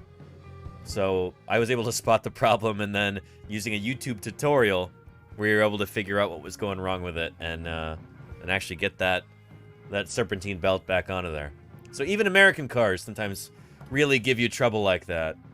Maybe especially American cars nowadays. But yeah. Yeah. Anyway. There's an island in the way. Should drive a very funny SVR. Yeah. Yeah.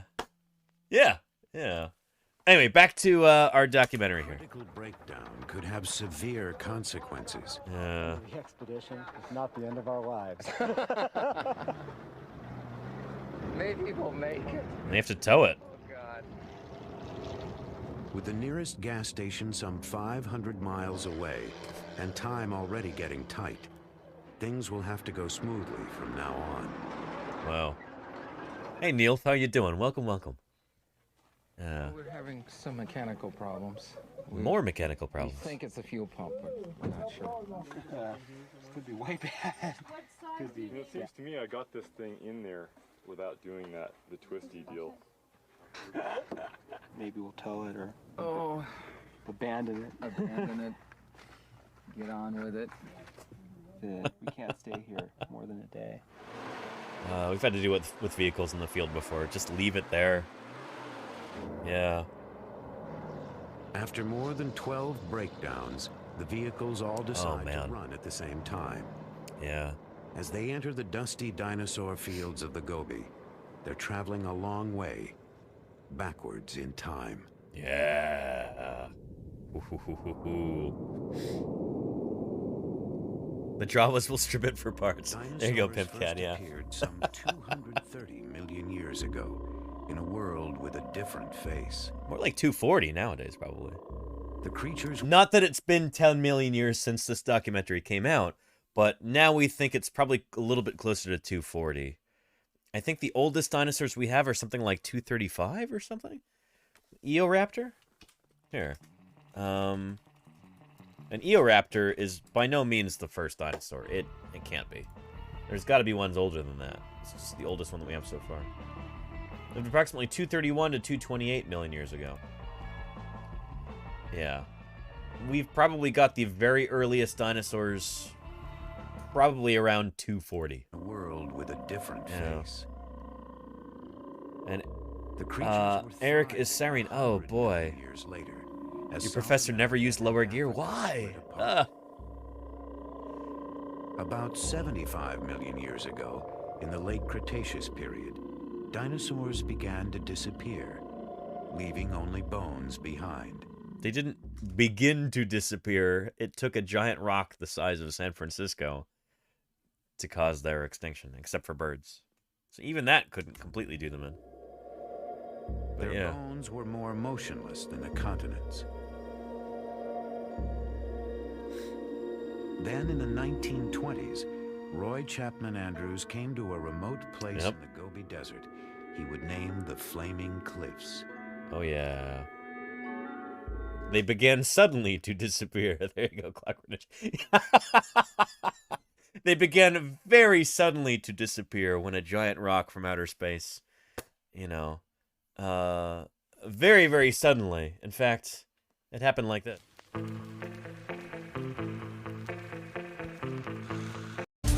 Posed a greater threat to mammals than any other predator on Earth.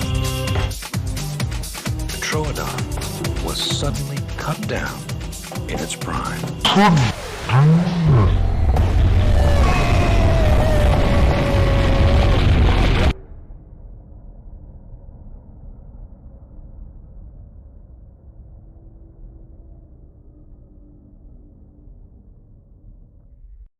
Dune.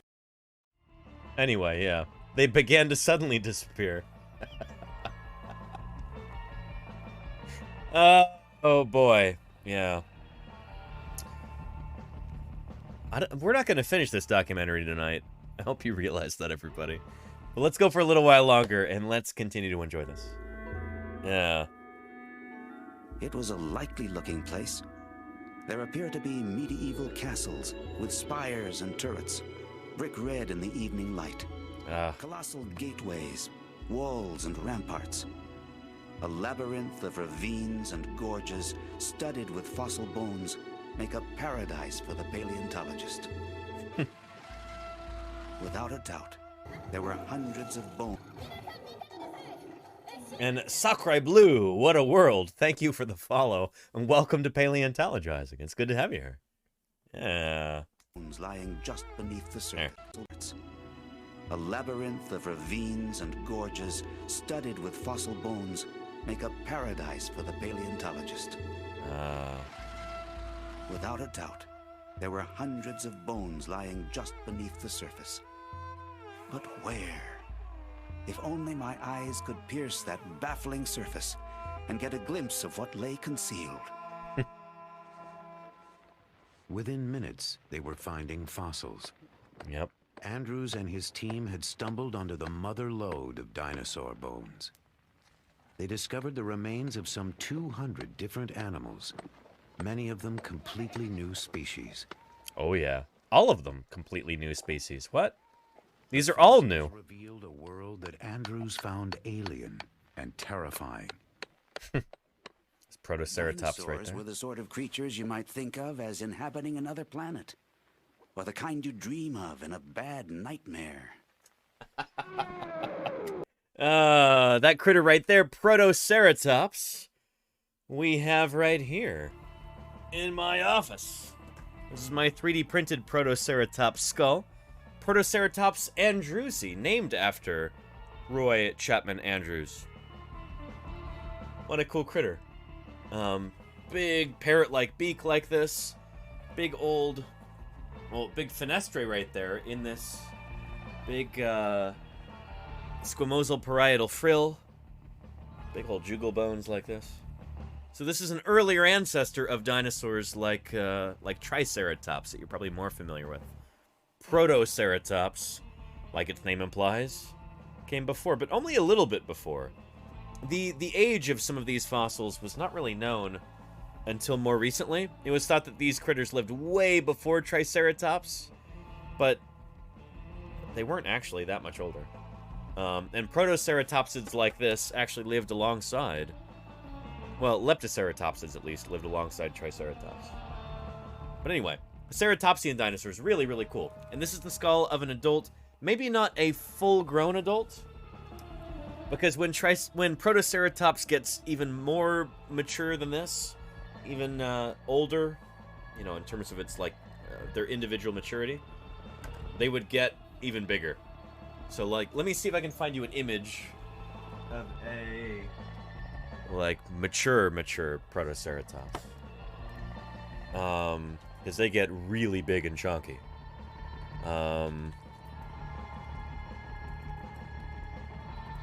It used to be thought that these would be, like, different species. Nowadays, we recognize that they just change a lot through ontogeny. So there you go. That's a beautiful illustration right there. So there is a little one, little baby. You know, kind of kiddo. Maybe a subadult. And then mine would be somewhere in between these two. But this is like a full, mature, adult Protoceratops. Just a huge old chonker. Yeah. Yeah. So this one here. This one here, not super big, you know? A little bit bigger than this one here. You can see the frill looks a little bit less mature right here. But yeah, so it's in between these. This one right here. Yeah, these animals got big. Or like, big by today's standards at least. Not big by dinosaur standards, certainly. But, yeah.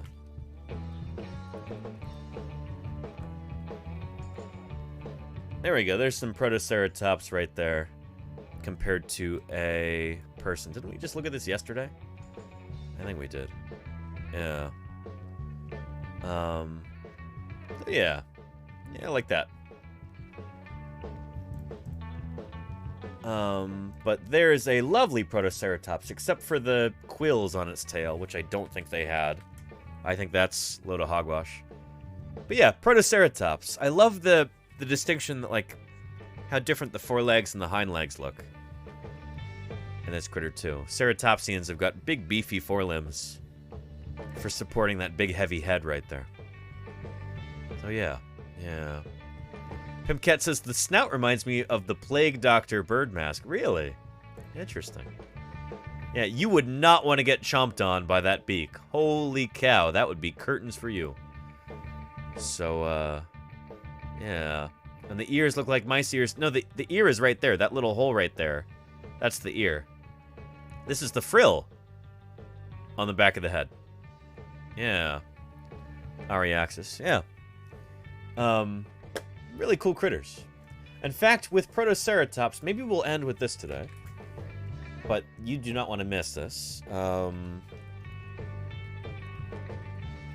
There's an idea that Protoceratops...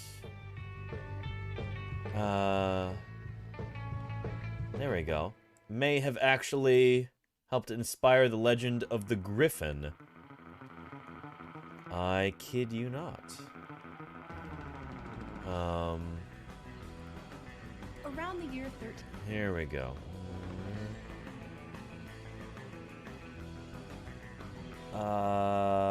Here we go. Yeah. Take a look. Sauropods with clubs on the ends of their tails have all been found there. Given all this, paleontologist Dong Zhiming once suggested that the alleged dragon bones discovered back in the 4th century were probably dinosaur remains. And speaking of dinos, let's talk about Protoceratops. Yeah. Sheep-sized relative of Triceratops. Oh, that's such this critter lived in the Gobi.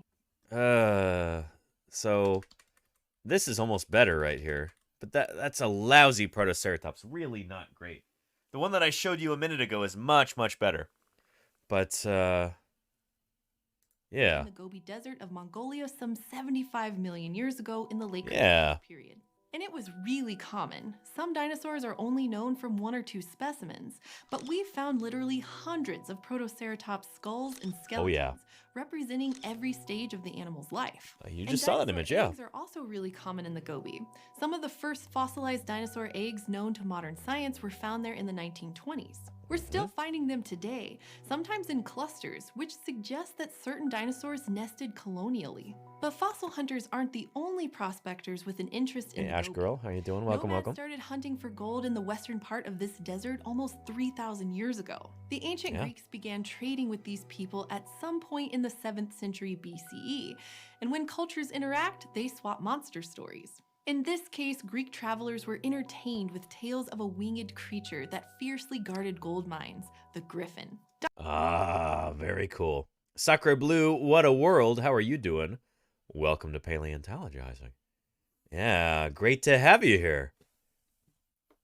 Welcome, welcome. I'm so glad you could join us. Stick around. We're discussing some cool stuff. Dr. Z, what can you tell us about those beasties?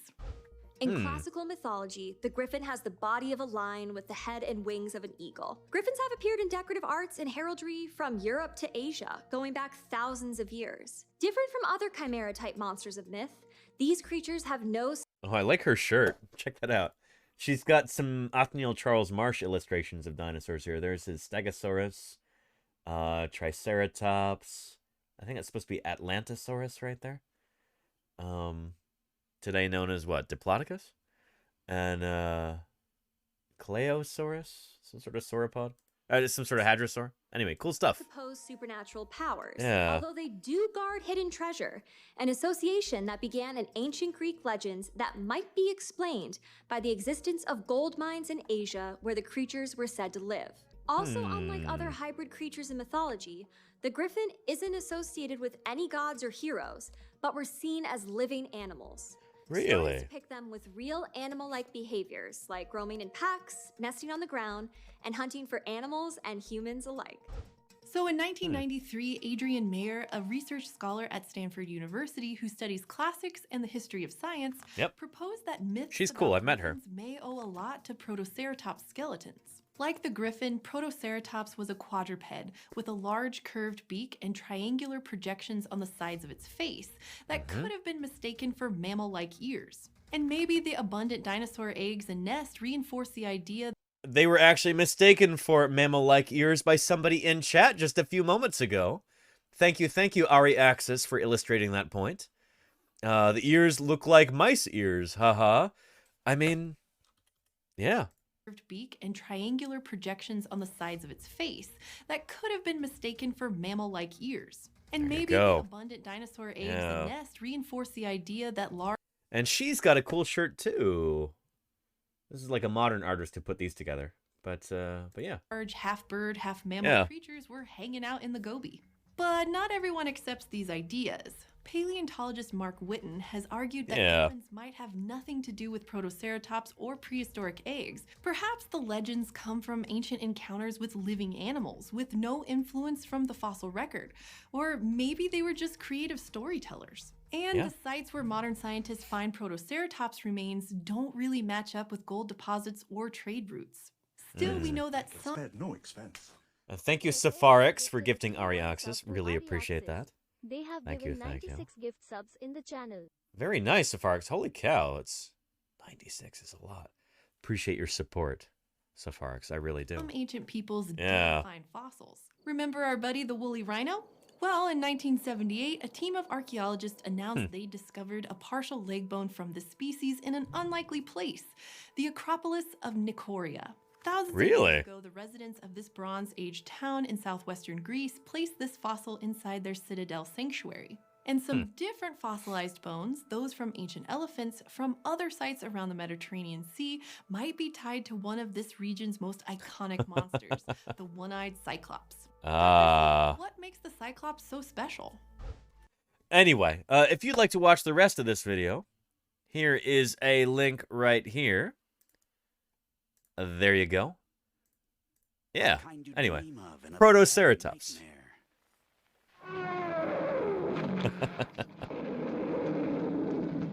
It was an image our culture nourished for generations. And Moohoodle says, I was actually wondering what the first actual fossils were found and how they recorded them, so this video is awesome. Yeah, check it out, Moohoodles. And check out that book, too. The First Fossil Hunters by Adrian Mayor. If you're interested in this topic, that is an excellent book to check out. So yeah. Anyway. Might think of as inhabiting another planet, or the kind you dream of in a bad nightmare.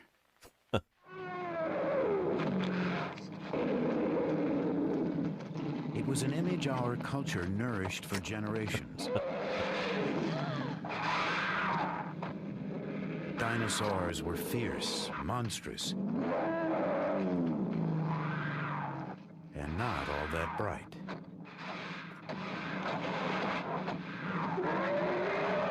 That is a Ray Harryhausen movie. Yeah, Caravan, yes indeed.